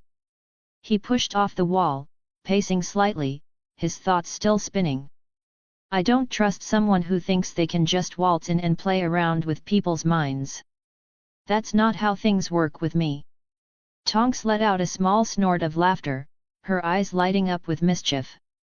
"Yeah, I wouldn't wanna mess with your mind either," she said, her voice teasing. "Seems like you've got a few tricks up your sleeve, Harry." Natasha's gaze flicked over to the young girl. "Don't get too comfortable, Tonks," she said, her voice firm, though there was a subtle edge of warmth in it. "You don't want to underestimate anyone in this group, especially when they're not showing all their cards." Tonks just shrugged, unbothered by Natasha's stern tone. "Wouldn't dream of it, Nat," she replied, her voice light but her eyes serious for a moment. Harry raised an eyebrow, his smirk shifting into something a little more thoughtful. "Maybe we should let Fury know about the mind probe," he said after a pause, his voice laced with a hint of hesitation. "But also, maybe not. It's not like Xavier is some villain, he's just a little too entitled for my liking." He turned to Natasha. "But I don't know, Nat. That whole 'I'm trying to help you' spiel was a little too on the nose, don't you think? What if they come back and try to use that as leverage?" Natasha's expression softened just a little, her calculating gaze fixing on Harry. "We'll figure it out," she said, her voice resolute. "Fury won't like the fact that Xavier was poking around, but we can spin it. We just need to make sure we're ahead of the game." Before anyone could respond, Aurora rejoined them, her presence somehow calming the space. She glanced around the room, her gaze lingering on each of them, before finally looking to Harry, a small but knowing smile on her lips. "We're ready to go, I think." Harry gave a nod, the corners of his mouth turning up in a grin. "Time to get out of here, then," he said, his voice full of quiet determination. Aurora glanced back toward Vivian and Evan, offering one final, reassuring wave before she turned to Harry. "Do your thing, Harry. Just, try to make it less dramatic this time," she teased lightly, her voice warm. Harry's grin widened, the familiar mischief returning to his features. "Who, me? Never." With a wave of his hand, Harry reached into the air, and the space around him seemed to ripple and shimmer. The air grew thick with energy as he opened a portal, a swirling vortex of light and energy that bent the fabric of reality itself. Vivian and Evan watched, mesmerized, as the portal grew larger, and then stabilized. Evan's eyes widened with awe, his little mouth dropping open in excitement. "Whoa," he gasped, completely enchanted by the display. "That's so cool. Can you make it go anywhere?" Harry chuckled, glancing over at the young boy, his tone light and teasing. "Anywhere you want, kiddo," he said, the playful edge to his voice cutting through the tension. "But it might be best if you don't tell anyone else about this, okay?" Vivian shook her head, though a smile tugged at her lips. "Trust me, Harry," she said with a knowing glance at her nephew. "I think we're all going to keep this one a secret." With that, Aurora gave her sister one last nod, and the group, led by Harry, stepped through the portal, disappearing into the swirling abyss. As the portal closed behind them, the room was left in stunned silence, save for the faint, fading echo of Evan's enthusiastic voice. "Best day ever." The world around them shifted as they passed through the portal, the air changing with each step, and before they knew it, the familiar surroundings of the safe house greeted them. The soft glow of the interior lighting was warm and inviting, and the subtle hum of the house settling back into its usual rhythm made it feel like home. As they entered, the sound of laughter filled the air. James Potter, looking every bit the proud, lively father, stood in the middle of the room, watching over a very mischievous figure. Sirius Black, in his animagus form as a large black dog, was sprawled out on the floor, his tail wagging furiously as a small, 6-year-old Rose Potter attempted to give him orders. Her tiny voice was commanding, though her words often sounded like the innocent playfulness of a child who had far too much confidence in her ability to control a giant magical dog. "Sit, Padfoot. No, not like that. You need to roll over. Now." Rose insisted, hands planted firmly on her hips, her face scrunched up in concentration. Sirius obediently rolled over, but the playful gleam in his eyes made it clear he was enjoying the game just as much as she was. His tail wagged again, knocking over a small toy, but Rose didn't seem to mind in the slightest. "Good boy, Padfoot," she cheered, her laughter ringing out through the room. "That's enough, Rose," James said with a chuckle, kneeling down beside her. "Let Padfoot get up before he gets too dizzy." "Not yet, Daddy. I'm the boss around here, right, Padfoot?" Rose grinned mischievously, giving Sirius another command, to which he responded with an exaggerated whine, earning another fit of giggles from her. Aurora couldn't help but smile at the scene. The chaos of the day seemed to vanish in an instant, replaced by the warmth and normalcy of family. She glanced over at Harry, her expression softening as she saw the way his eyes lingered on his little sister, clearly fond of the sweet chaos she brought into their lives. "Looks like you've got a lot of fun waiting for you here, Harry," Aurora teased lightly, a playful smile tugging at the corners of her lips. Harry's eyes softened as he watched Rose, his expression a mix of affection and a little bemusement.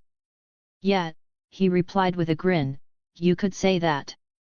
Meanwhile, Tonks had slipped into a seat near the entrance, her ever-present energy subdued slightly as she leaned back, trying to get comfortable after the day's whirlwind events.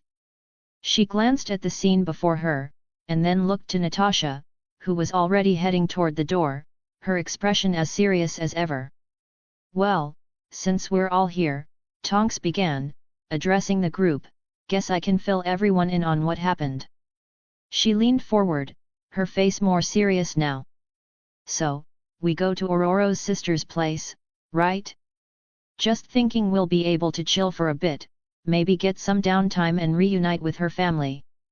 And then boom, this guy, she gestured vaguely in the air as if to illustrate just how unwelcome Xavier's presence had been. Charles Xavier just waltzes in, and I mean, without so much as a knock or anything. Kinda bold, right? James raised an eyebrow. "Xavier? The professor?" He shot a glance at Harry, who gave a nonchalant shrug. "The one with all the telepathy?" "Yup. That one," Tonks confirmed. "And let me tell you, he didn't just show up to chat. He practically started rifling through our minds without so much as a 'how do you do', or even a proper 'good afternoon'. Had to call in the big guns, Harry, of course. He made that whole invasion of privacy situation much less awkward." She shot Harry a wink, which was returned with a dry smile from him. Ororo's face softened with understanding. "He means well, but Xavier can sometimes forget that not everyone is willing to let him into their minds. His intentions are rarely malicious, but the method..." She shook her head, trailing off. "Exactly," Tonks agreed. "Not exactly what I'd call good manners. But hey, it's a good thing Harry's got a trick or two up his sleeve. Otherwise, we'd still be dealing with that." James let out a huff of laughter. "Typical Xavier, from what I've read on his files. Always thinking he knows best," he muttered, shaking his head fondly. "Did he try to get in your heads, too?" Natasha, who had been standing at the door with her hand resting on the handle, turned back to face them. "I'll be reporting this situation to Fury," she said calmly, her voice authoritative. "We don't need to let this slide. If Xavier is really that bold, we have to be cautious. There's a lot more at play here than just a little mind reading. I'll let you know how he reacts." The rest of the group nodded, understanding that Natasha was the right person for the task. She was always the professional, the one who kept things in line when the world started to get a little too messy. "Thanks, Nat," Harry said, watching her leave the room. His gaze softened as he looked back at his family, taking in the sight of his father, sister, and Sirius. His mind raced with the events of the day, but for now, it felt good to be home, surrounded by people who cared. "Well," Tonks said, raising an eyebrow, "now that that's out of the way, anyone up for some dinner? I'm starved." "Only if you're not planning on making it sound as dramatic as that whole telepathic mind probe thing," James replied with a teasing grin. "You're not going to tell me you were actually worried about Xavier, are you?" Tonks shot him a mock glare. "Me? Worry? About a telepath?" She snorted. "Not a chance." Harry smiled, watching the interactions with a sense of contentment. The world outside might have been chaotic, dangerous, and unpredictable, but here, with his family, he could breathe at least for a moment. "All right, let's eat," Harry said, pushing the chaos of the day to the back of his mind. "I think we've earned it." And with that, the group settled down to enjoy some well-needed peace at least until the next adventure arrived on their doorstep. The fluorescent lights of the SHIELD command center flickered overhead as Natasha walked into the briefing room, her heels clicking on the polished floor. The air inside was thick with tension, the kind that always lingered when something big was about to drop. She could feel the weight of her report pressing down on her, and despite the usual calm in her demeanor, she couldn't shake the sense that this meeting wasn't going to be just another routine check-in. Fury was sitting behind his desk, his iconic eye patch casting a shadow over his face as he went over a set of transcripts. The papers were spread out in front of him, and his other hand was tapping rhythmically against the edge of the desk, a clear sign that his mind was working overtime. "You're late," Fury said without looking up, his gravelly voice cutting through the silence like a knife. "Traffic," Natasha replied, unfazed. She leaned against the doorframe and crossed her arms, watching Fury for a moment. The room was filled with the kind of quiet that suggested something big had gone down. "I just got back from a situation involving one Charles Xavier." Fury's eyebrows shot up. He didn't even flinch as he continued reading the transcript. "Xavier." He sounded almost surprised, but it was the kind of surprise Natasha was used to hearing from him, quiet, controlled, and always with a healthy dose of skepticism. "The telepath." "The one and only," Natasha confirmed, stepping into the room and pulling up a chair. "I had to call in Harry to handle it. He had no business being there, and honestly, I think he's starting to get too comfortable messing with people's minds." She glanced over at the transcripts, knowing that Fury was still focused on his work, but her eyes lingered for a moment. He showed up uninvited, and Ororo's sister was not pleased. Fury looked up now, eyes narrowed, his fingers still resting on the edge of the papers. "And you're telling me this now? After you've already had Harry play bodyguard for Xavier?" He leaned back in his chair, staring at her intently. Natasha didn't flinch. She knew how Fury operated, always thinking 3 steps ahead. "I wanted to make sure you were aware of the situation. Xavier's methods aren't exactly subtle. If he's poking around like this, we might be looking at bigger problems." "Right," Fury muttered, before tossing the transcripts aside. "I just finished going over these transcripts from Hill's interrogation of Cynthia Schmidt, and now I've got to deal with telepaths, mutants, and whoever else Xavier's wrapped up in his little mind games." "Great." He stood up, pacing the room as Natasha sat back, letting him think. It was clear the mess they were dealing with was bigger than anything he'd expected. But that was just Fury's way, always looking for the cracks in the foundation. He rubbed his temple and then turned back toward her. "Xavier's not someone we can just ignore, Natasha. He's dangerous, especially if he's looking into things we haven't even started to scratch the surface on." "You said Harry got involved. Did Xavier get what he wanted?" "Not exactly," Natasha replied.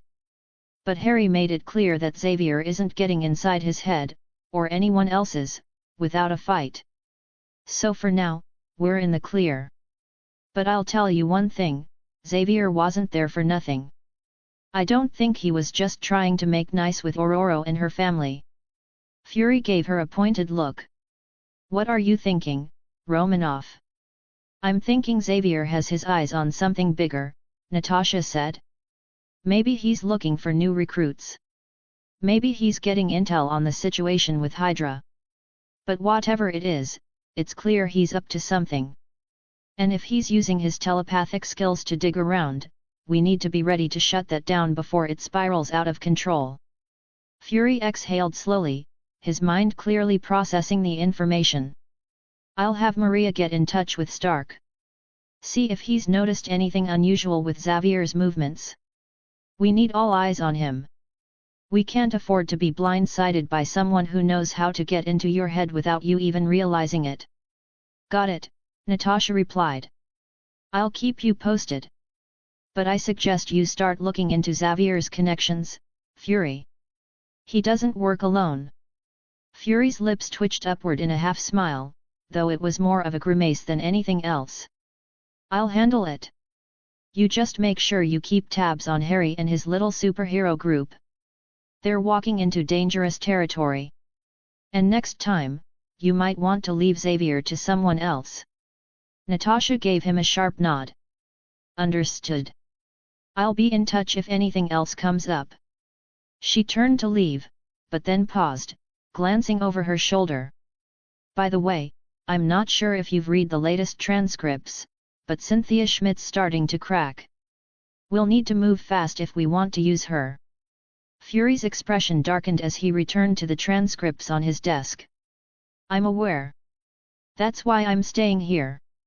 I'll take care of Schmidt. You handle Xavier.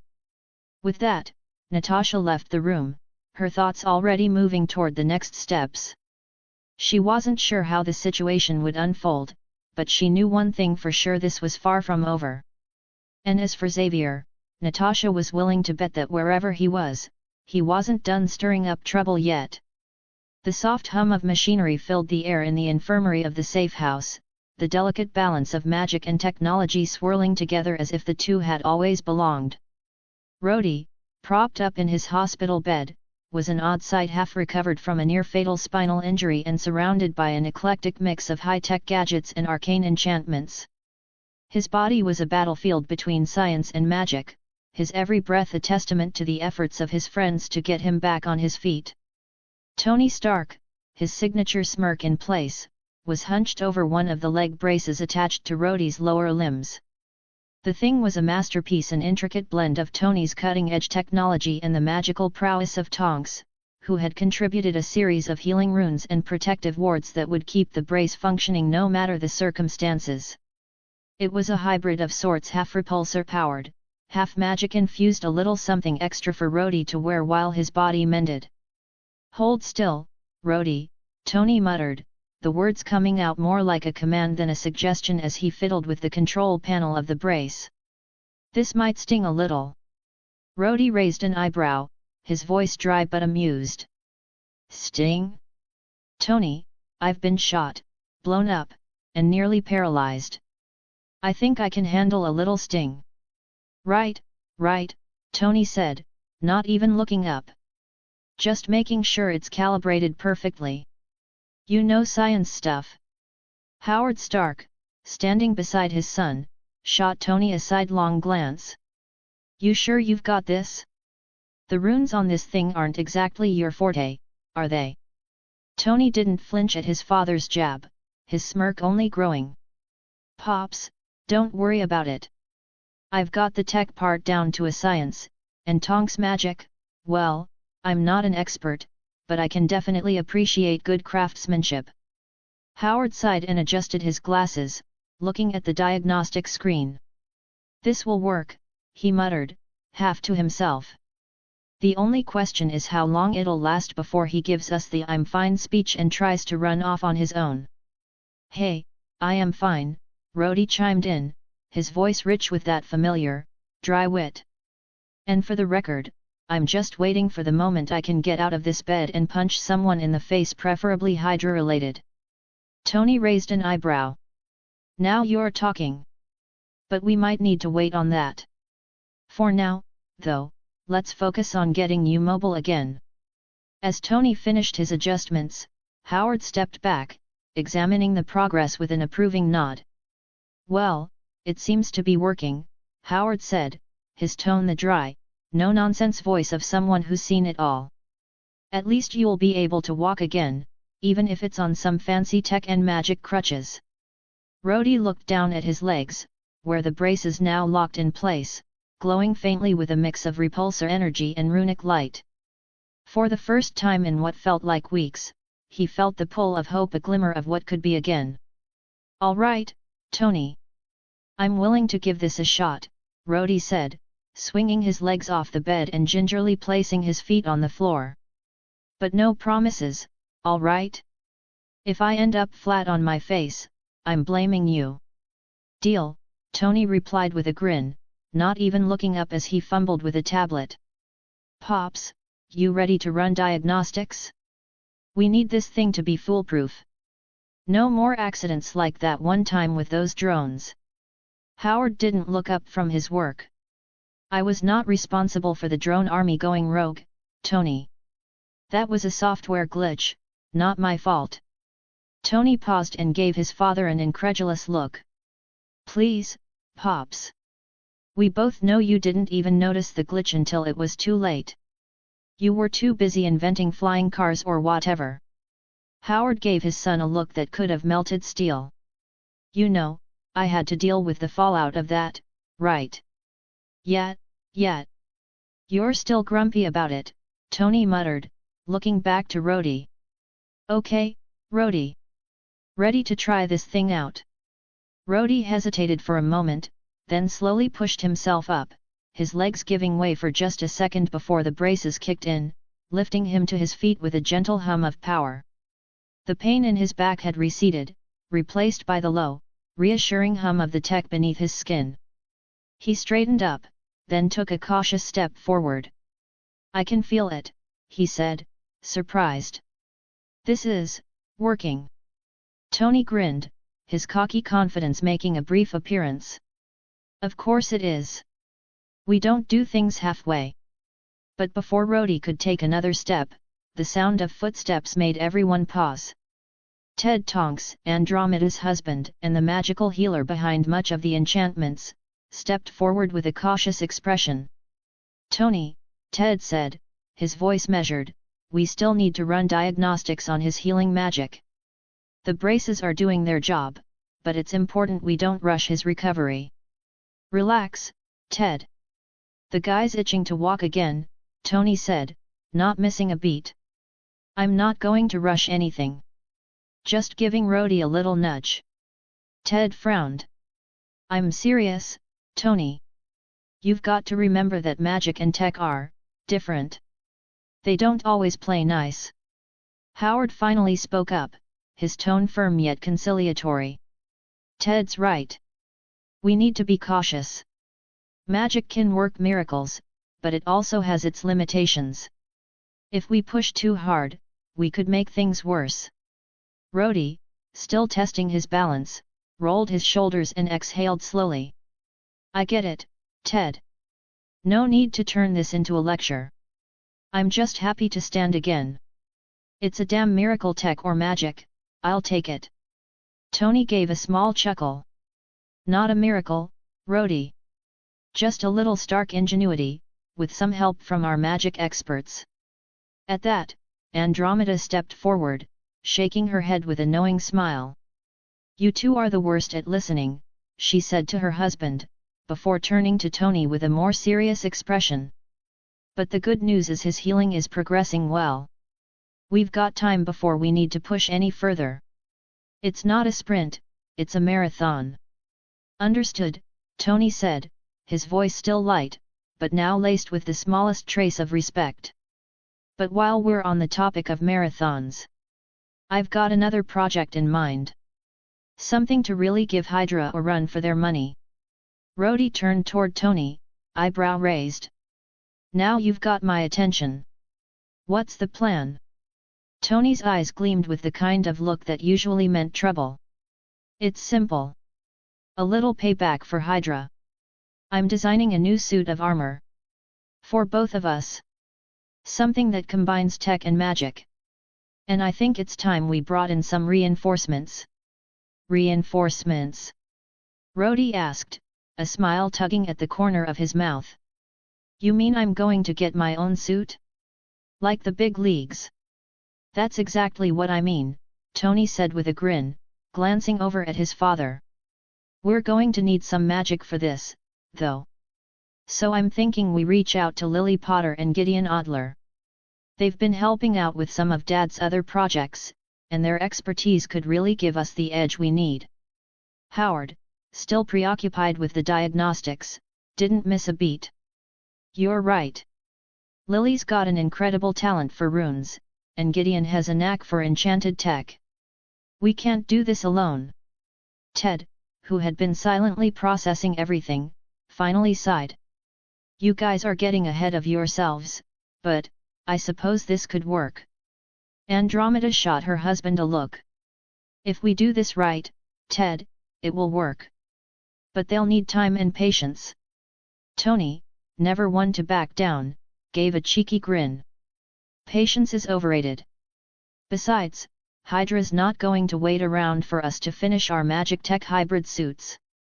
We'll hit them fast. And when we do, it's going to hurt. Rhodey, now standing tall, adjusted the brace and gave Tony a firm nod. All right, Tony. Let's make them regret it. Exactly, Tony said with a satisfied grin. And just for the record, never mess with a Stark. Dash. Huffs. Can't wait to hear from you. If you're passionate about fanfiction and love discussing stories, characters, and plot twists, then you're in the right place. I've created a Discord server dedicated to diving deep into the world of fanfiction, especially my own stories. Whether you're a reader, a writer, or just someone who enjoys a good tale, I welcome you to join us for lively discussions, feedback sessions, and maybe even some sneak peeks into upcoming chapters, along with artwork related to the stories. Let's nerd out together over our favorite fandoms and explore the endless possibilities of storytelling. https://discord.com/invite/hhhwrsb6wd. Can't wait to see you there. If you appreciate my work and want to support me, consider buying me a cup of coffee. Your support helps me keep writing and bringing more stories to you. You can do so via PayPal here. https://www.paypal.me/vikrantutker007 or through my Buy Me a Coffee page. https://www.bemeacoffee.com/vikard001s. Thank you for your support. Chapter 50, Chapter 49. The underground lab buzzed with activity, a perfect symphony of Stark Industries' cutting-edge tech and the strange, almost melodic hum of magic radiating from enchanted artifacts scattered around. It was a space where brilliance collided, sometimes literally, and Tony Stark reveled in it. Standing across from him and Howard were Lily Potter and Gideon Adler. Lily exuded an almost ethereal warmth, her fiery red hair tied loosely behind her, the green of her eyes so sharp they seemed to pierce through the dim light of the lab. She carried a massive leather-bound tome that hummed faintly with an arcane energy. Beside her, Gideon Adler, the man once known as Gellert Grindelwald, looked every bit the enigma he was rumored to be. His icy blue-grey eyes held the weight of centuries, but his de-aged, mid-40s appearance gave him a disarming, almost charismatic charm. He stood impeccably dressed, his sharp features accentuated by the slightest curl of a smirk. He was both a mystery and a man utterly in control of every detail around him. Tony spun a wrench in his hand like a drumstick, leaning casually against his workbench. "All right, magic people, let's cut to the chase. I'm building new suits state-of-the-art, the absolute peak of what science can do, and I want to add a little pizzazz. You know, sprinkle in some magic to cover the areas tech can't. So, you in?"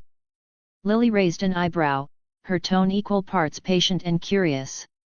"Tony, you're asking us to integrate centuries-old magical knowledge into your suits like it's a garnish for a salad."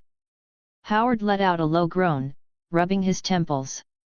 "What she's trying to say, Tony, is that you can't just slap runes on armor and call it a day. Magic is complex, and if you don't respect it, it'll blow up in your face. Or roadies." "Thanks for the pep talk, Dad," Tony shot back, holding his hands out theatrically. "But if we're going to talk about respecting magic, I'd like to point out that I invited actual wizards to the party. I could have just Googled how to magic and winged it."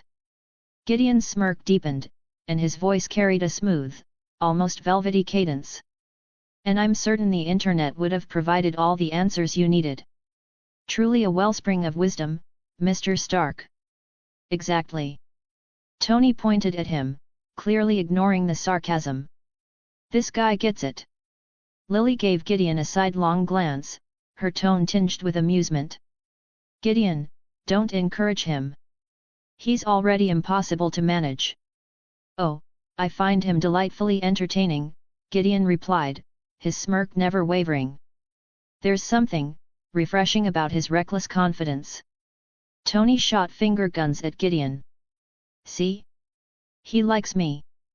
Now, let's get down to business. I'm thinking we start with protection. Hydra's been dabbling in some dark magic or whatever their evil flavor of the month is, and I need something to counter that. What kind of spells are we talking? Shields? Wards? Maybe a little anti-Avada Kedavra action." Lily opened her tome, the pages flipping of their own accord until they landed on an intricate diagram of armor surrounded by glowing runes. She pointed to a cluster of symbols etched around the chest piece. These are protective runes. They form a matrix that can absorb and redirect magical energy. If we integrate them into your suit's design, they could create a barrier against most magical attacks. Tony leaned in, scanning the page with a raised eyebrow. Redirect magical energy? So, like, magic airbags. Howard sighed loudly, his arms crossed. Tony, for the love of God, take this seriously. This isn't some sideshow trick.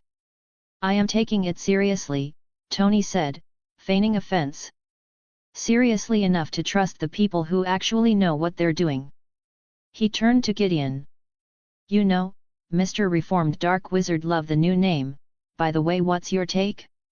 How do we make this suit Hydra-proof and badass? Gideon's gaze was as calm as it was piercing. For protection, the runes Lily mentioned are an excellent start. But we must also consider layering the ward's overlapping protections to ensure resilience against both magical and physical threats. This will require precision. A single misplaced rune could destabilize the entire system. Precision's my middle name, Tony quipped, earning a skeptical look from Howard. An offense? Gideon continued, ignoring the interruption. We can enchant specific components to channel elemental forces, lightning, fire, perhaps even kinetic energy. But such power requires a conduit. Does your armor have anything that could serve as a focus? Tony snapped his fingers. Arc reactor. Boom. Problem solved. Gideon arched an eyebrow. Interesting. A source of immense, self-sustaining energy. It could work. Though we'll need to ensure the magic doesn't overload your technology. Lily nodded, her expression thoughtful. I'd suggest creating magical circuits to channel the energy similar to how wands focus a wizard's power. It'll require careful crafting, but with the right materials, dragon heartstring, perhaps we could make it work. Howard snorted. Dragon heartstring? What is this, a fairy tale? It's a highly conductive magical material, Lily said, her tone sharp. And unless you've got a better idea, Mr. Stark, I suggest you let the experts handle this. Tony grinned, clearly enjoying the banter. Easy there, Lily. Pops is just cranky because I'm stealing his thunder. Thunder? Howard shot back. You wouldn't even have a lab if I hadn't built the company that funded it. Love this family dynamic, Gideon interjected dryly. But if we're done posturing, perhaps we should focus on the task at hand. Ted Tonks, who had been quietly observing from the corner, finally spoke up. I hate to say it, but Gideon's right. If we're going to pull this off, we need a clear plan. And maybe, just maybe, less arguing. Tony pointed at Ted. See? This guy gets it. All right, team, let's suit up. Hydra's not going to know what hit them. Howard muttered something under his breath, but there was a faint smile tugging at the corners of his mouth. Lily exchanged a knowing glance with Gideon, and even the enigmatic wizard looked faintly amused.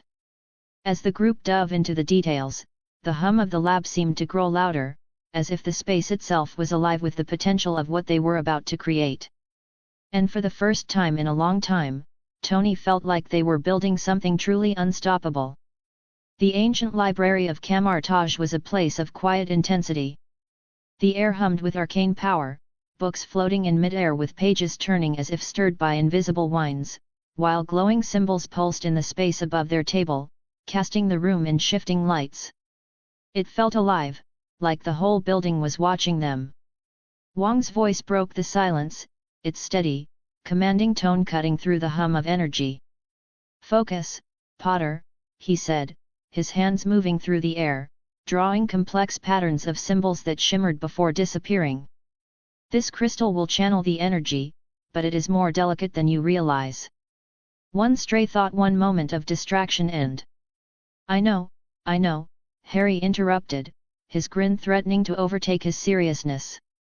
He leaned forward, elbows on the table, trying to appear as focused as possible. No detonating camouflage.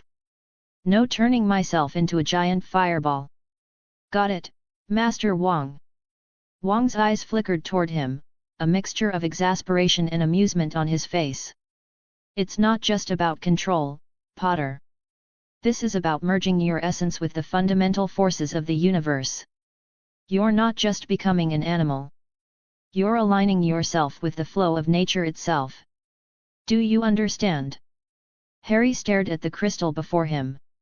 It was small, barely the size of a marble, yet it glowed with a soft, liquid-like shimmer, and he could feel its power, a hum that resonated deep within his bones.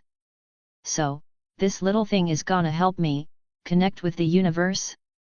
Because last time I checked, nature tried to eat me alive.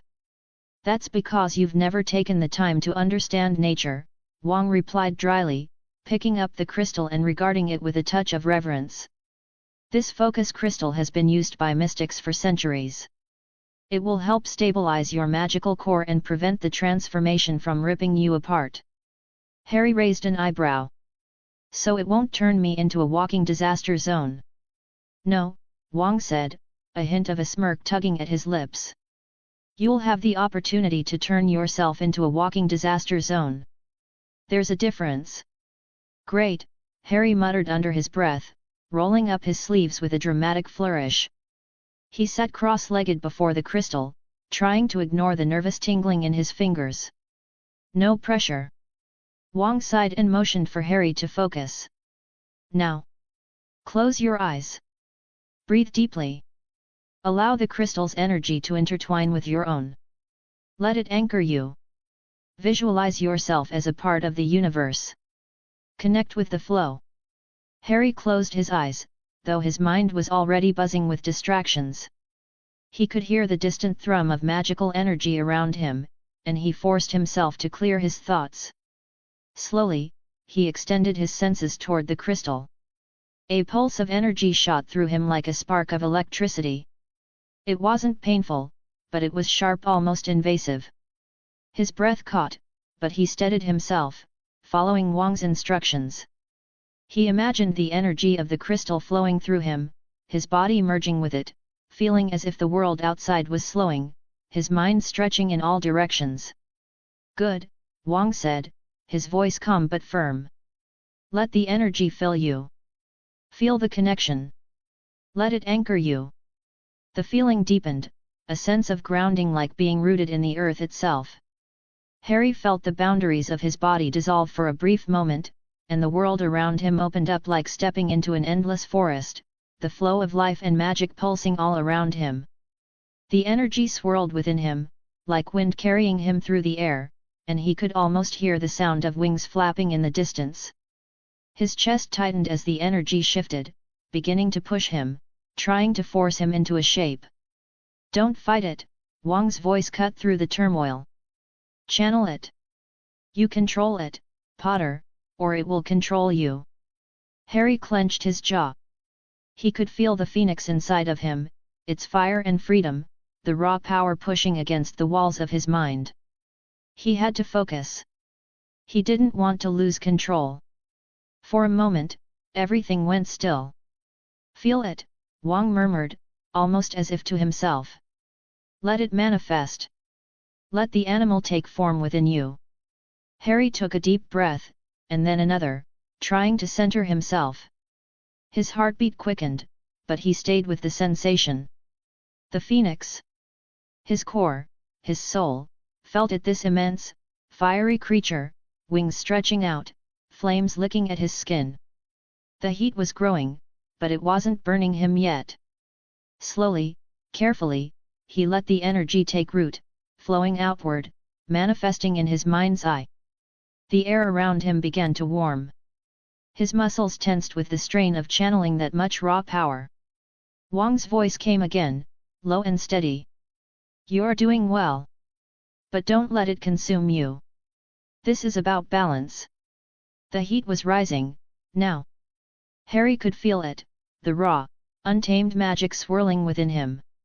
His skin tingled with the sensation of flames, but he remained grounded, focusing on the vision of the phoenix. It wasn't just a bird. It was freedom, rebirth, and fire. It was the storm inside him. And yet, as much as he wanted to let the flames consume him, he resisted. And then, just as quickly as it had begun, it stopped. Harry opened his eyes and let out a breath he didn't realize he was holding. Nothing had changed. He was still sitting in the same spot, no wings, no fiery aura. The only sign of his connection was the subtle warmth still lingering around him, like the fading heat of a fire. Wang's eyebrows raised slightly. "Well, I didn't explode," Harry said, grinning, a mixture of pride and disbelief in his voice. "So, that's a win, right?" Wang let out a long breath, rubbing the back of his neck as if he hadn't expected to survive the ordeal. "You didn't explode," he said slowly, his voice tinged with relief. "That's a good start, I suppose." Harry laughed, the tension of the moment lifting. "Well, you said not to expect it to be perfect right away. But hey, I didn't turn into a fire-breathing giant, so that's something." "Let's try again," Wang said, his tone much firmer now. "You're getting closer, but don't get too cocky. The transformation isn't something you can rush. It's about patience. Control. Focus." "Right," Harry said, his grin widening. "No more cocky fire-breathing giants." "Got it, Master Wang." "Next round." Wang gave him a pointed look, though a flicker of amusement shone through. "You're lucky I didn't curse you into silence for that, Potter." But Harry didn't need any more encouragement. As he closed his eyes once again, the energy swirling within him, he knew this time would be different. There was power inside him, his own power, but now there was something more, the focus to control it. Wang might have been ready to give up on him at any moment, but Harry was just getting started. The lab buzzed with an electric energy, and Tony couldn't help but feel the familiar rush of exhilaration as his eyes locked on the colossal arc reactor sitting in the center of the room. The thing was the size of a large refrigerator, half the size of the entire room, in fact its glowing core pulsing rhythmically as if it had a heartbeat of its own. "You know, this thing's almost got a personality," Tony remarked, hands on his hips as he regarded the massive piece of tech. "Too bad it's not really alive, or I'd start a therapy session for it." Howard, standing a few feet away with his arms crossed and an exasperated look, shot him a glare. "That's the prototype, Tony. A first draft. A good start, sure, but you don't need this. Not when we're about to make it smaller, more efficient." Tony raised an eyebrow. "And by we, you mean me, right? Because the last time I checked, I was the one with the genius-level intellect. Not to mention, I'm the one who'll be wearing this thing." He gestured to his own chest, where the spot for the new, miniaturized arc reactor was waiting in his chest plate. Right, Howard muttered, pacing back and forth. "You're the genius. I just built the damn thing in the first place." Lily Potter and Gideon Adler were deep in discussion nearby, looking over a series of enchanted blueprints that hovered in the air, glowing softly with their respective runes. She had already worked out the magical enhancements, but she and Gideon had yet to test how they would interact with the tech. Lily snapped her fingers, calling their attention. "Okay, let's begin. This will take both magic and science working in tandem. Tony, Howard, if you'd kindly provide the necessary materials, we'll need them to adjust the arc's core." Tony smirked and turned to Howard. "Oh, this is where it gets fun. Ready to shrink this baby down?" Howard sighed, rubbing his temples. "You're like a kid on Christmas, aren't you?" But even as he grumbled, he moved to his workstation, pulling out tools and materials. He began assembling a set of fine wires, mechanical components, and recalibration tools, preparing to interface with the arc reactor's existing tech. Gideon stepped forward, his usual calm demeanor hiding the sharp intelligence in his eyes. "We'll need to use my quicksilver runes to anchor the energy flow. It's a kind of living magic that reacts to both metal and energy, which will help us channel the immense power into a more compact space. But I must warn you, this requires precision. Too much pressure or misplacement and we could lose control. His voice dropped to a whisper, almost reverent, as he added, and we don't want to see how an unstable arc reactor reacts to magic. Tony straightened up, grinning. Oh, I think we'll manage. What's the worst that could happen? A little explosion here and there? Nothing the suit can't handle. Famous last words, Howard muttered, already connecting the wires to the reactor. Lily waved her wand in a white arc, the air shimmering momentarily as she activated the first of the enchantments. A soft hum resonated from the reactor as the magical field began to interface with its raw energy. We'll create a bridge between the magical and the mechanical. This will let us focus the power in a way that makes it possible to shrink its size without losing efficiency. Gideon's eyes narrowed as he raised a hand, his fingers moving fluidly as he traced patterns in the air. The key here is the interaction between the magic and the arc reactor's energy. We'll need to draw out the potential energy without causing an overload. Keep the magical wards in place, Lily. Your expertise will be critical in ensuring the flow stays stable. Lily nodded. I've got it covered. She waved her wand again, her movements deliberate. Her voice was low, almost a murmur as she whispered the incantation that would create the protective magical wards around the reactor. Tony, standing back and watching the interplay between magic and science, couldn't help but feel a rush of anticipation. It was one thing to make something, but it was an entirely different beast to combine two incredibly powerful forces, science and magic, into one seamless machine. This was next-level engineering. The reactor began to shrink. Slowly at first, the edges of the enormous device flickering as magic surged into the metal core. The whir of machinery grew louder, a counterpoint to the flickering lights. Tony's eyes lit up as the reactor's size diminished before their eyes. Now we're talking. That's what I like to see. He leaned in closer, watching intently as the dimensions shifted and compacted. The pulsing glow of the reactor grew more intense as the interface between magic and technology began to stabilize. Howard stepped back, wiping a bead of sweat from his brow as the reactor continued to shrink. Impressive. But can we make it stable? That's the part I'm concerned about. We've never tried integrating magic like this before. Which is why we're testing it now, Tony said, grinning. This is the fun part. Right, magic people? I mean, look at this thing. He pointed to the shrinking reactor, which was now about the size of a large chess piece. It was almost done. Gideon, his focus razor sharp, gestured for them to wait. We need to ensure that the flow of energy remains balanced. If there's a miscalculation in the energy transfer, well, the results would be catastrophic. Lily glanced at Tony, her eyes a little more serious than usual. You've been warned.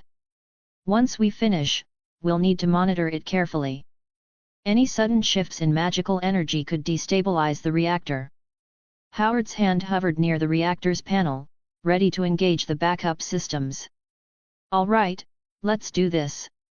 Tony, you're sure about the safety protocols? Tony scoffed. Do I look like someone who leaves things to chance? We'll be fine. Magic and tech, working together. As the reactor reached its final, compact form about the size of a large basketball, the room grew eerily quiet. Tony couldn't help but stare, a satisfied grin creeping across his face. Lily lowered her wand, her expression filled with quiet pride. It's done. The reactor is stable, its magical properties bound to the technology. It's as compact as we can get it, and its energy output should be just as efficient. Perfect, Tony said, clapping his hands together. That's what I like to hear. Now, let's see how it works in the suit. Howard shot him a look. Let's see if it explodes first. But before anyone could say anything more, Tony was already moving, pulling up the design schematics for the new suit. His mind was already 5 steps ahead, imagining how the new arc reactor would fit into the next iteration of his armor. This wasn't just an upgrade, it was the beginning of a whole new chapter in the war against Hydra, and maybe a few other threats that hadn't revealed themselves yet. Alright, let's get this thing into gear. We've got a universe to save, Tony said with his signature grin. And I always work better under pressure. Howard, Lily, and Gideon exchanged looks, a silent understanding passing between them. If anyone could pull it off, it was Tony Stark. But as always, they'd be right behind him fighting magic with science, and science with magic. The ancient library of Camartage seemed to hum with anticipation as Wong and Harry moved toward the next step of the ritual. The room was a symphony of magical energy, each corner filled with the quiet rustling of enchanted pages and the steady pulse of arcane forces flowing through the air. The weight of the moment was palpable. Now, Wong said, his voice low but sharp with purpose, we begin the next phase. The crystal you've just used will help us craft a potion, one that will amplify your connection to the animal form you wish to embody. But this is delicate work, Potter. Precision and timing are everything.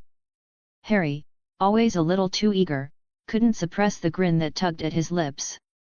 You mean the part where I get to play alchemist and not blow up the library? I'm ready. Wong's eyes narrowed with the familiar look of skepticism, but there was a slight twitch at the corner of his mouth, a sign that even he couldn't entirely hide his amusement. You'd better be. The crystal must be added to the potion at the exact moment the solar convergence reaches its zenith. Any delay, no matter how small, and the potion will fail. If we succeed, however, the effects will be profound. Sounds easy enough, Harry said, stretching his hands and flexing his fingers as if preparing for a game of Quidditch. So, what's the first step? Wong gestured to the table before them, where an array of magical ingredients had been carefully laid out, some familiar, some entirely foreign to Harry's experience. Ancient leaves, crystals ground into fine powders, pungent oils, and liquids that shimmered like liquid gold. Each ingredient had been meticulously chosen for its role in the potion's creation. First, we prepare the base, Wong instructed, picking up a small vial filled with shimmering blue liquid. This is the essence of the eternal flame, a rare ingredient harvested from the heart of a star. It represents the fire within, the unyielding core of your transformation. Harry's eyes widened as he examined the vial. You know, I always thought the Dursleys were bad, but harvested from the heart of a star? That's on a whole new level of ominous. Wong gave him a pointed look, his tone stern but with a hint of amusement. Focus, Potter. We have no time for your usual distractions. Right. Right. Focus, Harry muttered, though the grin didn't quite leave his face. He took the vial carefully and added the liquid to a cauldron, watching as the potion swirled and bubbled, its color shifting to a deep, fiery red. Wong nodded approvingly. Now we add the essence of moonlight, he said, placing a small crystal on the table. This represents the connection between the heavens and the earth. The duality within you. Harry raised an eyebrow, a touch of skepticism creeping into his voice. Moonlight in a bottle? Okay, this I have to see. Wong shot him a sharp glance. Do you want to succeed, Potter, or do you want to entertain yourself? Right. Sorry, Harry said, suppressing a chuckle as he carefully placed the crystal into the cauldron. The potion shifted again, this time glowing with an ethereal silver light. The blend of red and silver created a stunning, shimmering effect, as if the potion itself was a window into another world. This is the easy part, Wong continued, his voice steady. Now, we must add the next ingredients, elements that represent the various creatures you might become. Each animal form requires something different, and your connection to the phoenix will require its own specific energy. Harry nodded, watching closely as Wong pulled out several additional ingredients: crushed phoenix feathers, a vial of molten gold, and a small vial of liquid fire. As Wong added them to the potion, the liquid inside began to churn violently, the surface of the cauldron sparkling with dangerous energy. The phoenix's essence is volatile, Wong cautioned, stepping back slightly. If you don't add the final ingredient at the exact moment of convergence, it could cause an explosion of uncontrollable magic. That would be less than ideal. Explosion, hey! Harry muttered, taking a step back. Just my luck. Wang ignored the comment, his attention entirely on the potion. The final step is the focus crystal, he said, lifting the shimmering crystal that had guided Harry earlier. This crystal must be added during the solar convergence when the event reaches its zenith. If we wait too long, it will destabilize the entire potion. Harry watched the crystal closely, noting how its surface shimmered, as if it held the power to reshape the very air around it. And we have to add it at the exact moment, or else it's all for nothing. Precisely, Wang said, giving him a pointed look.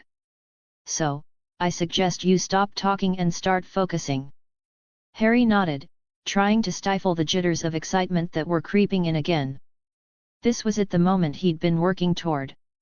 His mind raced with thoughts of the phoenix, of flying, of the fire burning deep inside him. But above all, he focused on Wang's words, precision and timing. As the clock on the wall began ticking down, signaling that the solar convergence was nearing its peak, Harry's heart pounded in his chest. He could feel the pull of the cosmic forces, the magic thrumming in the air around him. The convergence wasn't just a celestial event, it was a moment where time and space themselves bent, where the universe aligned to make something impossible, possible. Almost there. Wang muttered, eyes fixed on the sky above them, his hand hovering near the crystal. Harry's breath quickened, his focus narrowing as the final moments approached. The energy in the room was almost tangible now, crackling through the air like static. He could feel the crystal in his hands, its power, its weight, its potential. And then, the moment passed. The sky above them shifted, the sunlight fading as the solar convergence reached its zenith. Time itself seemed to hold its breath. Harry's hands moved instinctively, dropping the crystal into the potion. For a split second, everything seemed perfect. The potion shimmered, its contents glowing brighter, hotter, more alive than ever before. But as the energy began to crackle and surge, Harry's heart sank. The potion, which had been so close to completion, suddenly began to bubble violently, the liquid churning as if it were about to explode. The once beautiful light began to darken, swirling into an unstable mass of colors, sparks flying from the cauldron. No! Wang shouted, stepping forward, but it was too late. The potion exploded in a burst of magical energy, sending a shockwave through the library. The air crackled with magic, and Harry was thrown back, the force of the blast slamming him into the shelves. When the chaos settled, Harry groaned, slowly picking himself up from the floor, singed but miraculously unharmed. He blinked, staring at the remnants of the potion, a puddle of fizzing, dark liquid. Wang stood, his expression unreadable. You were a second too late. Harry's grin returned, albeit a little sheepish. Well, at least we know what happens when you mess up a solar convergence potion. Lesson learned, right? Wang let out a long sigh, rubbing his temples. If you ever decide to learn patience, Potter, I'll be the first to congratulate you. Until then, I'll just keep praying you don't destroy all of Camartage. Harry shot him a lopsided grin. No promises. The air in the lab was a symphony of sound. The whir of diagnostic machines, the faint hum of the arc reactor's residual energy, the clicking of Tony's fingers against his keyboard, each noise punctuating the scene as they all worked towards the same goal, yet in their own way. The room had become a melting pot of magic and technology, where each force fed into the other with a unique, almost effortless harmony. Tony's hands flew over the holographic display in front of him, his mind already leaping ahead to the future.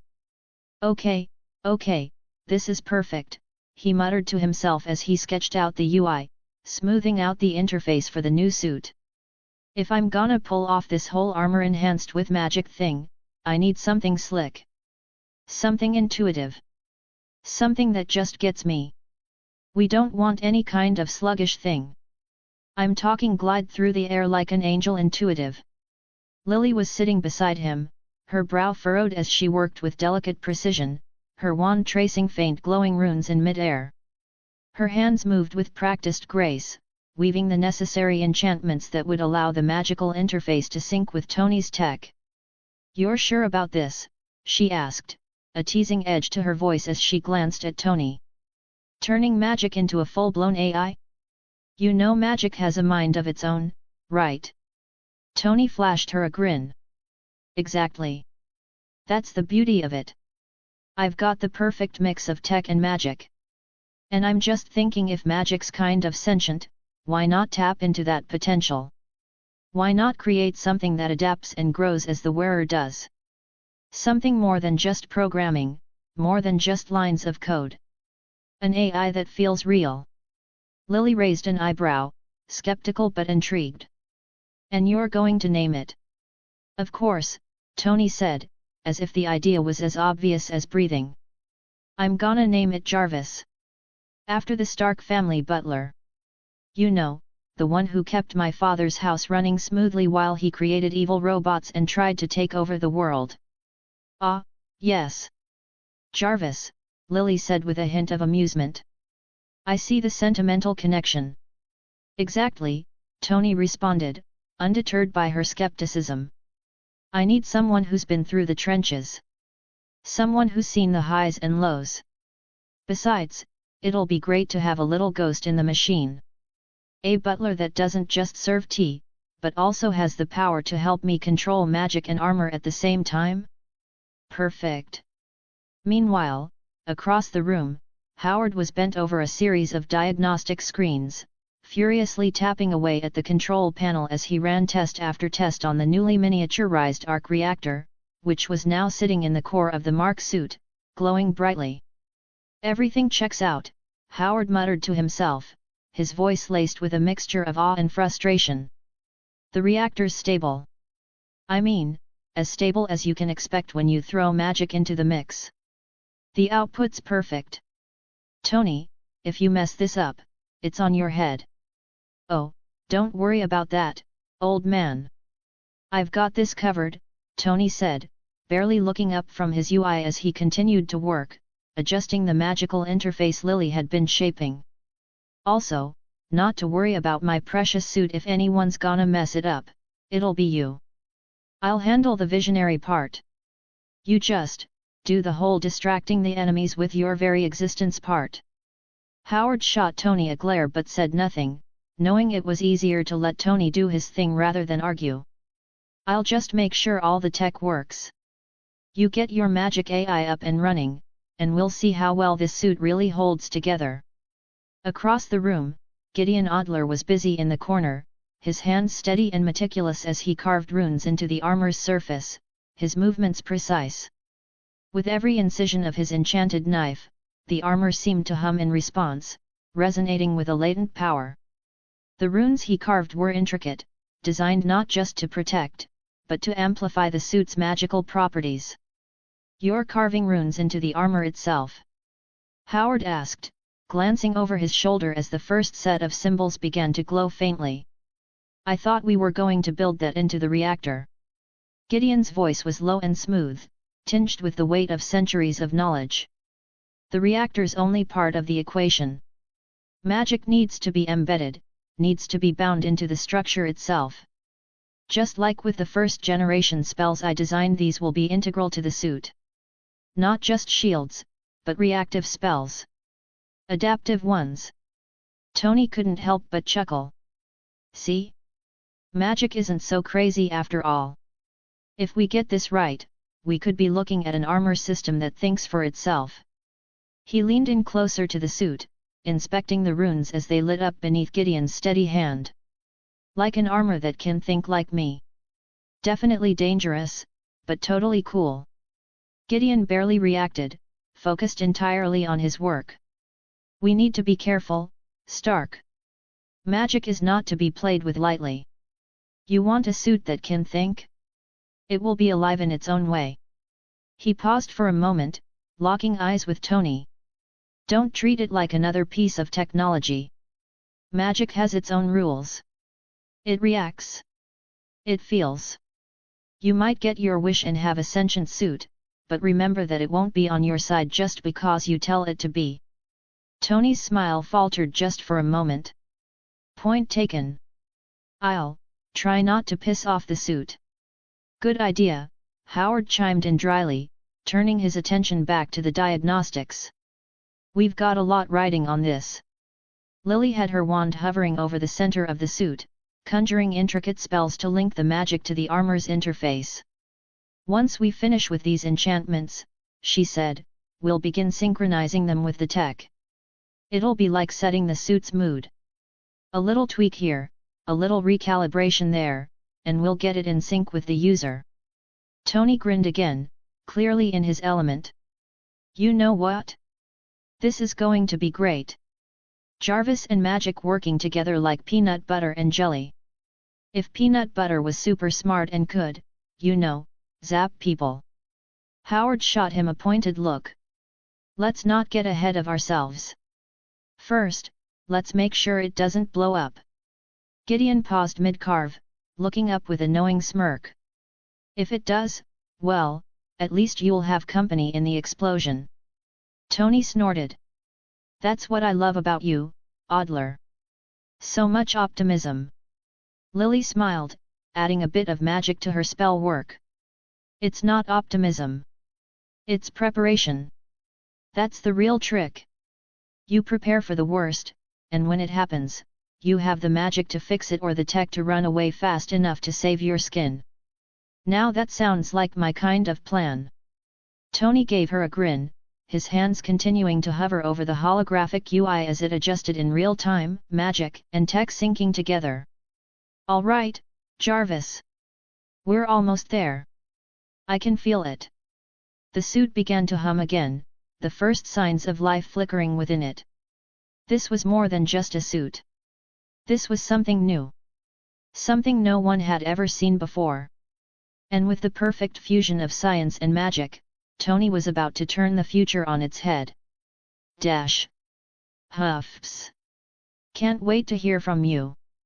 If you're passionate about fanfiction and love discussing stories, characters, and plot twists, then you're in the right place. I've created a Discord server dedicated to diving deep into the world of fanfiction, especially my own stories.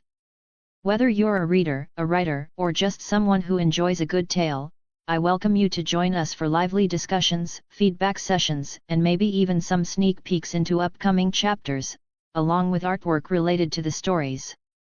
Let's nerd out together over our favorite fandoms and explore the endless possibilities of storytelling. https://discord.com/invite/hhhwrsb6wd. Can't wait to see you there. If you appreciate my work and want to support me, consider buying me a cup of coffee. Your support helps me keep writing and bringing more stories to you. You can do so via PayPal here. https://www.paypal.me/vikrantutker007 or through my Buy Me a Coffee page. https://www.bemeacoffee.com/vikard001s. Thank you for your support. Chapter 51, Chapter 50. The lab buzzed with energy, both literal and figurative, as the team of brilliant minds continued their work.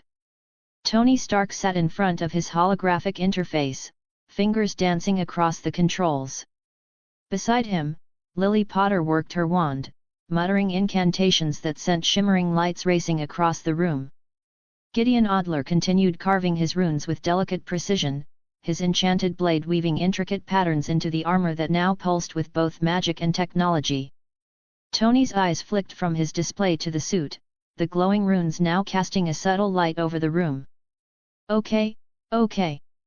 This is it. Magic, meet technology, Tony said, a grin tugging at the corner of his mouth. Let's make some history.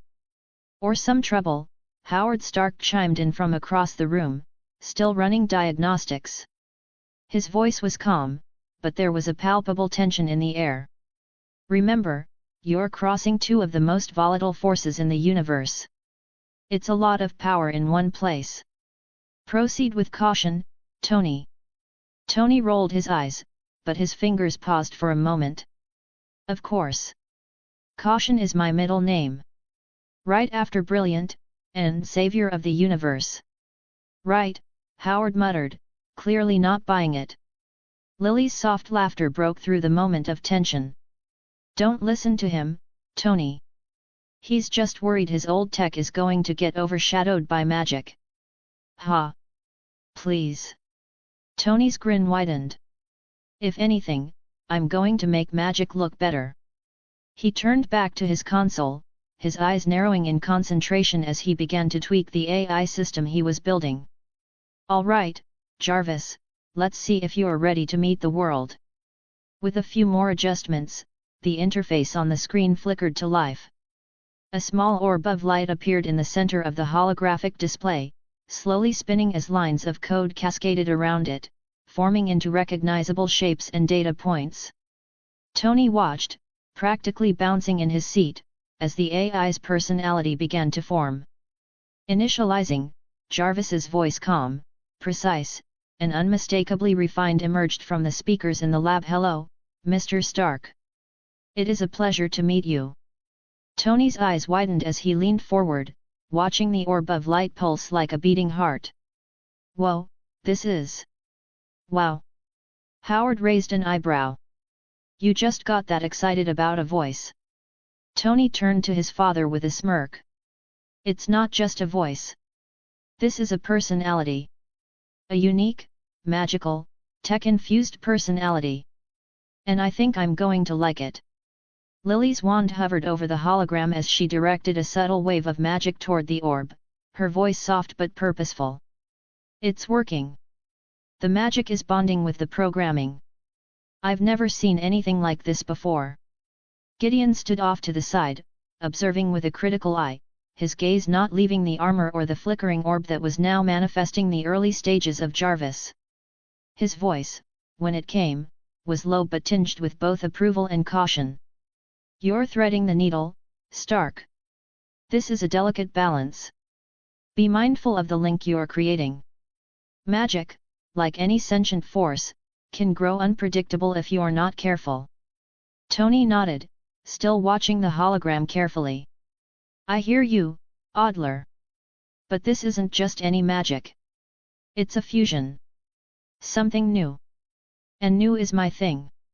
Let's not get too cocky, Howard warned, though there was a glint of pride in his eyes as he studied the AI's progress. Just make sure it doesn't decide it's the boss of us. Okay, now that would be an interesting development, Tony said, tapping his chin. Imagine an AI that thinks it's in charge, kind of like a really well-dressed version of me. Let's just hope you're not the one on the receiving end of the AI's sense of humor, Lily said, a playful smirk forming on her face. Tony shot her a look, but before he could say anything, the orb pulsed brighter. Jarvis's voice responded, now filled with a subtle warmth that hadn't been there before. I am not in charge, Mr. Stark. My purpose is to serve. To protect. To assist in any way possible. I am your companion, your co-pilot, if you will. The words hung in the air for a moment, and then Tony leaned back in his chair, arms folded across his chest, eyes gleaming. Well, that's a nice start. Lily smiled, the connection between magic and technology now evident in the orb. The magic is giving it an awareness that goes beyond pure programming. It's more intuitive. Gideon nodded, still watching closely, but there was a note of respect in his voice. It's like binding a part of the soul to the machine. Magic is not just external. It seeps into everything it touches. I get it, Tony said, his voice light with excitement. It's like the magic is breathing life into the system. Jarvis isn't just lines of code anymore, he's got soul. An artificial soul, Howard said dryly, but his voice was filled with more admiration than criticism. Don't let it get too attached. Remember, it's not just magic. It's tech. And tech can fail, no matter how much magic you pour into it. Hey, if it fails, I'll just make another one, Tony said with a shrug. I mean, how hard can it be to make a sentient, magical AI, right? Lily laughed softly, the sound light and warm. You're always so humble, Tony. Gideon's voice interrupted their banter, a little more serious now. Just ensure you're not pushing it too far, Stark. Magic and technology both have their limits. If you're not careful, you might unleash something you can't control. Tony waved his hand dismissively, but there was an edge of caution in his voice. Don't worry, Adler. I'm on top of it. Just as he said that, the orb of light that was Jarvis suddenly expanded, taking the shape of a glowing, humanoid figure. It was an ethereal, almost translucent form, a mix of shimmering gold and blue, its eyes a deep, glowing white. It was neither a full figure nor a solid hologram, but it had weight, presence, a life that was unmistakable. Mr. Stark, I am fully operational, Jarvis's voice sounded once again, now slightly more confident, more aware. How may I assist you today? Tony stood up slowly, his grin widening as he crossed the room toward the suit, his eyes fixed on the AI. All right, Jarvis, let's test this out. I want you to interface with the suit's systems. Let's see how well we can do when we put you in charge of the armor's magic and tech simultaneously. Jarvis's form flickered slightly, as if adjusting to the input. Affirmative, Mr. Stark. Initiating connection. The entire room seemed to hum with power as the magic and technology intertwined in real time, Jarvis adapting to the armor, drawing power from the reactor, and using the enchantments that Lily and Gideon had carefully crafted to augment its abilities. Ready when you are, Tony said, his tone full of excitement, anticipation, and a little bit of glee. The orb of light flickered again, and Jarvis's voice responded, now more alive than ever. Testing complete, Mr. Stark. The systems are fully integrated. I am now linked to the armor. Shall we proceed with the next phase of testing? Tony, absolutely beaming, turned to his father and the others in the lab. Yet, we're good. This is going to be amazing. And in that moment, it was clear magic and technology had found their perfect balance. And the world would never be the same again. The days leading up to the next solar convergence were tense. The air in Camartage seemed charged with an unspoken urgency, and Harry found himself repeatedly double-checking every ingredient, every tool, every spell. The failure of the previous attempt loomed over him like an ever-present cloud. This time, he had no room for error. The stakes were far too high. Wang was far less patient now, though he still offered the occasional piece of advice or quiet instruction. They had gathered a new focus crystal, one that glowed with a soft, pulsing light, ready to be used at the precise moment. Harry, after the disaster of their first attempt, couldn't help but feel the weight of responsibility pressing down on him. If he failed again, the consequences might be irreversible. So, this time, Wang began, his voice steady but filled with quiet authority, we will be more methodical. No distractions, no jokes. Just precision. Harry raised an eyebrow. No jokes? But I'm great at jokes. Wang didn't even look at him as he began preparing the ingredients. Focus, Potter. Right. Focus, Harry muttered, casting a quick glance at the crystal, which rested on the stone table between them. It seemed to shimmer, almost alive with energy, as if it were just waiting to unlock something monumental. This time, they were more prepared. Harry and Wang went through the steps more deliberately, every movement measured and calm. The cauldron was prepared, and the essence of eternal flame was carefully poured in, its fiery red liquid swirling to life in the bowl. Harry didn't let his attention wander for even a second, keeping his mind fixed on the task at hand. He knew the risks, and he understood that one misstep could doom them all. I've already added the essence of eternal flame, Wang said, turning to Harry as he reached for the next vial. Now, you add the essence of moonlight. Harry took the crystal carefully, its light casting faint reflections on his hands as he dropped it into the potion. It dissolved into the liquid like it was meant to be there, and the potion shimmered briefly, an ethereal, silvery glow dancing on the surface. The air around them seemed to hum with energy as the essence blended perfectly. "Looking good," Harry muttered, his confidence beginning to build.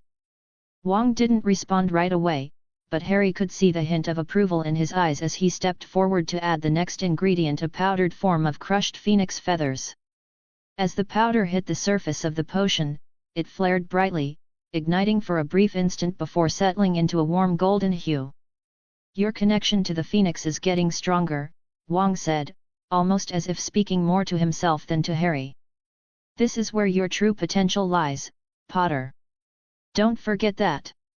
"Wouldn't dream of it," Harry replied, smirking. He felt the heat of the golden light, almost as if it were calling to him, beckoning him toward something greater. He had a growing sense that this transformation, whatever it was, would change him. Perhaps even more than he could understand. Wang carefully added the vial of molten gold next. It fizzed and cracked as it merged with the potion, turning it a deep amber, its surface swirling like molten lava. The final vial, the vial of liquid fire, was held in Wang's hand, but he paused, giving Harry one last serious look. "This is where it gets tricky, Potter," Wang warned, his voice taut. "Once we add the final vial, the potion will be ready. But you need to be prepared. When we add the focus crystal, the magic will spike. If you're not mentally prepared, you could lose control." Harry straightened. His heart thudded in his chest, but he forced himself to calm down, focusing on the task at hand. He had come this far. There was no turning back. "I'm ready," Harry said, meeting Wang's gaze. "Let's do this." Wang nodded, taking the vial in his hand and slowly tipping it over the cauldron. The liquid fire poured in, turning the mixture a brilliant crimson before quickly shifting into a vibrant, pulsing orange. The potion seemed to come alive, the air crackling with energy. "Now," Wang said, his voice sharp. "We wait." Harry watched the potion, his eyes flicking between it and the skies above. The solar convergence was fast approaching, the celestial bodies beginning to align. Harry could feel the pull of it, an overwhelming sensation of everything moving into place, as though the universe itself was holding its breath. The world outside seemed to quiet as the moment of convergence neared. The light in the room dimmed as the moon began to rise, the energy of the cosmic event already starting to bend time and space in subtle ways. It was as if everything was preparing for the moment when the crystal would finally be added. Wang's hand hovered over the potion, the new focus crystal held tightly between his fingers, its glow pulsing rhythmically in time with the celestial movements. Harry's pulse quickened. The air was thick with anticipation, and every fiber of his being felt stretched taut, like a bowstring ready to snap. Wang's eyes flicked to the sky, then back to Harry. Time seemed to slow as they both waited for the perfect moment. Harry's breath came in shallow bursts, his focus narrowing on the crystal. He could feel it, the surge of magic in the air, the swirling cosmic forces waiting for him to act. He knew he couldn't afford a single mistake this time. The slightest delay, and they would fail again. A single moment passed, and Wang's hand moved. He dropped the focus crystal into the potion, and for a split second, Harry thought the world might explode from the sheer force of the magic that coursed through the room. The cauldron flared with blinding light, and the energy in the air became almost unbearable. It crackled like static, filling Harry's entire being with an overwhelming heat and power. For a brief instant, Harry thought he was going to pass out from the sheer intensity. But then, the light began to soften, and the potion stabilized. The swirling energy calmed, turning into a glowing, radiant liquid that seemed to hum with life. Wang stepped back slowly, his face carefully neutral, but his eyes gleaming with approval. "It's done." Harry stared at the potion, his heart racing. The air was still thick with the residual magic, but it felt different now, alive, focused. He could sense it, deep in his bones. This was it. This was the moment he had been preparing for. "That's it, then?" Harry asked, voice a little breathless with awe. We did it. Wang nodded, his expression finally breaking into something resembling a smile. You did it, Potter. The potion is complete. But now. His voice grew somber. The true test is not in the brewing. It's in the transformation. Harry's grin spread wide. I've always liked a good challenge. Wang raised an eyebrow but said nothing more. As Harry reached forward to take the potion, he felt the energy coursing through him, felt the fire of the phoenix's power awakening inside him. It was time to see just how far this journey would take him. And for the first time, Harry felt a flicker of hope that maybe, just maybe, this transformation was the key to everything he had been searching for. The lab was a whirlwind of motion as Tony Stark stood, hands on hips, staring at the bare metal frame of the Mark I armor. The massive suit, still in its unfinished state, loomed over him, its jagged edges and exposed mechanisms almost intimidating in its raw form. The room hummed with the sound of various machines running diagnostics and magical energy pulsing through the air. Jarvis's voice echoed through the lab, calm and unflappable as always. Mr. Stark, I must emphasize that we have not completed the necessary simulations for this suit. The systems are not fully tested, and there are numerous variables that we cannot account for at this moment, Jarvis said, his tone polite but firm. Tony, unfazed, adjusted his gloves and raised an eyebrow. Yeah, Jarvis. I heard you the first time. But let's face it, I'm Tony Stark. Who needs simulations when you've got instinct? Howard Stark, from across the room, shot his son a disapproving look. Tony, this is insane. We don't even have the color scheme decided yet, let alone a functioning AI to monitor your vitals properly. You can't just throw yourself into this thing and hope it works. Actually, Tony shot back, looking over at Howard with a smirk, we do have the color scheme settled. I mean, red and gold are pretty much perfect. Just take a look at my inspiration. He waved his hand toward the nearby holographic projection of the Mark I suit, still unfinished, with the glowing outline of a design in mind. I was thinking something bold. You know, something that says, I'm here to save the world and look good doing it. Howard sighed, shaking his head. Red and gold? You're really gonna copy the kids' color scheme? Tony paused and turned toward Lily, who was standing near the console, her arms folded across her chest. Her gentle eyes met his with a mix of amusement and caution. Lily, Tony began, a mischievous grin forming, do you think your son would sue me if I took his colors? You know, since I totally wasn't aware of the whole matching superhero gear thing before I saw him in action. Lily gave him a bemused look, clearly aware of what Tony was getting at. I doubt Harry would care. But you might want to hold off on getting too attached to that idea. He's got a lot on his plate as it is. Tony chuckled. Ah, well, at least the color looks good on me. You know, the whole savior of the universe aesthetic is totally my thing. He winked at her, clearly relishing the banter. You're not putting that thing on, Tony, Howard cut in firmly, clearly not buying into his son's charm this time. I don't care what color you think it's going to be. You haven't even tested it yet.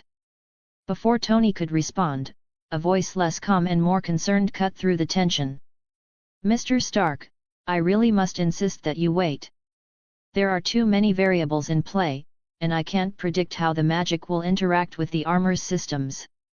It was Jarvis again, a touch more urgent this time.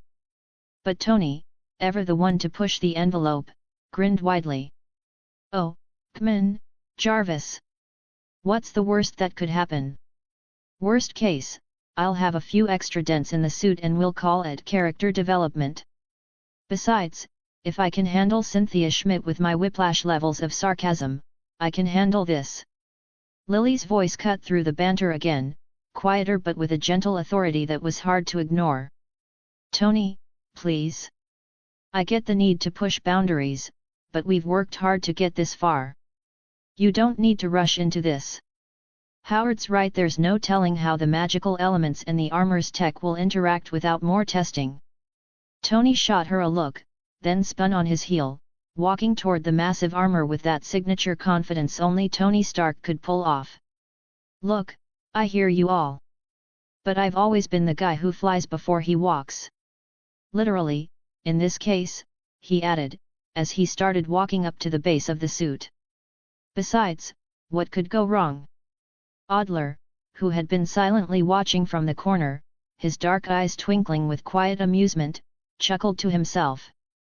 Oh, I do love when men of your stature think they can control things.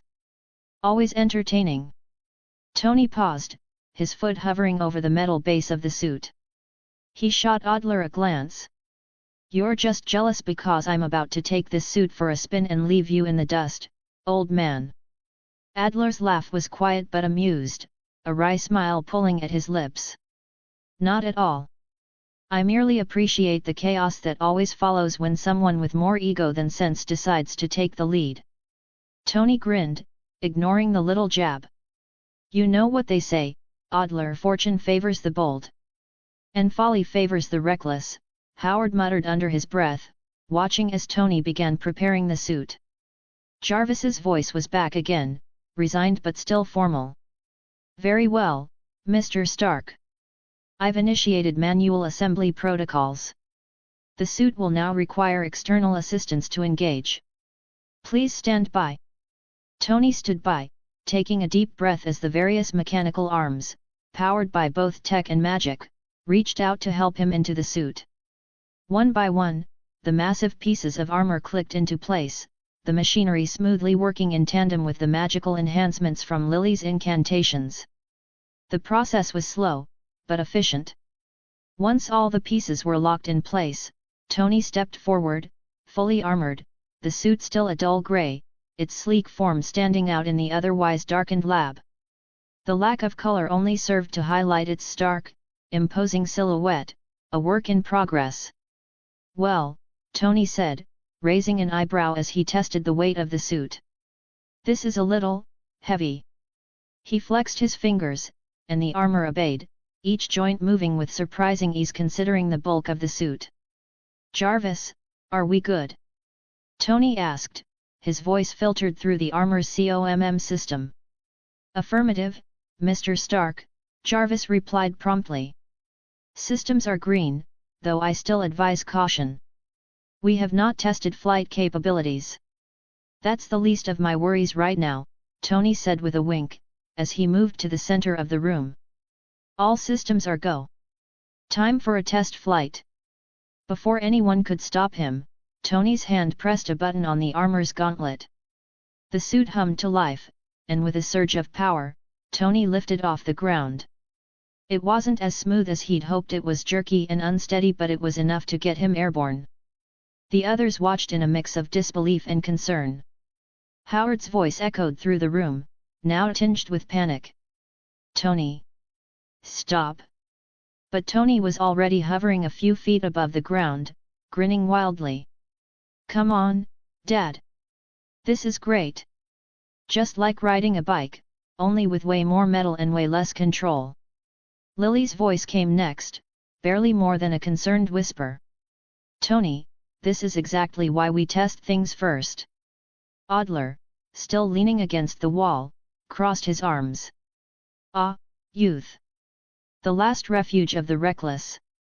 He didn't seem too concerned, more bemused by Tony's antics. Tony smirked beneath his helmet, testing the suit's balance with a few small adjustments. Don't worry, guys.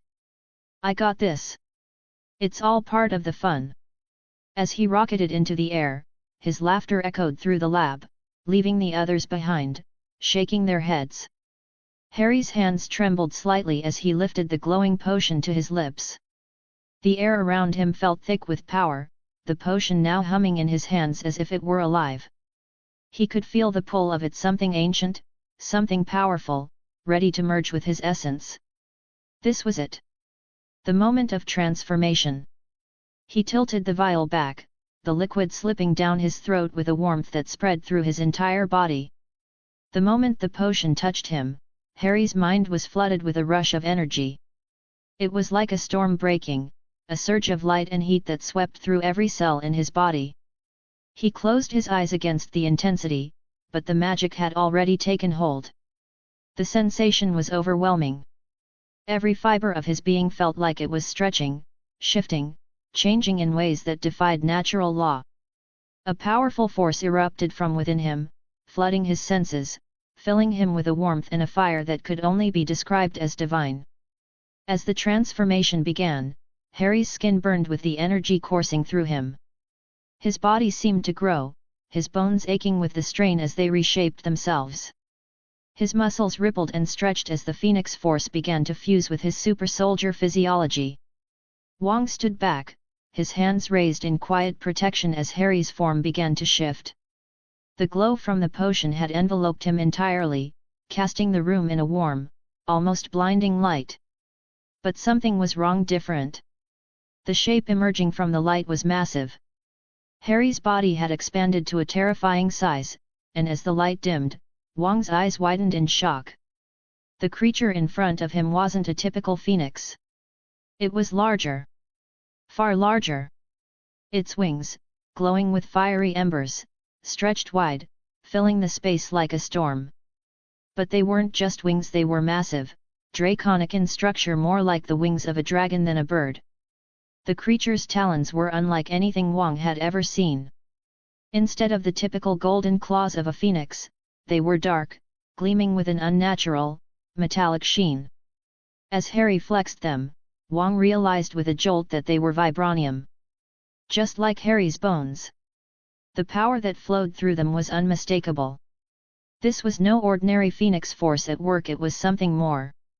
The fire in Harry's eyes, burning bright with cosmic energy, seemed to have a mix of ancient wisdom and pure primal rage.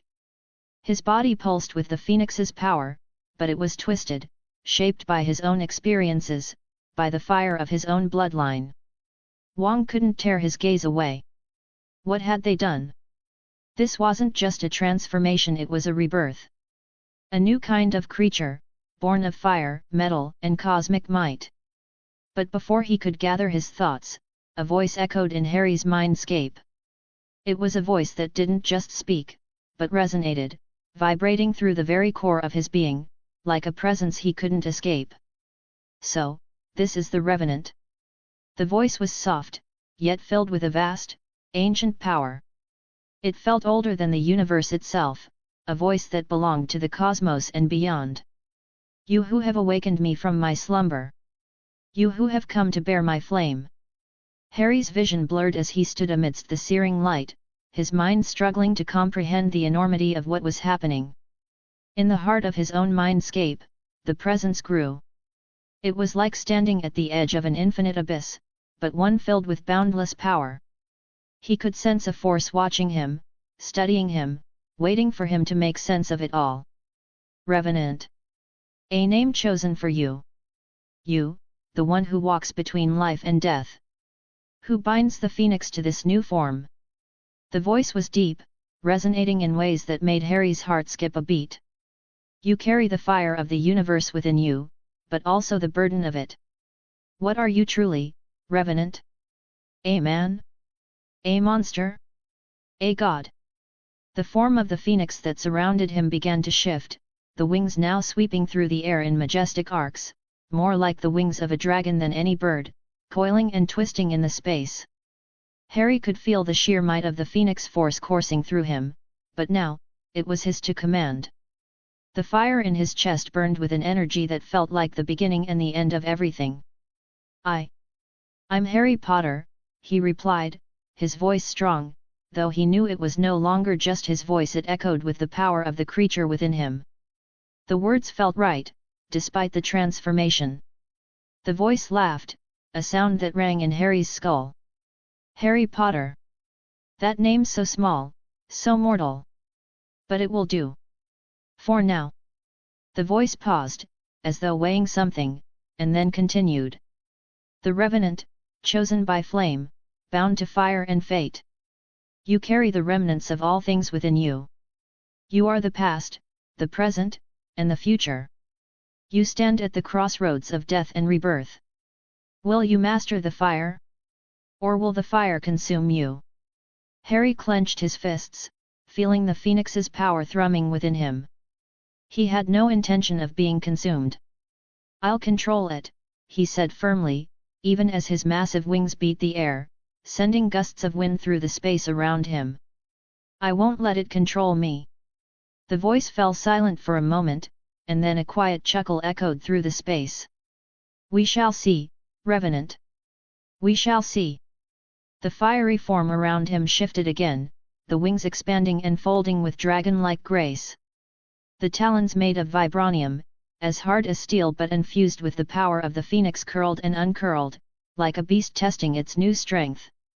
Harry could feel the power in his chest stronger now, more potent, as if he could reach out and burn the very stars with a single thought. Wang, still watching, stared at Harry in disbelief. It's unlike anything I've seen. This isn't just the Phoenix Force. It's something else. Something new. Harry's gaze snapped toward Wang, the fire in his eyes dimming just enough for the human clarity to shine through. It's me, he said, his voice calm, though still resonating with power. And I will control this fire, Wang. No matter what it takes. And in that moment, as Harry spread his wings half phoenix, half dragon, he realized that the journey ahead would be far more complex than he had ever anticipated. For within him now lay the power of the phoenix, yes, but also something more, something that had yet to be fully awakened, and perhaps, something that even the phoenix itself had not foreseen. It was the beginning of a new chapter, one where Harry would face both the vastness of the cosmos and the depths of his own soul. Huffs. Can't wait to hear from you. If you're passionate about fanfiction and love discussing stories, characters, and plot twists, then you're in the right place. I've created a Discord server dedicated to diving deep into the world of fanfiction, especially my own stories. Whether you're a reader, a writer, or just someone who enjoys a good tale, I welcome you to join us for lively discussions, feedback sessions, and maybe even some sneak peeks into upcoming chapters, along with artwork related to the stories. Let's nerd out together over our favorite fandoms and explore the endless possibilities of storytelling. https://discord.com/invite/hhhwrsb6wd. Can't wait to see you there. If you appreciate my work and want to support me, consider buying me a cup of coffee. Your support helps me keep writing and bringing more stories to you. You can do so via PayPal here. https://www.paypal.me/vikrantutker007 or through my Buy Me a Coffee page. https://www.bemeacoffee.com/vikard001s. Thank you for your support. Chapter 52, Chapter 51. The voice of the Phoenix reverberated through Harry's mind, an ancient storm of power and wisdom that swept over him like a tidal wave, overwhelming yet strangely comforting. It was as though an eternal being, whose every breath could set the universe alight, was observing him, analyzing him, preparing to entrust him with a mission that would shape the very course of fate itself. Revenant, the voice of the Phoenix spoke again, and Harry felt the weight of its attention settle on him like an enormous cloak. It was an intimate thing, yet vast, something that reached into the deepest recesses of his being. I have seen the potential within you. You, the one who has awoken me. But now, there is a task I ask of you. It is a mission that will not only shape your future, but the future of my avatar. The word avatar echoed in his mind. Harry, still overwhelmed by the presence of the Phoenix, tried to center himself, but the sheer force of the power behind her words made it difficult. Avatar, what did that mean? You must help her, the Phoenix continued, her voice carrying a sharp edge of urgency. My avatar is bound, trapped within chains that suppress her true essence. She is at Xavier's Institute. Jean Grey, her name is Jean Grey. She carries the weight of my essence within her mind, but it is not free. Professor Charles Xavier has bound her, chained her power, in an attempt to control her, to keep her from realizing what she is, what she can become. Harry's pulse quickened as the name Jean Grey settled into his thoughts. There was something familiar, something important about that name. And the mention of Xavier, one of the most powerful telepaths in the world, made his chest tighten. The idea of someone chaining a mind, controlling a power as vast as the Phoenix, was repulsive. The Phoenix's voice rose again, filled with quiet authority. You must help her, Revenant. Free her mind. Unbind the chains that have been placed upon her by Xavier, and allow her to understand what she truly is. Only then will she be able to embrace the full power of the Phoenix force that lies dormant within her. But beware, the tone of the voice shifted, becoming more serious, more deliberate. Once you free her, the path will not be easy. There are forces who will try to stop you, and others who will try to control her. You must be her guide, her protector, as she comes to terms with her power. Harry's mind reeled as the magnitude of the task settled upon him. Jean Grey, an avatar of the Phoenix, bound and shackled by one of the most powerful telepaths in the world, Xavier himself. The task before him felt impossible. But then again, Harry had faced impossible odds before. The weight of it all settled deep within him, but there was something stirring inside him, a fire. The fire of the Phoenix itself. He could feel it. This was not just about saving someone, it was about freeing the very essence of life, of rebirth. It was about protecting the heart of something ancient and powerful. I will not fail you, Harry muttered under his breath, though the words sounded hollow against the magnitude of the mission. I will not fail her. The fire in his chest burned brighter at the thought. The Phoenix's voice softened, her tone carrying a sense of trust and quiet determination. Do not fail me, Revenant. I am trusting you with my essence. Free her, and bring her the peace she deserves. The weight of her trust pressed heavily upon Harry, but just as quickly, it lifted. The pressure in his mind intensified, the force of the Phoenix's presence growing stronger, more urgent, more commanding. It felt like the very fabric of the universe was pushing against him, waiting for him to act, to become what she needed him to be.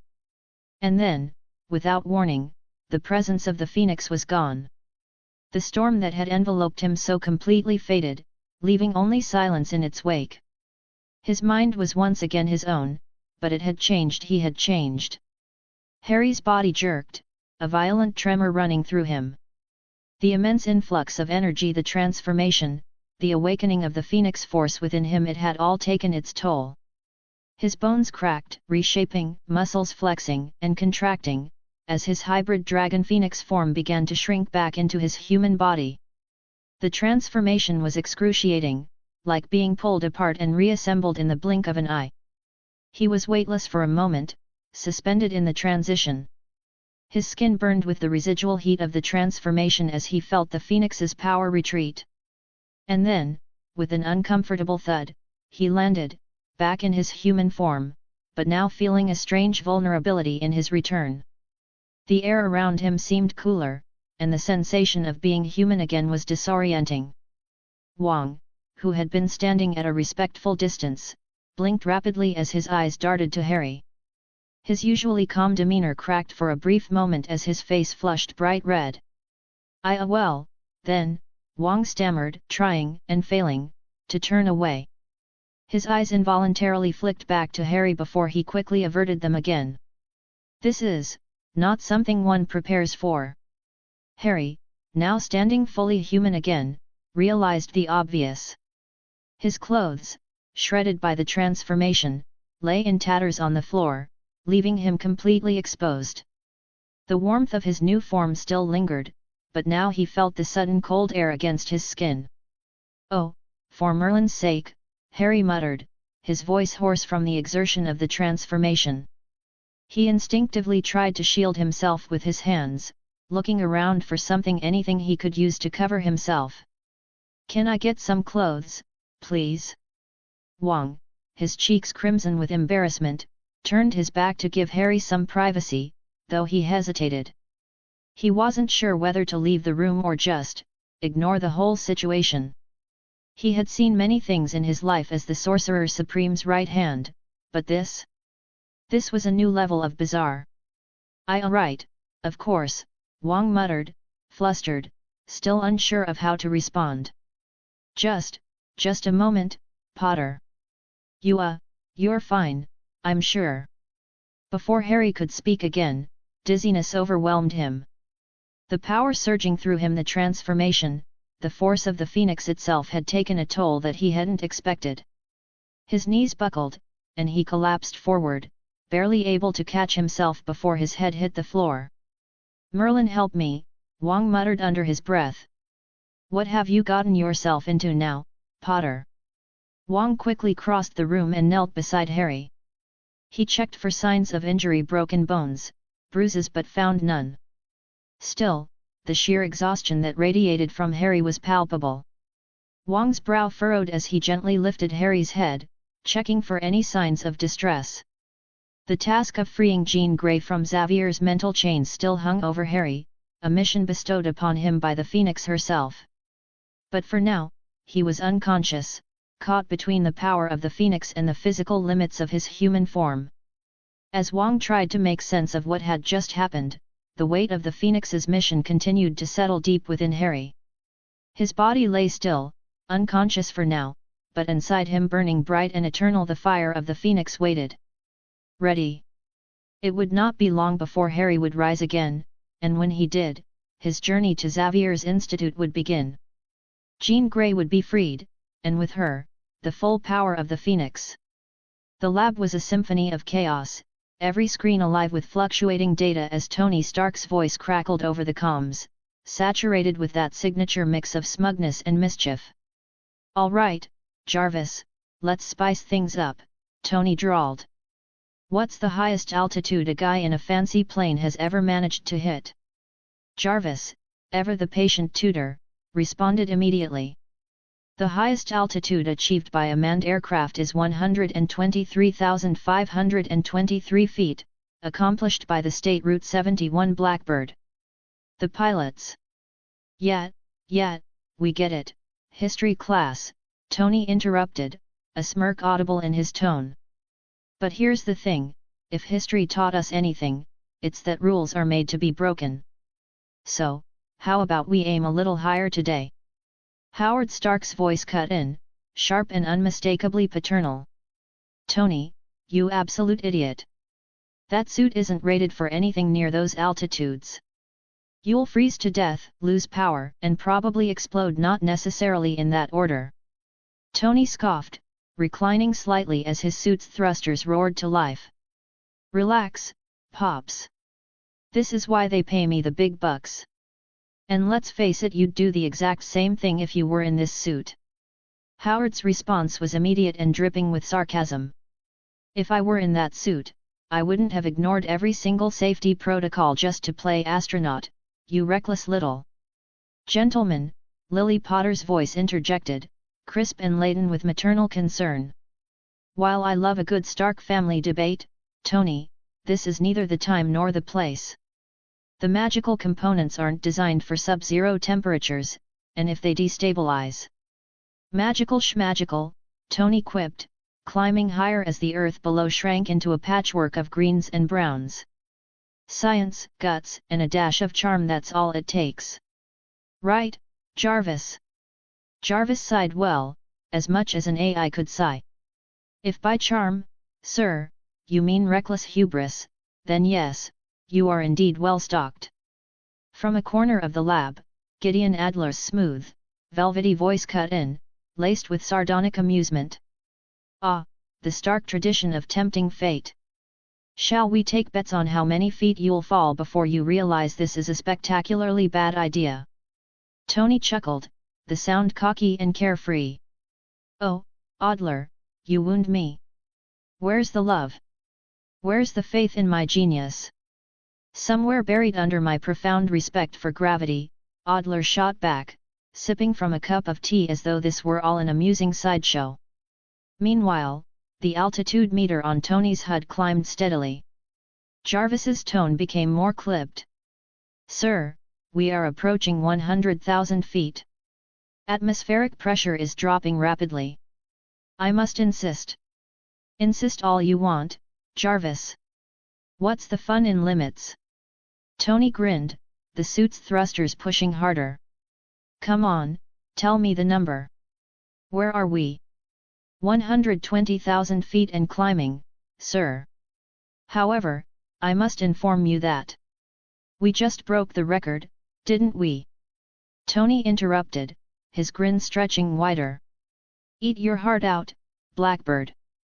Who's the king of the sky now? Howard's voice returned, livid. Tony, you lunatic, get back here.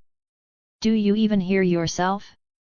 You're going to freeze, Jarvis interjected coolly. External temperatures have now dropped below -60 degrees Celsius. The suit's structural integrity is beginning to... Beginning to what? Tony asked, his confidence faltering slightly. Then the HUD flickered. Oh. That's not good. No, sir, it is decidedly not, Jarvis replied as frost crept across the suit's visor. Flight systems are offline. Power reserves are rapidly depleting. You are now in free fall. Back in the lab, chaos erupted. Tony, eject. Eject now. Howard bellowed. There is no eject system. Lily snapped, her hands flying across a console as she channeled magic into the suit's dormant systems. It's a fully enclosed design. Brilliant engineering, Adler muttered, not even glancing up. Truly groundbreaking. I'll start drafting your obituary. Tony, now plummeting like a very expensive meteor, took a deep breath. All right, Jarvis, let's hit me with the good news. There is no good news, sir, Jarvis replied with his trademark calm. But if it's any comfort, the free fall should provide you with a brief, albeit intense, adrenaline rush. Great, Tony muttered. Because that's exactly what I need right now. Tony, listen to me. Lily's voice was sharp, but beneath it lay a steely determination. I'm going to channel a stabilization spell through the suit's circuits. Stay still. Tony, ever the quipper even in the face of death, grinned. See, this is why I keep you around, Lily. Science meets magic in unbeatable combo. Like peanut butter and jelly. Less talking, more surviving. Howard snapped. The suit's systems hummed back to life just as the ground loomed uncomfortably close. With a final surge of thrusters, Tony managed to slow his descent enough to crash land in a field. The suit hit the ground with a resounding thud, sending dirt and debris flying. Inside the lab, the comms crackled with Tony's voice, breathless but triumphant. Well, that was exhilarating. Who's up for round 2? Howard's voice boomed. You're grounded, Tony. Indefinitely. Love you too, Dad, Tony quipped, smirking as he pulled himself out of the crumpled suit. But come on, you've got to admit, I looked good doing it. The lab was a symphony of sparks, hums, and the occasional curse word from Tony Stark as he landed. The sound of his suit scraping against the floor echoed through the lab, a mix of high-tech gadgets and mechanical failure. When the thrusters sputtered out and the suit dropped to the ground with a heavy thud, Tony's grin was already in full force. He was standing tall, unscathed, despite looking like a battered, burnt-out version of himself. Miss me? Tony quipped, pulling off the helmet with a flourish, shaking out his hair. His grin was wide, cocky, like he had just pulled off the most epic stunt known to mankind. Howard Stark, who had been quietly watching the entire scene from the back, whipped around with a speed that could only be described as furious.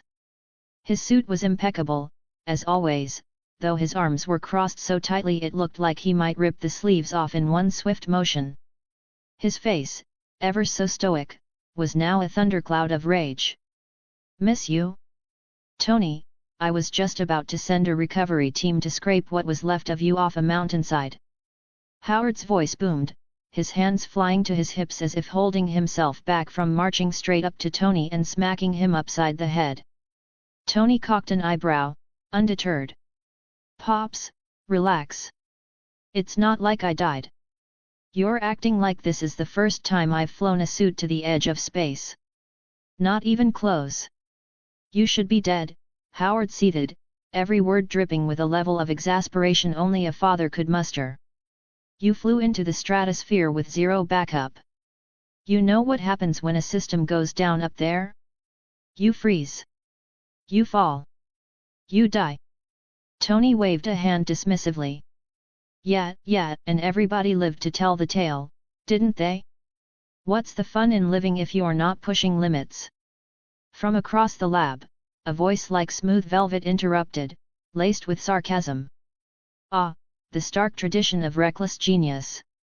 How refreshing, Gideon Adler, who, for the life of anyone in the room, couldn't decide whether he was genuinely amused or plotting his next power grab, sipped his tea like this was all a very entertaining show. His dark eyes sparkled with an almost palpable hunger for chaos. Howard whirled on him. Not helping. Adler merely smiled over the rim of his cup, unfazed. My apologies. Please continue. He took another leisurely sip, clearly enjoying the spectacle. Lily Potter, who had been standing next to the console, furiously typing and pulling up data on a display screen, looked up from her work with a sigh. She placed her hands on her hips, her emerald eyes flicking between Tony and Howard, before turning her gaze to Adler with a bemused, almost apologetic glance. Tony, you're lucky you're even alive. The magical components of that suit weren't designed to handle temperatures that low. You're extremely fortunate they didn't destabilize completely. Tony gave her a sly smile, winking. See, someone around here gets it. Luck's just another word for good engineering, right? Lily shook her head, lips curling into a small, fond smile that couldn't quite hide the worry in her eyes. You really need to stop acting like you're invincible. Tony shrugged, leaning casually against a console, clearly unfazed. What can I say? I'm a walking miracle. Howard's nostrils flared as he paced, his jaw tight with irritation. No, Tony, you're a walking disaster. And I am done with this. His voice dipped into a dangerous calm that made Tony pause for a moment. Howard fixed him with a stare that could burn through steel. You think this is a joke? You're 16. You shouldn't be acting like a one-man space program. You're supposed to be learning responsibility, not taking your life in your hands like a stupid stuntman. Jarvis, ever the voice of reason, or at least, attempting to be, chimed in, Sir, I must advise against further altitude experimentation. The thrusters have exceeded their designed limitations. And, should you continue this reckless behavior, the suit will be inoperable for the foreseeable future. Tony shot a look toward the ceiling as if glaring at the AI, his smirk never fading. Jarvis, whose side are you on? I'm not the one making him rage. It's just a little altitude. It's not like I set the thing on fire. Lily, still standing near the console, crossed her arms, arching an eyebrow at Tony. You nearly did, Tony. The components were already overheating when you reached 120,000 feet. The magical core wasn't designed to function at that altitude. You're lucky it didn't implode. Gideon Adler raised his teacup in mock salute, eyes glinting. A lucky boy. That's what you are, Tony. No skill, just good fortune. Is this where I get a "you'll learn your lesson" speech? Tony asked, taking a step closer to Howard, finally dropping his playful tone as he took the lecture seriously. Well, kind of. Howard's patience snapped like a rubber band, and he jabbed a finger toward the door. Tony, you listen to me, if you ever, pull something like this again, I won't just ground you. I'll dismantle that suit, piece by piece, and then I'll personally melt it down into paperweights. And you will watch me do it. Lily moved quickly, placing a gentle hand on Howard's arm, her voice soft but firm. Howard, please, let's not make it worse. He's fine. He's not dead, and we can fix the suit. Tony's grin returned, softer now, his usual bravado tempered with a hint of sheepishness. See? Lily gets it. It's all good, Pops. Howard didn't respond immediately, but his eyes narrowed, still full of simmering anger. He looked like he was weighing whether or not to take a swing at Tony. You don't get it, Tony. You don't get that you're not invincible. One day, you're going to push too far and I won't be there to save you. Tony nodded slowly, for once recognizing the weight of his father's words. I hear you, Dad. No more stratosphere stunts. For now. A long, tense silence filled the room, broken only by the gentle hum of the lab's machines and the occasional clink of Adler's teacup as he carefully set it down. Then, as if on cue, Tony pushed off from the console, standing upright and making a dramatic gesture toward the rest of the lab now, who's got a soldering iron. This suit isn't going to fix itself. Adler smirked, as dry as ever. Ah, yes, the man of the hour, back on his feet with not a care in the world. It's as though nothing happened. I admire that about you, Tony. Howard, still stewing in his irritation, threw his hands up in the air. I give up. Love you too, Pops, Tony called over his shoulder as he walked to the workbench, unbothered. Lily gave a long, resigned sigh. One of these days, you'll really test your luck, Tony Stark. Tony's grin never faltered. But today's not that day, Lily. Gideon chuckled softly from his corner, lifting his teacup again, his eyes glinting with quiet amusement. To Tony Stark, ladies and gentlemen. A walking disaster who may just be the unluckiest lucky man in history. Tony raised a hand in mock salute. Cheers to that, he said with a wink. Now, let's get this thing back in one piece. Harry woke to the soft, golden light of dawn filtering through the ornately carved windows of his room in Camartage. The faint aroma of incense lingered in the air, mingling with the earthy scent of aged wood and herbs. His head throbbed slightly, a dull reminder of the cosmic power he'd been exposed to the night before. He groaned and sat up, running a hand through his unruly hair. A fresh set of robes, simple but impeccably clean, had been draped over him, mercifully preserving his dignity. Harry muttered under his breath, well, at least someone had the courtesy to sort that out. Small mercies. From across the room, a familiar voice cut through the quiet. You're welcome. Harry turned his head to see Wang seated in an armchair by the window, arms crossed and an expression hovering between concern and outright exasperation. Beside him, the Ancient One stood in her usual tranquil pose, her hands clasped in front of her and her gaze as unreadable as ever. Well, Harry croaked, his throat dry. I'm guessing you've got questions. Wang snorted, leaning forward with a pointed look. Questions? Oh, no, Potter. What I have is a running list of complaints.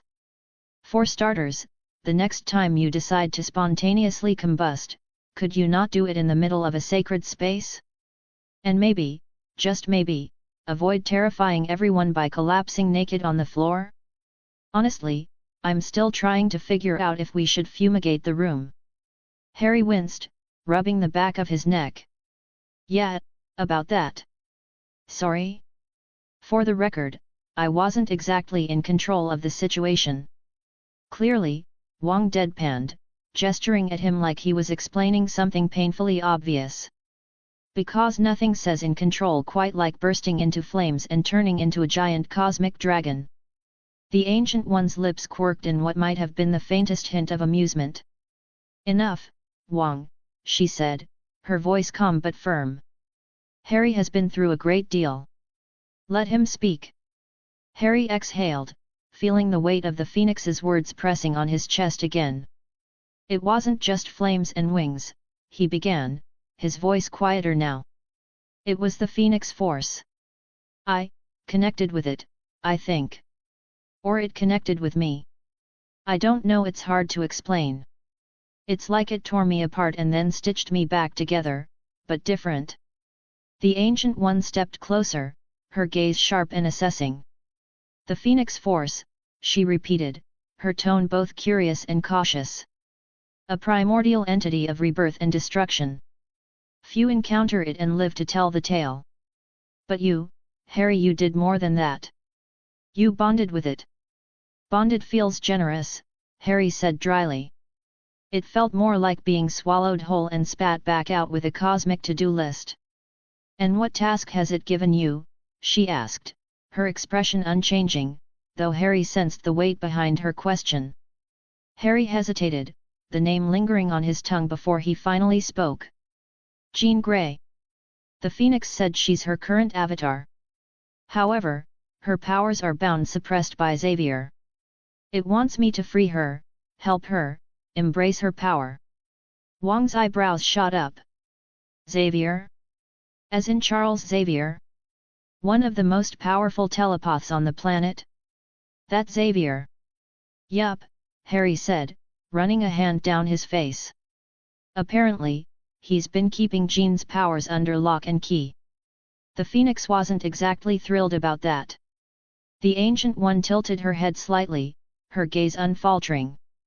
Xavier's actions are not without precedent. He has always acted from a place of fear of what uncontrolled power might do. If he has bound Jean's abilities, it is likely to protect her and others. But the Phoenix Force cannot be contained indefinitely. Tell that to the Phoenix, Harry muttered. It's not exactly a fan of the whole let's suppress cosmic power approach. Wang leaned back in his chair, crossing his arms again. So, let me get this straight. You're supposed to march into Xavier's Institute, unbind the powers of one of the most dangerous mutants alive, and just hope for the best. Harry shrugged, though the weight of the task felt like a stone in his chest. Pretty much. Oh, and apparently, I'm also supposed to protect her, guide her, and stop anyone who tries to control her. You know, just your average Tuesday. Wang groaned, pinching the bridge of his nose. You're going to get yourself killed, Potter. Or worse me. The Ancient One, unbothered by Wang's dramatics, stepped closer. This mission is not simply about freeing Jean Grey. It is about balance, Harry. The Phoenix Force is not merely power, it is a force of nature, one that brings both creation and destruction. To guide Jean Grey is to walk a razor's edge. Every decision you make will tip the scales. Harry swallowed hard, her words driving home the enormity of the task. No pressure, then, he muttered, forcing a wry smile. The Ancient One's expression softened just slightly. You are stronger than you realize. And you are not alone. Wang and I will assist you however we can. Assuming you don't set yourself or anyone else on fire again, Wang added with a pointed glare. Seriously, Potter? The budget for new robes isn't infinite. Harry chuckled weakly, the sound dry but genuine. I'll try to keep the flaming bird routine to a minimum. The Ancient One nodded. Rest for now. Your journey to Xavier's Institute will not be easy. You will need your strength. As they left the room, Harry sank back against the pillows, staring at the ceiling. The fire of the Phoenix burned quietly within him, a constant reminder of the power and responsibility he now carried. Jean Grey, he murmured to himself, the name heavy with significance. Hang in there. I'm coming. Jean Grey sat cross-legged on her bed in the dormitory at Xavier's School for Gifted Youngsters, absent-mindedly twirling a pencil between her fingers. The late afternoon sun poured through the tall windows, painting her room in warm, golden light. Outside, the distant hum of students training in the yard mingled with bursts of laughter. Normally, she would have been out there too, effortlessly balancing leadership with charm. But today, something felt wrong. Her chest felt heavy, as if a weight had settled there. It wasn't physical, not really. It was deeper an emotional unease that pulsed like a slow, steady drumbeat. Her fingers fumbled with the pencil, which began to wobble unnaturally. Jean frowned, narrowing her green eyes. The pencil vibrated, spinning faster until it blurred. She clenched her fist, stopping it mid-spin and dropping it onto her comforter with a frustrated sigh. "Focus, Jean," she murmured, pressing her hands to her temples and shutting her eyes.